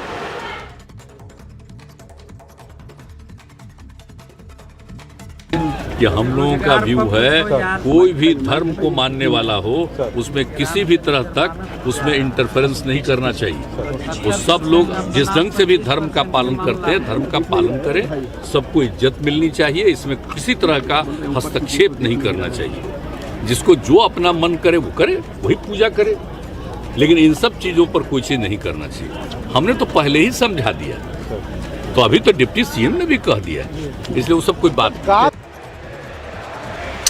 All right, to the other big story we've been tracking, this one coming in from Pakistan, where big statements have come in from the Pakistan Prime Minister Shehbaz Sharif, where he's openly called for dialogue with India. In fact, he's also went on to say that how Pakistan has learned its lessons after the 3 wars with India. Not just this, he's even went on to say that that Pakistan is open for talks with the country and that all the country wants is peace at this point. Now remember, this comes even as Pakistan grapples with the economic crisis.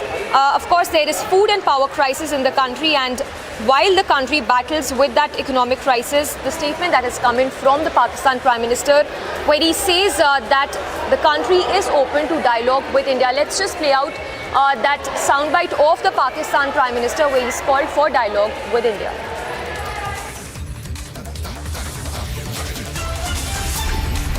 We are neighbors.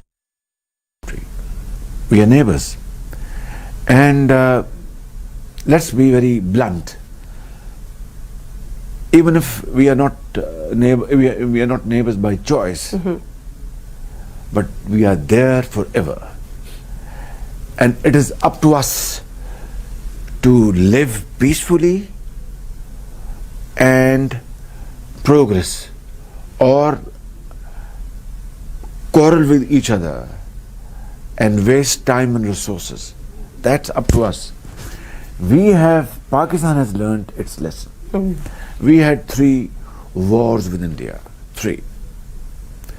And the consequence of those wars, as a result, it only brought more miseries, to the unemployment, two nations, poverty, and millions were demoted from their level of satisfaction to a low level of satisfaction. We have learnt our lesson, and we want to live in peace with India, provided we are able to resolve our genuine problems. Yes. Now this is very important أختي. هذا نقطة مهمة جدا. صحيح. ضروري يعني. So my message to the Indian leadership and Prime Minister Modi is that let's sit down on the table and have serious and sincere talks to resolve our burning issues like Kashmir, where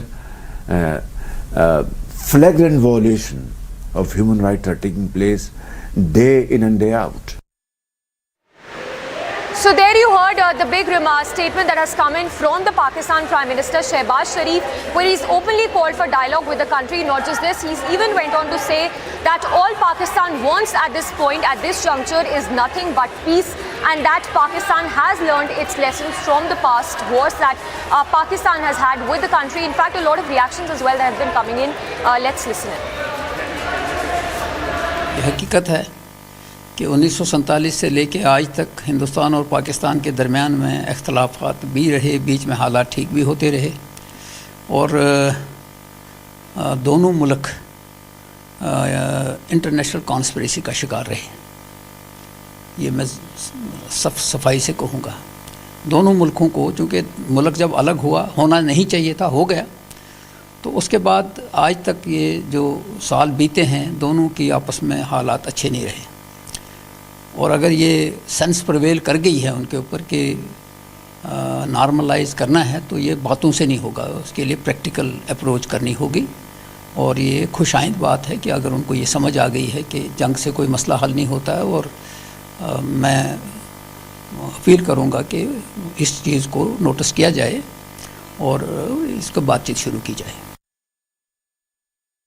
Pakistan के प्रधानमंत्री शहबाज शरीफ ने एक interview में ये बात कही है कि भारत के साथ जो हमने 3 युद्ध किए हैं उसका नतीजा कुछ नहीं निकला.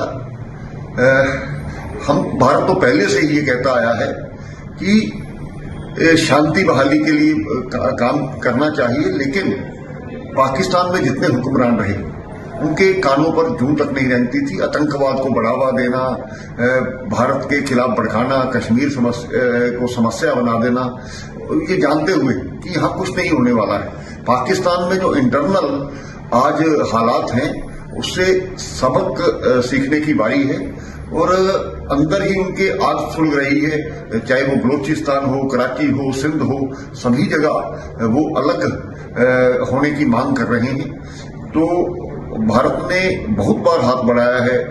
हमने पहले जब अटल जी यहाँ से बस लेकर के गए थे, उसके अलावा प्रधानमंत्री जी कटसी के लिए उनके जन्मदिन की मुबारक देने के लिए गए थे नवाज शरीफ के, लेकिन उन्होंने हर बार इसका उल्टा मतलब लिया है. भारत एक डेवलपिंग और डेवलप्ड कंट्री बन चुका है, लेकिन पाकिस्तान की जिस प्रकार से हालत है, इकट्ठे हम आज़ादी हमने मिली थी, लेकिन इन सभी को देखते हुए मुझे लगता है कि पाकिस्तान को अगर सच में इस प्रकार की अकल आई है, देर आए दुरुस्त आए, तो इस पर विचार करना चाहिए और कोई इसके लिए मीडिएटर बनकर काम ना करे, खुद इससे बात करनी चाहिए और इससे सबक सीखना चाहिए.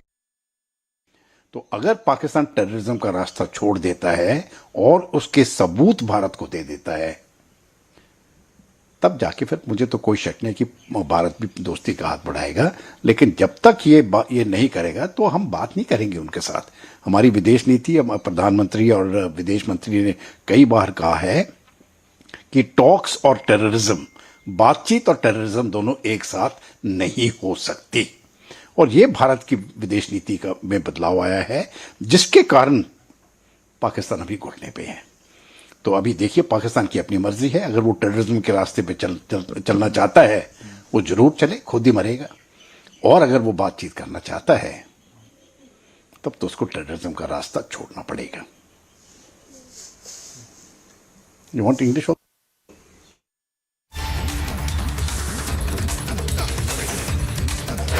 All right, to the other big story that we've been tracking, the United Nations Security Council has listed Pakistan terrorist Abdul Rahman Makki as a global terrorist. Now this, even as last year China had put that resolution on hold to list the Pakistan terrorist who is an LET handler as a global terrorist. In fact, just to talk a little more about Abdul Rahman Makki, who is now a global terrorist, an LET handler, in June last year, India had slammed China after it blocked the proposal to list the terrorist Abdul Rahman Makki under the Sanctions Committee, also known as the UNSC 1267 Committee. In fact, a lot of reactions coming in from the defense experts after United Nations has listed him as a global terrorist. Hind, वंदे मातरम। आज बड़ी अच्छी खबर आ रही है।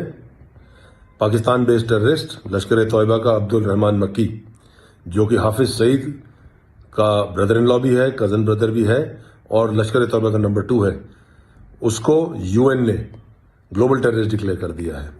अब्दुल रहमान मक्की हिंदुस्तान के अंदर उसने कई अटैक्स करवाए। वो 26/11 मुंबई अटैक के पीछे भी था और उसको पाकिस्तान गवर्नमेंट ने खुद ने अपने एंटी टेररिस्ट कोर्ट्स के अंदर ट्राई किया। उसको सजा भी मिली 2020 में। अनफॉर्चुनेटली पाकिस्तान का एक सिस्टम है, वो दुनिया को दिखाने के लिए एक प्रोसेस स्टार्ट करते हैं, सजा दिला देते हैं और बाद में बंदे को एक्विट करा देते हैं। इस केस के अंदर उसको 50,000 रुपए के फाइन में छोड़ दिया गया। फाइनली आज यूएन ने उसको ग्लोबल टेररिस्ट डिक्लेयर कर दिया है। ये डिक्लेरेशन के बाद पाकिस्तान अब हार्ड एविडेंस मांग रहा है। हार्ड एविडेंस किस बात का? आपके खुद के कोर्ट्स ने उसको ट्राई किया है और उसके ऊपर फाइन लगाया है। मेरी तरफ से आज पूरे All right, we'll get you more reactions of the defense experts as United Nations has listed Abdul Rahman Makki as a global terrorist. For now, a very short break. Lots coming up on the other side of this very short break. As our forces, the LG face-off intensifies, Kejriwal in the Delhi Assembly says, who is LG to sit on the heads of the executive? And another diplomatic win for Modi government. UK government clears Bhandari's extradition.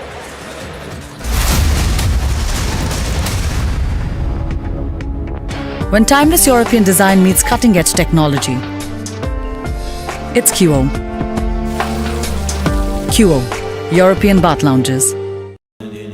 Amity has been ranked India's #1 not-for-profit private university for 10 years, with top 10 ranked institutions in management, engineering, biotech, law, mass comm, telecom, hospitality, fashion and more. Yet another top ranking for Amity University. No one has questioned Vijay Mallya like Republic. Mr. Mallya, why the question is bothering you when I'm not getting a single answer? ED and the CBI charge sheet is very clear. Why is it that the defense witness says that these White approached the IDBI question? Why is there this trying to evasion of the questions that have been put by the CBI and the ED, sir? No one has exposed Mehul Choksi like Republic.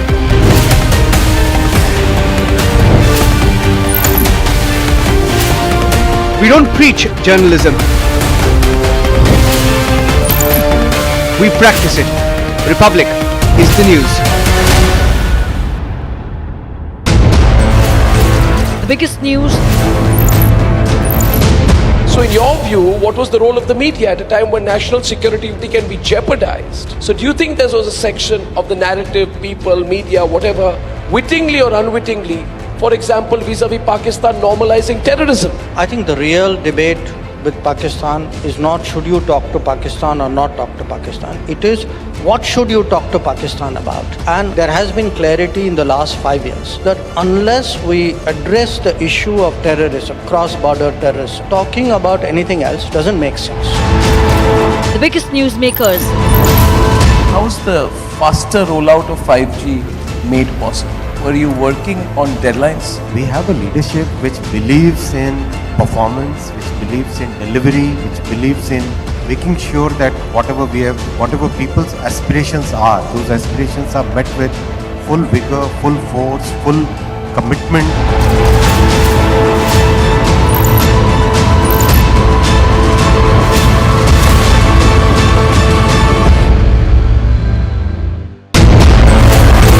The biggest news.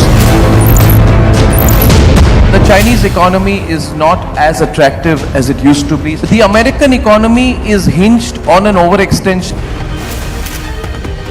No one has questioned Vijay Mallya like Republic. Mr. Mallya, why are the questions bothering you when I'm not getting a single answer? ED and the CBI charge sheet is very clear. Why is it that the defense witness says that these wide approach the IDBI question? Why is there this trying to evasion of the questions that have been put by the CBI and the ED, sir? No one has exposed Mehul Choksi like Republic.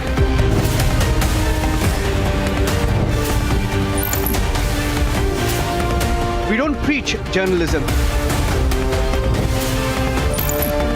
We practice it. Republic is the news.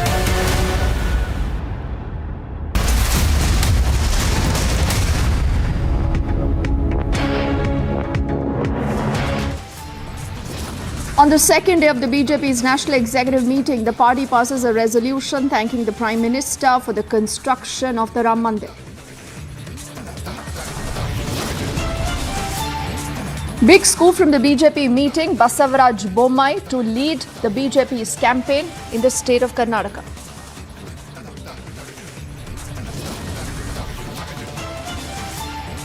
Arvind Kejriwal attacks the LG over teachers trading. He says, who is the LG to sit on the head of an elected government?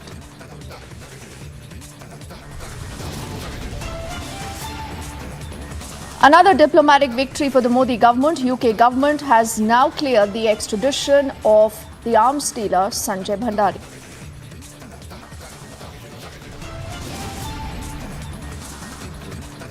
Hafiz Saeed's brother-in-law is now a globally designated terrorist by the United Nations.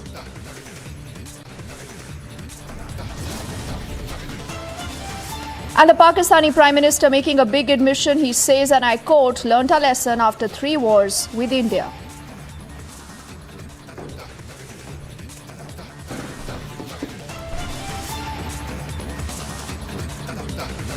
A very good afternoon and thank you for staying with us on Republic. I'm Deepthi Sachdeva. We begin this edition of the news with this breaking development coming in from the aviation sector.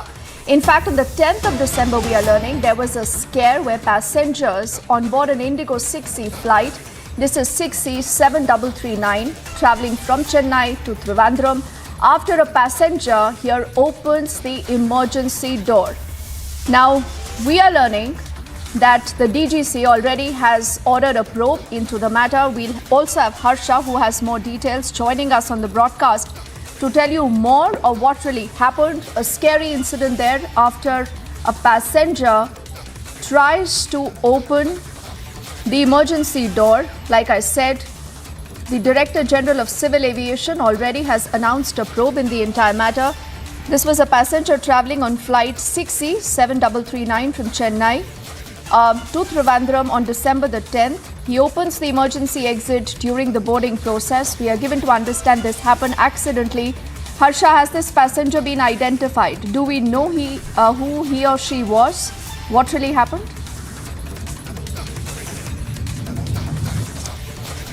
Dipti, we are learning that the details of the passenger has already been shared by the airlines with the DGCA, and the complaint was also lodged. Complaint was lodged, Dipti, not only with the DGCA but with the airport authorities and with the CISF as well. As soon as this entire incident happened, the details of the passenger was shared, and this was when the flight was going on 10th of December from Chennai to Tiruchirappalli in the morning hours when this incident happened. When we take an airline, there are certain SOPs that has to be followed, but the air hostess clearly stated that the emergency exit was opened accidentally by the passenger. He later apologized. He didn't follow the SOP, but then the aircraft got very late because the pressure was checked. The mandatory checkings were done later on also after the emergency exit was opened, because there were other passengers which got scared after the emergency exit got open. Now the probe has been ordered in this entire incident.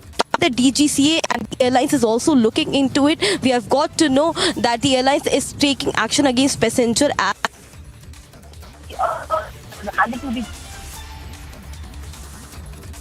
Okay, Harsha there telling us more of what really has happened, and like we understood, the DGC already has ordered a probe into the entire incident. The name of the passenger not yet shared, but we'll track that story closely. For the moment, Harsha, thank you.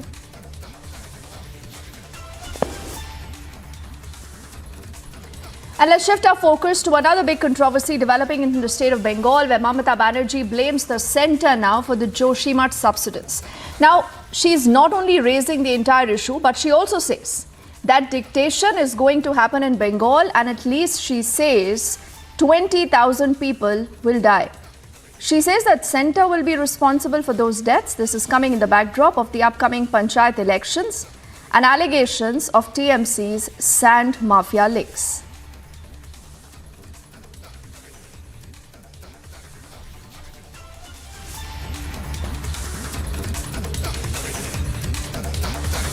So another time you have Mamata Banerjee versus the centre. This is after she is now blaming the centre for what happened in Joshimath. She lays the blame completely on the centre, and she says it's the centre responsible for the subsidence, the land subsidence that has been reported from Joshimath.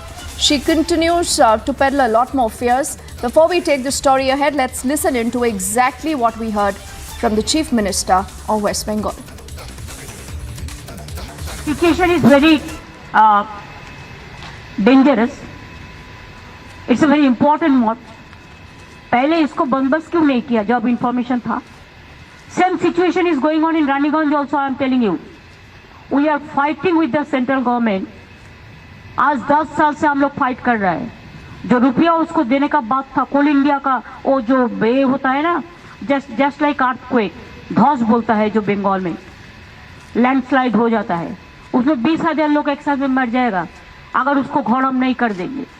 Central government का concern है इस कोल India, और उसमें ECL ने हम लोग जमीन वगैरह वगैरह सब दे के रखा, लेकिन वो लोगों ने आज तक नहीं रुपया दिया, आज तक नहीं बनाया. हम लोग कुछ रुपया जो हमारे पास थे हम थोड़ा से बनाया, लेकिन उसमें नहीं करने से कोल इंडिया का वही रानीगंज में same problem will be there. 30,000 people will be affected. Joshimath also, I think the people are not responsible. It is the duty of the government to take care of the people if there is any disaster. So that is what you heard from the Chief Minister of West Bengal. Let's also get in our colleague Kishle, who's joining us from our sister channel Republic Bangla's newsroom, and he's broken the story. Kishle, why don't you first up tell us what really has Mamata Banerjee specifically said? She's spoken about Joshimath. She also is talking about what's happening in Bengal, and she's saying that it is because of the centre that 20,000 people will die. Kishle. Well, exactly, Dipti, this is what she has said. She has completely blamed the centre that the Raniganj coalfield, which is one of the biggest coalfield in India as well as in Asia, she's saying that this particular coalfield is in utter danger. It can subside anytime, and she has been speaking to the centre, fighting with the centre for 10 years. She is saying, yet the centre has not done anything and has not provided any assistance in this case. She is saying that the whole area can subside, the whole coal mine of Raniganj can subside like Joshimath. What happened in Joshimath was the whole area is subsiding and the houses are developing cracks. She's saying the whole thing can happen in Raniganj as well, because the whole area is sitting on a land which is very delicate and which is not at all firm and strong. That whole area can subside and 20,000 people can die anytime when it happens. And she's saying that the center is the reason. The central government is not providing any assistance to the state in this issue. And also she's blaming the Coal India, that the proper way of coal mining is not being followed, is what she has suggested. So the opposition is asking that why she's saying all this after the Joshimath incident. Also in Raniganj there are several allegations of coal theft and smuggling. So that is also one of the issues that can cause the whole land to subside because it happens in an unscientific way. So all these questions are coming up. Deepti. Okay, Kishle, another important question is the timing of this entire issue that Mamata Banerjee has raised this issue on. Coming very close to the Panchayat elections, is she deliberately want to, stoke fear right now and say that, this is happening and you have to blame the center for this? And why is she totally silent on the entire, allegations of the sand mafia? A lot of that money actually goes to the TMC, and that again is an open secret, Kishle. Well, exactly, Deepti, well put, because just yesterday there was an event where one of the TMC MLAs went to the villages and one TMC worker said that because the sand mining business is there, the Trinamool Congress party is surviving, which has again raised the question that what connection the Trinamool Congress or TMC has with illegal sand mafia and illegal sand mining. And this is also connected to what she has said today about Raniganj. What you have rightly put is that the Panchayat elections are very close, and this is in a way, whether the opposition is asking whether this is in a way fear-mongering among the common people and telling them that because of the central government being unaware and not giving importance to their issue, that they are in this danger, that the whole area can subside and they can, in a way she's suggesting, die. She said that 20,000 people can die anytime because of this issue. But the question is, where was she? Why was she not speaking up throughout all these years? She said that she's fighting with the center since last 10 years. She has been telling the center, but she has never spoken about this issue.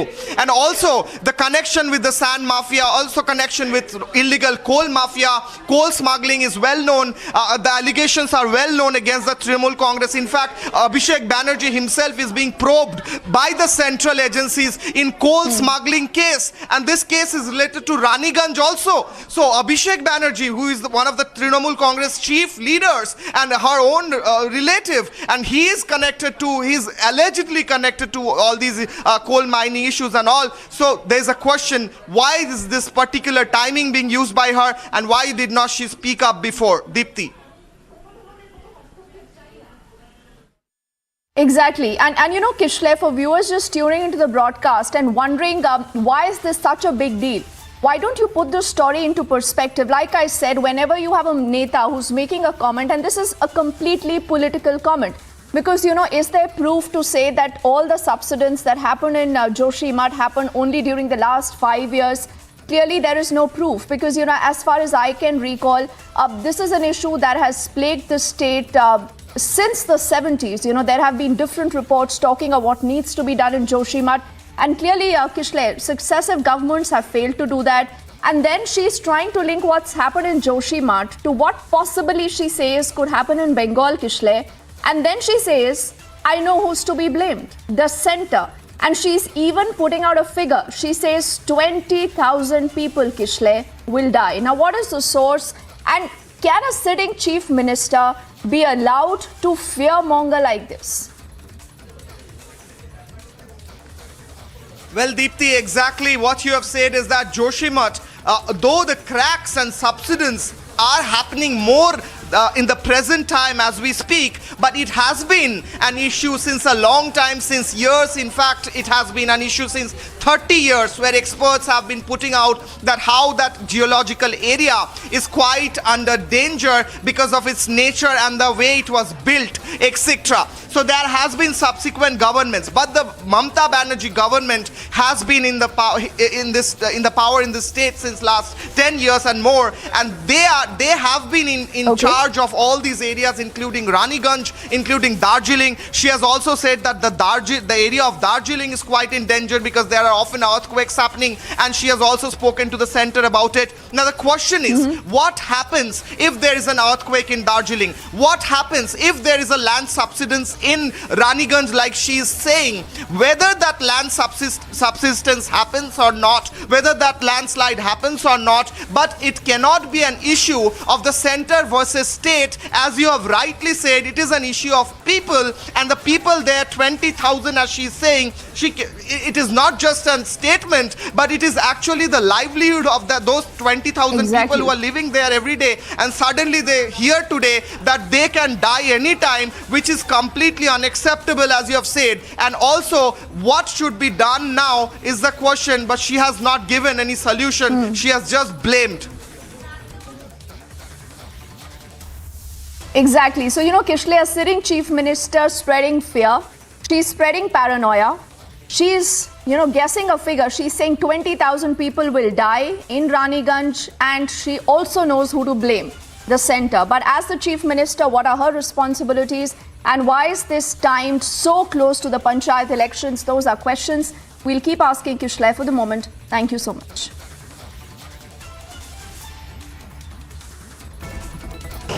Two terrorists, local terrorists, have been neutralized by Budgam police along with Indian Army here in Budgam of central Kashmir. It was a chance encounter. As per the Kashmir police zone, the terrorists were traveling in a vehicle. The vehicle was asked to stop.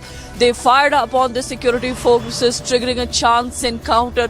Two dead bodies along with arms and ammunition have been recovered. There are other reports that suggest that these are the same terrorists who managed their escape from Red Book operation on Sunday, and since then the police had ordered an alert and many people were questioned, and also the people were being frisked ahead of Republic Day. The Kashmir is on alert. This is the first encounter of 2023 where two terrorists, as per the reports of the LET, have been neutralized here in Budgam of central Kashmir. With VJ Mubashir Hussain, I'm Zinat Zishan Fazil for Republic in Budgam. We head into a break right now. On the other side, we are putting all our focus on the BJP's national executive. Remember, the Prime Minister's address is expected shortly. Also, the man that you see on your screens, Basavaraj Bommai, would be leading the BJP's campaign in the state of Karnataka. All details when we come back. Also, it's another diplomatic victory for the Modi government. The UK government now has cleared the extradition of the arms dealer Sanjay Bhandari.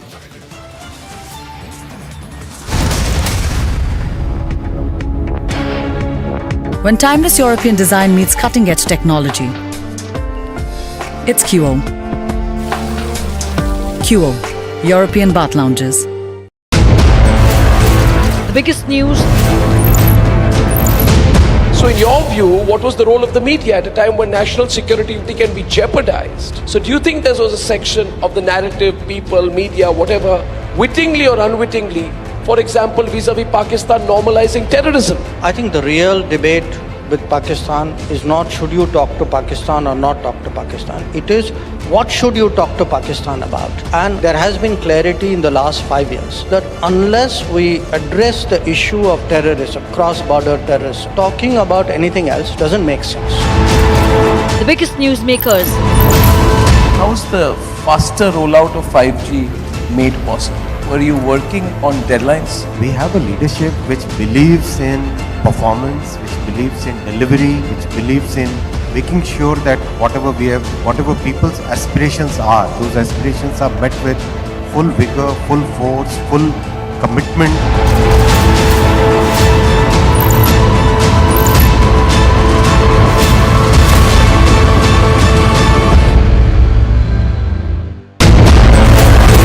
The biggest news.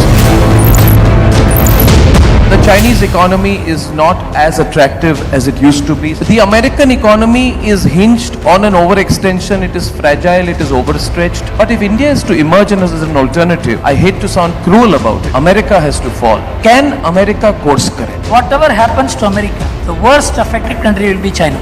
So they'll fall together. Serious problems, because the kind of problems that China will face if the export-driven economy receives a setback, I don't think the Chinese system will be able to manage. The biggest newsmakers.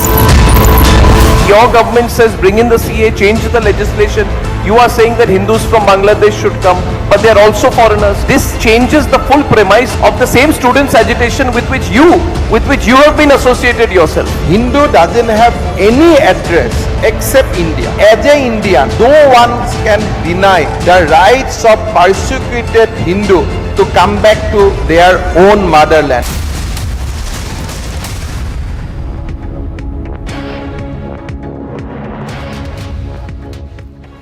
Welcome back. You're with us here on Republic. We are putting our focus on what many say is a big victory for the Narendra Modi-led central government. This after you had the United Kingdom's Home Secretary now ordering the extradition of the fugitive arms dealer, the proclaimed offender, Sanjay Bhandari. He's the man that you see there on your screens on the right now. Now, the extradition order of Bhandari was signed, we are given to understand, on January the 12th by the UK Home Secretary. He has 14 days' time from the day of the order to put in an application that could be seeking permission to appeal in the matter. So this means that he can actually appeal against this order. In the November of 2022, the Westminster Magistrates Court in London had ruled that he can be extradited to India. Now, an alleged aide of Robert Vadra, he's faced 2 extradition requests from the Indian authorities. The first related to money laundering, the second to tax evasion.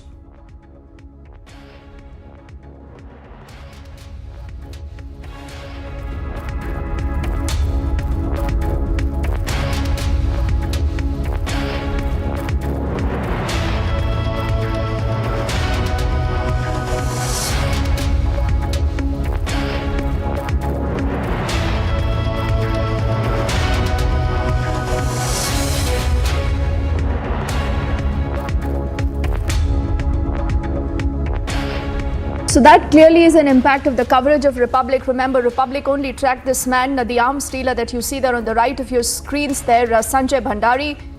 In UK now he is wanted by our agencies here.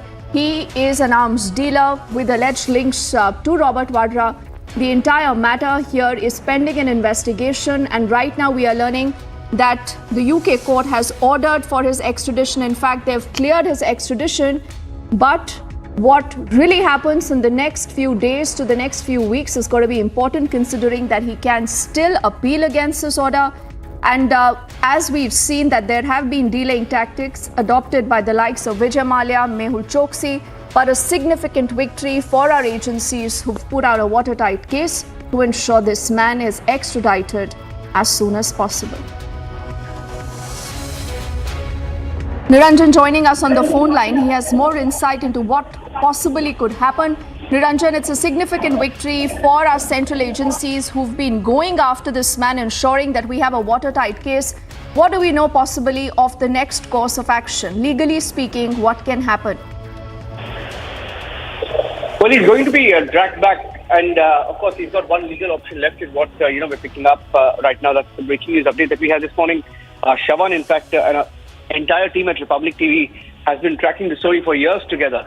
Dipti, at Republic, in fact, we have not just tracked him down, we have gone to his location where no other channel has in the past.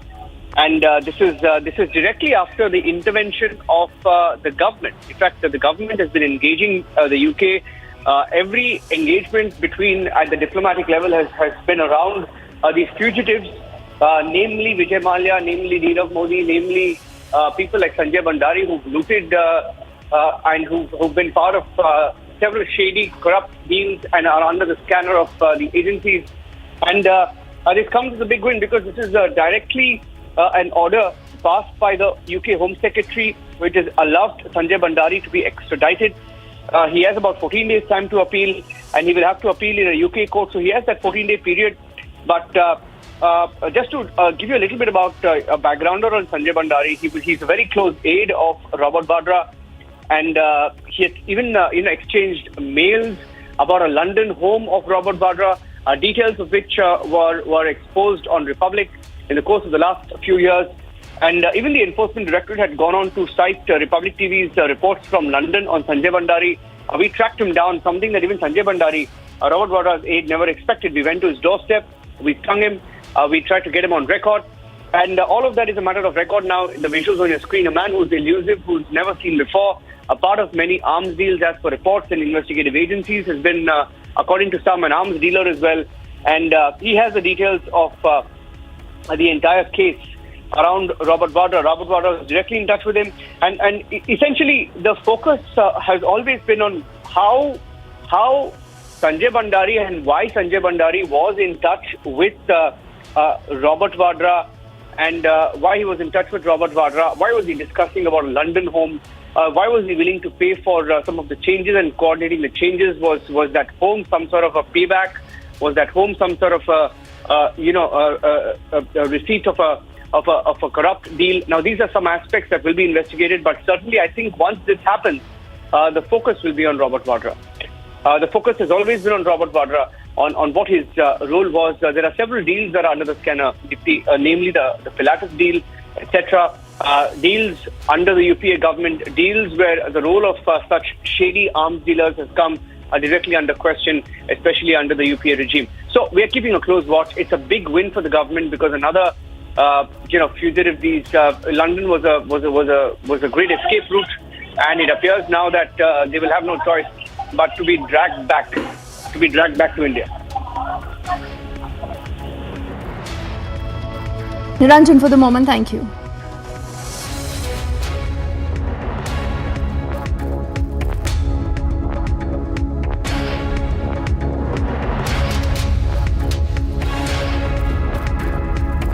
We head into a break right now. On the other side, it's the second big day of the BJP's National Executive Meeting.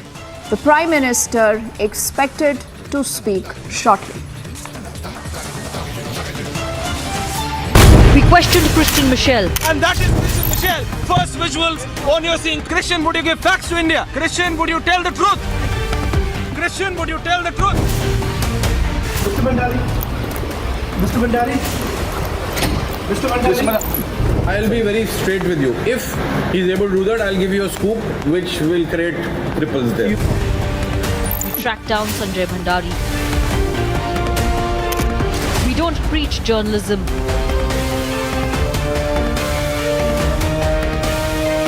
We practice it.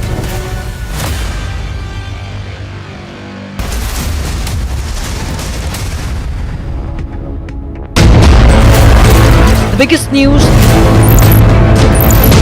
The Chinese economy is not as attractive as it used to be. The American economy is hinged on an overextension. It is fragile, it is overstretched. But if India is to emerge as an alternative, I hate to sound cruel about it, America has to fall. Can America course correct? Whatever happens to America, the worst affected country will be China.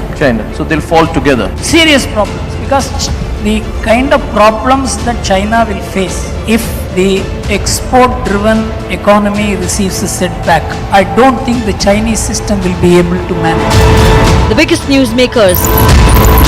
Your government says bring in the CA, change the legislation. You are saying that Hindus from Bangladesh should come, but they are also foreigners. This changes the full premise of the same students' agitation with which you have been associated yourself. Hindu doesn't have any address except India. As an Indian, no one can deny the rights of persecuted Hindu to come back to their own motherland. Can Hindu go to Arab? Can Hindu go to Pakistan? Can Hindu go to certain other country? Hindus has to come here.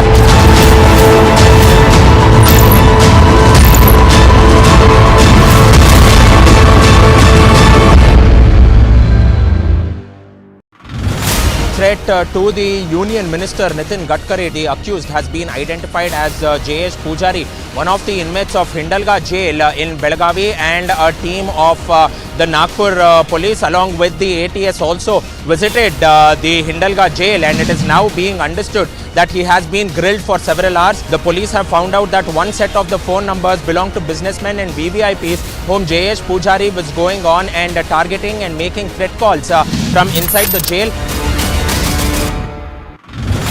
Maharashtra's district of Gadchiroli, another action between the Maoists and the security forces, effort of CRPF and Maharashtra police. Number of Naxals in this area is slowly reducing. Retaliatory action that was taken by the Maharashtra police, there was firing of gunshots by the Maoists also. We do not know about the casualties as such. The operation is going. No one has questioned Vijay Mallya like Republic. Mr. Mallya, why the question is bothering you when I'm not getting a single answer? ED and the CBI charge sheet is very clear. Why is it that the defense witness says that these wide approach the IDBI question? Why is there this trying to evasion of...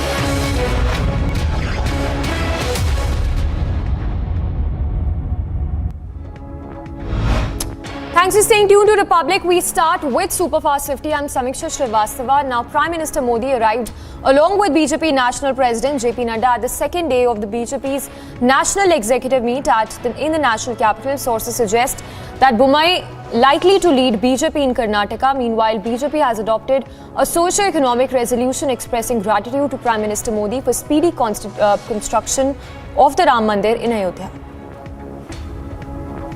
Meanwhile, the Delhi Chief Minister Arvind Kejriwal attacked Lieutenant Governor V.K. Saxena for allegedly stalling teachers' training visit to Finland, questioning his right to do so. The AAP has accused the LG of scrapping the Delhi government plan to send primary school teachers to Finland for further training. अगर मुख्यमंत्री ने और शिक्षा मंत्री ने कह दिया भाई मैं अपने टीचर्स को फिनलैंड ट्रेनिंग कराने जाऊंगा, भेजना चाहता हूं, बस यहाँ खत्म हो जानी चाहिए थी बात।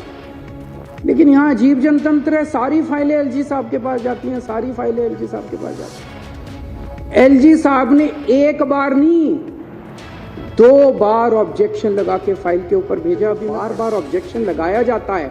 एलजी साहब कह रहे हैं ना कि मैंने तो मना थोड़ी किया। जब 2 बार ऑब्जेक्शन लगाया, अब तीसरी बार भेजेंगे तो फिर ऑब्जेक्शन लगाएंगे, तो इसका मतलब आपकी नीयत खराब है।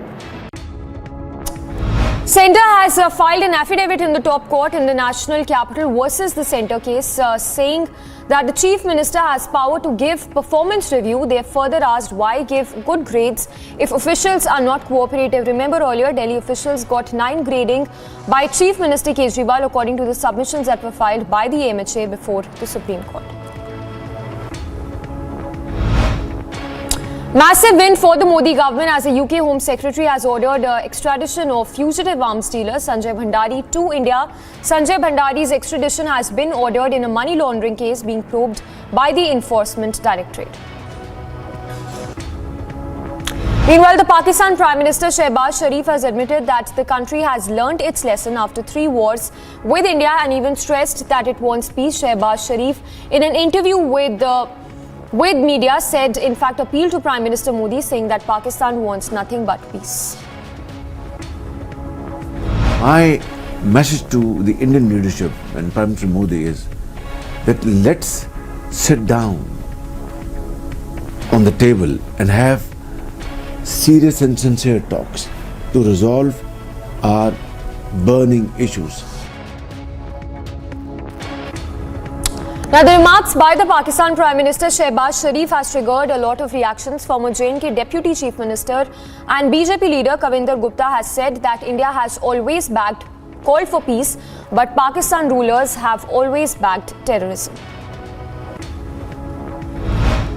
शहबाज शरीफ ने एक इंटरव्यू में ये बात कही है कि भारत के साथ जो हमने 3 युद्ध किए हैं उसका नतीजा कुछ नहीं निकला। भारत तो पहले से ही ये कहता आया है कि शांति बहाली के लिए काम करना चाहिए, लेकिन पाकिस्तान में जितने हुक्मरान रहे उनके कानों पर जूं तक नहीं रहती थी। आतंकवाद को बढ़ावा देना, भारत के खिलाफ भड़काना, कश्मीर को समस्या बना देना, ये जानते हुए कि यहाँ कुछ नहीं होने वाला है। पाकिस्तान में जो इंटरनल आज हालात हैं उससे सबक सीखने की बारी है। Meanwhile, the National Conference welcomed Pakistan Prime Minister Shehbaz Sharif's statement on peace with India and even urged the Indian government to start talks with Pakistan. Sheikh Bashir, the provincial secretary of the NC, said that appeals must be made. Normalise करना है तो ये बातों से नहीं होगा, उसके लिए प्रैक्टिकल अप्रोच करनी होगी। और ये खुशाइंद बात है कि अगर उनको ये समझ आ गई है कि जंग से कोई मसला हल नहीं होता है, और मैं अपील करूंगा कि इस चीज़ को नोटिस किया जाए और इसको बातचीत शुरू की जाए। Meanwhile, the United Nations Security Council has listed Pakistan-based terrorist Abdul Rahman Makki as a global terrorist. And this listing, of course, comes after China last year put on India's bid to name the LET leader a global terrorist on hold. No end to civic apathy in Bengaluru, a road that caved in just 2 days after it was repaired. It was repaired after the pipeline work was carried out. The quality of the road work has once again come under lens of the officials. Ahead of the BRS first public meet in Telangana that has been called by Chief Minister KCR, all leaders including Chief Ministers including Arvind Kejriwal, Pinarayi Vijayan and Akhilesh Yadav, the SP chief, will be visiting the famous temple. Meanwhile, the BJP has come down heavily on the BRS party for the meet that's been called. And in more news coming in, this one from Kerala, where the NI crackdown on the PFI continues as the NI teams in Kollam have taken into custody a PFI activist, Mohammad Siddiqui, along with the help of the police. Now, sources suggest that Mohammad Siddiqui had earlier been to PFI meetings and that the NI has also secured some crucial evidence against the accused. A big lead in the Delhi terror plot case, as sources have now informed that the Delhi police is on the lookout for 4 other suspects. They have received weapons from Pakistan via an app, and the suspects also were given the weapons at an unidentified location in Uttarakhand. Meanwhile, cracks have only been widening within the Mahagathbandhan in Bihar as a face-off over Ramcharitmanas has further intensified after the Bihar Education Minister Chandrasekhar tweeted on Ramcharitmanas. The Bihar Chief Minister Nitish Kumar has now said that no one should meddle in anyone's religion. कि हम लोगों का view है, कोई भी धर्म को मानने वाला हो उसमें किसी भी तरह तक उसमें इंटरफेरेंस नहीं करना चाहिए। वो सब लोग जिस ढंग से भी धर्म का पालन करते हैं, धर्म का पालन करें, सबको इज्जत मिलनी चाहिए। इसमें किसी तरह का हस्तक्षेप नहीं करना चाहिए। जिसको जो अपना मन करे वो करे, वही पूजा करे, लेकिन इन सब चीज़ों पर कोई चीज़ नहीं करना चाहिए। हमने तो पहले ही समझा दिया, तो अभी तो डिप्टी सीएम ने भी कह दिया, इसलिए वो सब कोई बात। Meanwhile, the BJP won Chandigarh mayor elections by getting a total of 15 votes, while the AAP received only 14 votes. BJP's Anup Gupta will become the new mayor of Chandigarh. Now, 2 terrorists were neutralized after an encounter broke out between the security personnel and the terrorists in JNK's Badgam district. The encounter happened near the district court complex in Badgam town. The police and the army have now cordoned off the area in Badgam.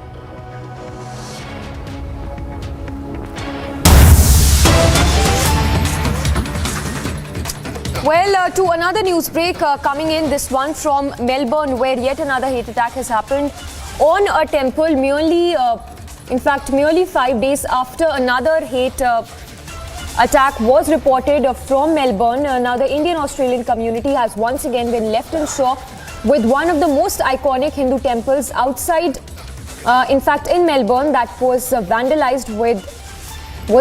They were anti-Hindu graffiti that were put on the walls of this temple. It is one of the most iconic Hindu temples that was attacked in Melbourne. We have Sandeep Fogart joining us live from Melbourne. Sandeep, if you can take us through the latest that you're picking up. Of course, this incident that has sparked concerns among the Hindu community of Melbourne. Thank you, Samiksha. As you know, recently there was another Hindu temple was attacked in north side, Mill Park. Now another Hindu temple in southeastern suburb. this is a very big temple, and this has been vandalized, as you can see. So the hate speech slogans have been written. So very, if I show you this, so 26 Jan, Delhi the day, and on the other side, they have written target Modi. So they are saying that 26th of January, they're going to do something in India and they're going to attack Modi. And on the other side, they have written Khalistan Zindabad, like they have written in the on the other temple as well. So now Hindu community, some people, I try to talk to them again here as well, and they are in fear. They don't want to talk. They don't want to come to the camera. But this repetitive incident, I think police is taking this seriously now because it happened second time. I was talking to one of the pujari inside the priest, and he said that they have a lot of footage from the other, as you can see there as well. So they will catch these people and action will be taken.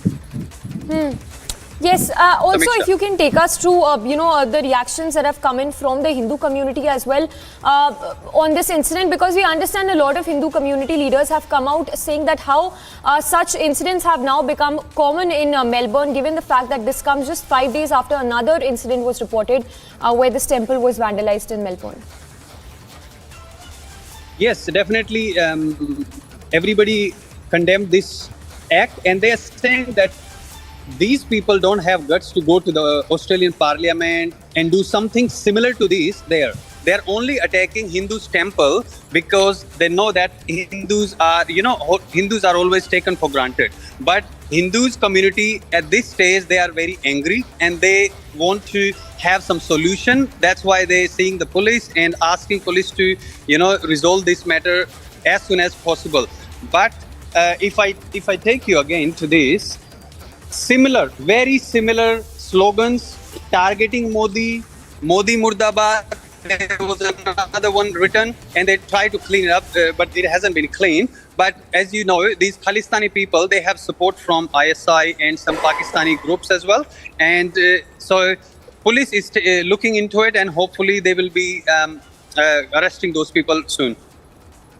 Yes. Also, anything known so far about this first incident which was reported on 13th of January on this another temple that was attacked? Anything known about who could be behind this attack? Because like you're telling us and showing us that hate graffiti as well, where we understand that there could be a Khalistani element involved. Anything known so far about this first incident on who could be behind this temple attack which happened on 13th of January? So police haven't revealed anything yet. They're saying that the investigation is still going on. So they're looking into this matter and they're trying to connect some links because when that happened in Mill Park, I mentioned that there are some people who had connection with the government here in Victoria. So that was also published and I took it through that. But now they're trying to find those links that who are supporting these people. Definitely the first agenda is to catch these people and make sure that they don't hurt anyone.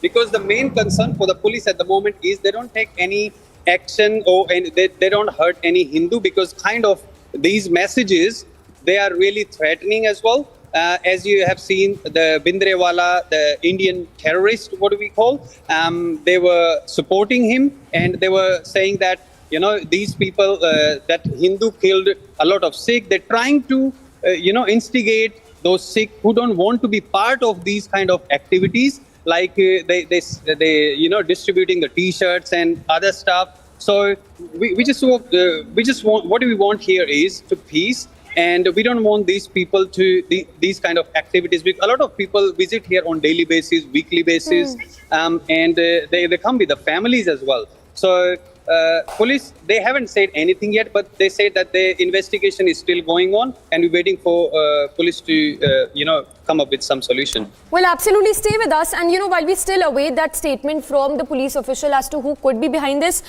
if you can talk a little more about, the rising instances of Khalistani elements who seem to be very active in Australia these days. In Australia, I think we saw the first incident when it was reported by One India that they were distributing some T-shirts, they were distributing some flags. outside of some gurdwaras. So that started from there. Obviously, it started from United States, then it went to Canada, then UK, and then recently these activities we have seen in Australia. But I haven't heard anything else apart from these two activities. But I think what they're trying to do is they're trying to create fear amongst Hindus. So, or they're trying to instigate Hindus as well. So they come out and they talk these kind of stuff, or they do the similar activities outside of Gurdwara. So they get more pump and they can, spread the hatred towards Hindus. But they don't know that a lot of people, actually, one more incident I just remember. So recently they tried to have a rally in Melbourne, and they were thinking that there will be a lot of people participating. Around 60,000 in Melbourne Indian community live, but only 150 or 200 people who were involved in that rally. So that was definitely a failure. Say they're trying everything back in Punjab, but because Indian government, they're doing really good job there to stop them. So they're trying in these different countries, and I believe the main motive for them is to get some fund, because people who living here, they're not gonna go back to India and be part of those kind of rallies, but just to get the funding to support this agenda of Khalistani. I think that's what they're trying to do. Also, for our viewers also who are just tuning in, if you can once again take us through what is known so far when we talk about the incident which happened one on January 13, and of course this latest one in which yet another iconic Hindu temple was attacked apparently by the Khalistani elements. Yeah, so on Milpa north side, so what they did, as you can I can see the photos. So they have written down Modi Murdabad, Khalistan Zindabad, Hindus are the target. Once they are writing down, I don't think these are the people who really come from Sikh community. These are the people who most of them they have funding from ISI. A lot of I have heard that they were trying to be part of these kind of campaigns. I did not hear any news about they hurting anyone yet, but this is the main fear amongst the Hindus who are living around the temple, or they normally visit the temple. In the Mill Park as well, when I tried to talk to some people there, they said the same thing, that they don't want to come to the camera. They say different reasons, but obviously the reasons for they don't want to come to the camera and talk anything, because they have a life threat because of these slogans, and they believe that their life is in danger. So everybody here in Melbourne, they don't want these kind of activities. If they really want the Khalistani agenda, they will go to India and do these kind of activities there. But they're trying to do only here to create some fear, because Indian government, they're not letting them play any of those agenda, or they stopping them to spread these kind of hatred. Well, absolutely, like you're saying, while this cannot be confirmed at this point whether Khalistan element is involved in this, but definitely an attempt there to disrupt peace and harmony in the area, as yet another temple attack has taken place in Melbourne, exactly 4 or 5 days after another such temple attack was reported from Melbourne. Kejriwal attacks LG over teachers training, says who is LG to sit on the heads of executive. And another diplomatic win for the country as UK government clears Bhandari's extradition.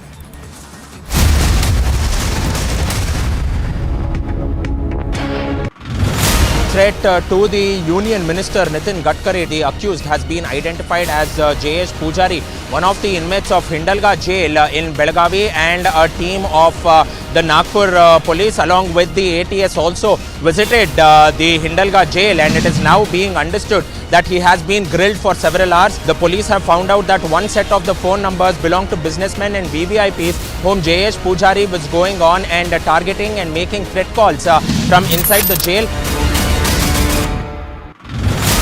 Maharashtra's district of Gadchiroli, another action between the Maoists and the security forces, effort of CRPF and Maharashtra police. Number of Naxals in this area is slowly reducing. Retaliatory action that was taken by the Maharashtra police. There was firing of gunshots by the Maoists also. We do not know about the casualties as such. The operation is going. No one has questioned Vijay Mallya like Republic. Mr. Mallya, why are the questions bothering you when I'm not getting a single answer? ED and the CBI charge sheet is very clear. Why is it that the defense witness says that these wide approach the IDBI question? Why is there this trying to evasion of the questions that have been put by the CBI and the ED, sir? No one has exposed Mehul Choksi like Republic.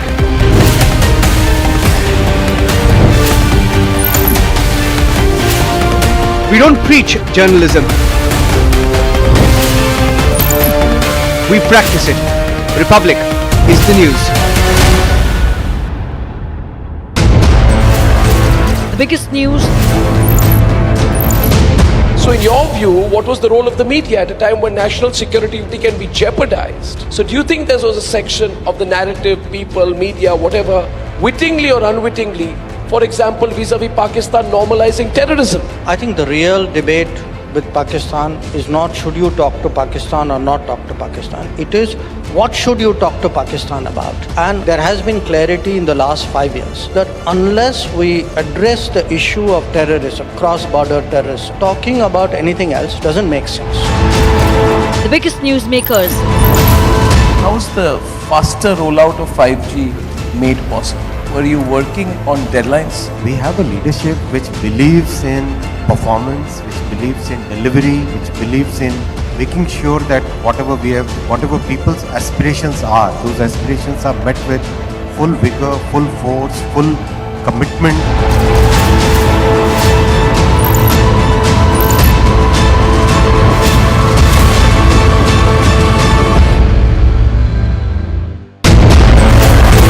The biggest news. The Chinese economy is not as attractive as it used to. The situation is in Punjab is now bullet for bullet between the police as well as between the gangsters, and in fact now the senior Punjab police officers have empowered the cops who are on the operational duties to give the bullet for bullet, and in fact now